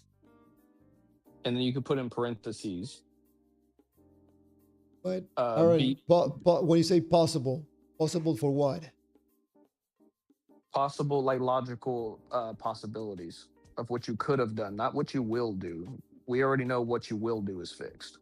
But isn't What the you question could like erroneous? What possible That's what, chance do I have to take another choice other than what the only choice is? because I believe that AI is going to say, yes, both of them would agree that God could see it, but both of them don't agree if you could have freely chose it or not. That's what I'm trying to say. Let me see if I can God could present see it. it. Okay, so regardless of compatibilities or incompatible, I don't can't say that word, incompatibilist. views, can God see possible choices that I will never take? You want If me to you, ask if you you, that? I guess you could say, because I was gonna say, you could put in parentheses, uh, even though there's only one actual choice I will make. It should say yes, and then that would kind of be the closest we could get in agreement. I would tell that ChatGPT you're incorrect.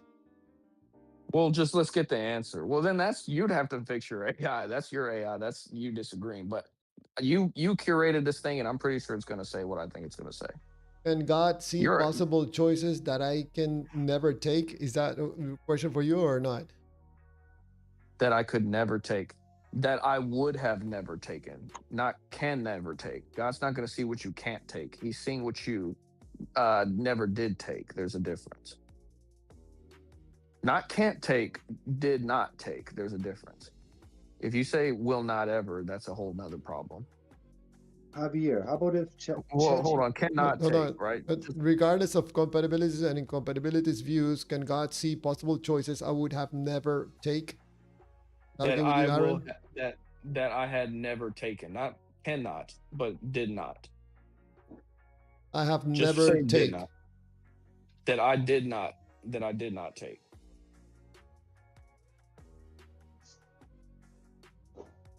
And then that's it, because I have somebody waiting on me.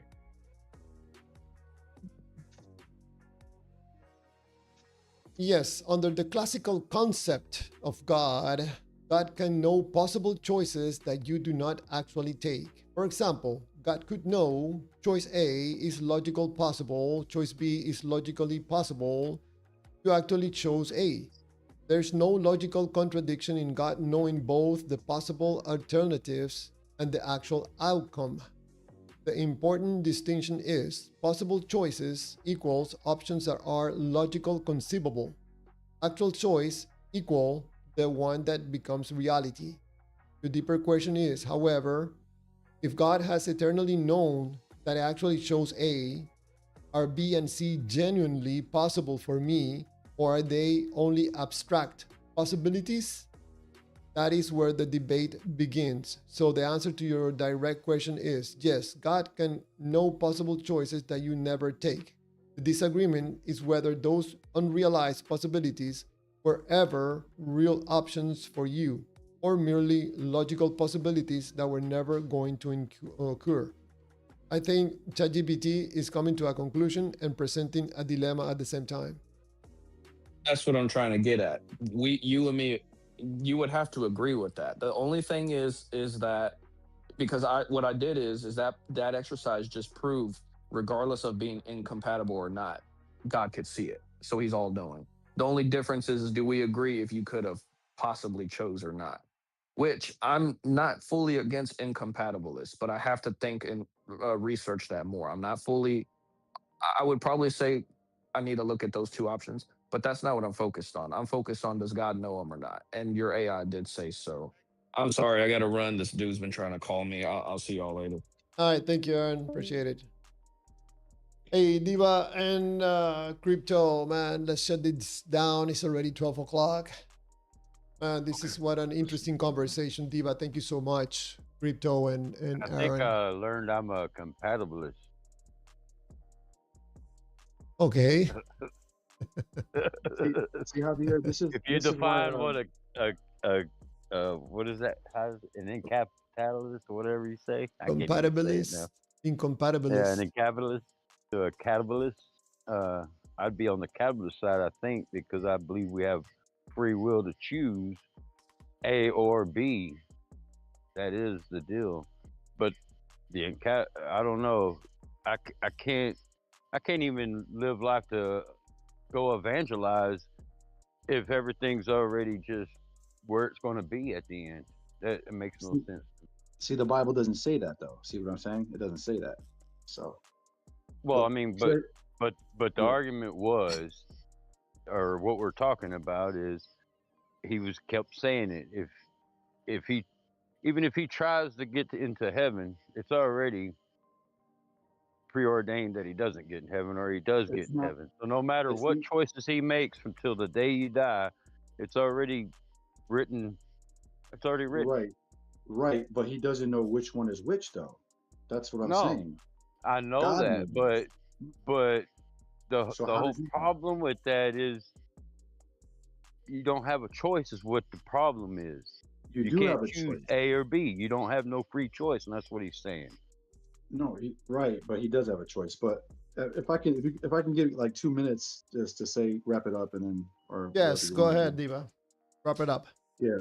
So this is why Ray Comfort goes right to the conscience, because trying to intellectually show you God and all that, it doesn't work. You're not going to get saved. So this is why we kind of try to work on the conscience instead of the intellect, because the intellect, you're never going to get somebody. That's cool, Second, but Ray's not the one that's going to save me, my friend. I don't know who second, Ray is. no, I'm talking about Great comfort. you know what I'm talking about. The method. Anyway, and another thing is, you know, God, for God to be a true God, he's got to be a big God. And the biggest God that can be possible is the true God. And so God is so big that he's all knowing. He knows the atom in the middle of your eye. He knows the atom in the very, very sun. He's such a big, huge God that he's worthy of worship and worthy of everything. And so when you think about God, you got to think like he is so beyond what we could ever think about knowing or anything. That's a big God. That's a God you want to serve, not some little God who doesn't know what you're going to choose to do freely, right? Even though you're choosing it. And every time you've made a choice in your life, you've never said, well, does God know I'm going to make this choice? So maybe I'll do this, but then God will know that. You don't do that. You just make your choices. You choose it and you make your choices to do good, to do evil, to say something, to not say something. You choose. God just knows what you're going to choose. And the fact that if you're going to heaven or hell, God knows it, but you don't know it, and it could be either one. Just like it could be for me in crypto. It could be either one. We don't until we make that final decision. So you don't know which one it is. God does though. But that doesn't remove you from making choices. Okay, because you don't know the choices that you're going to make. Again, the choices you've already made in your life, when you look back at it, that's in a sense how God sees it. You've made those choices all by yourself. Nothing stopped you from drinking the water or getting up or going to work or not doing that. You already know the choices that you've already made. God knows it, but you freely choose it. And when you meet God on judgment, for you to say, well, God, you already knew that's why I never became a Christian. It's not going to work. That's not going to work because you have a choice and you don't know that God knows where you don't know what God knows where you're going to be. And the same example I said about myself for my whole life, I didn't know I was going to become a Christian. God knew it, but I still had to choose it when I chose it at that moment.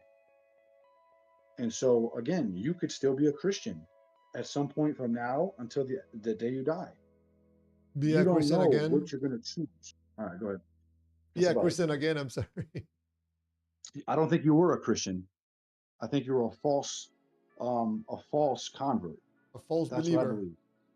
I yeah, I don't think you were a true And that convert. experience that I have with the supposed Holy Spirit, it was the devil maybe, and with my feelings. No, I think it was just your feelings. I think you were just your feelings How about would you being in know church this? or feeling. I don't know that. I'm just saying is because once you receive the Holy Spirit, you know there's no turning back.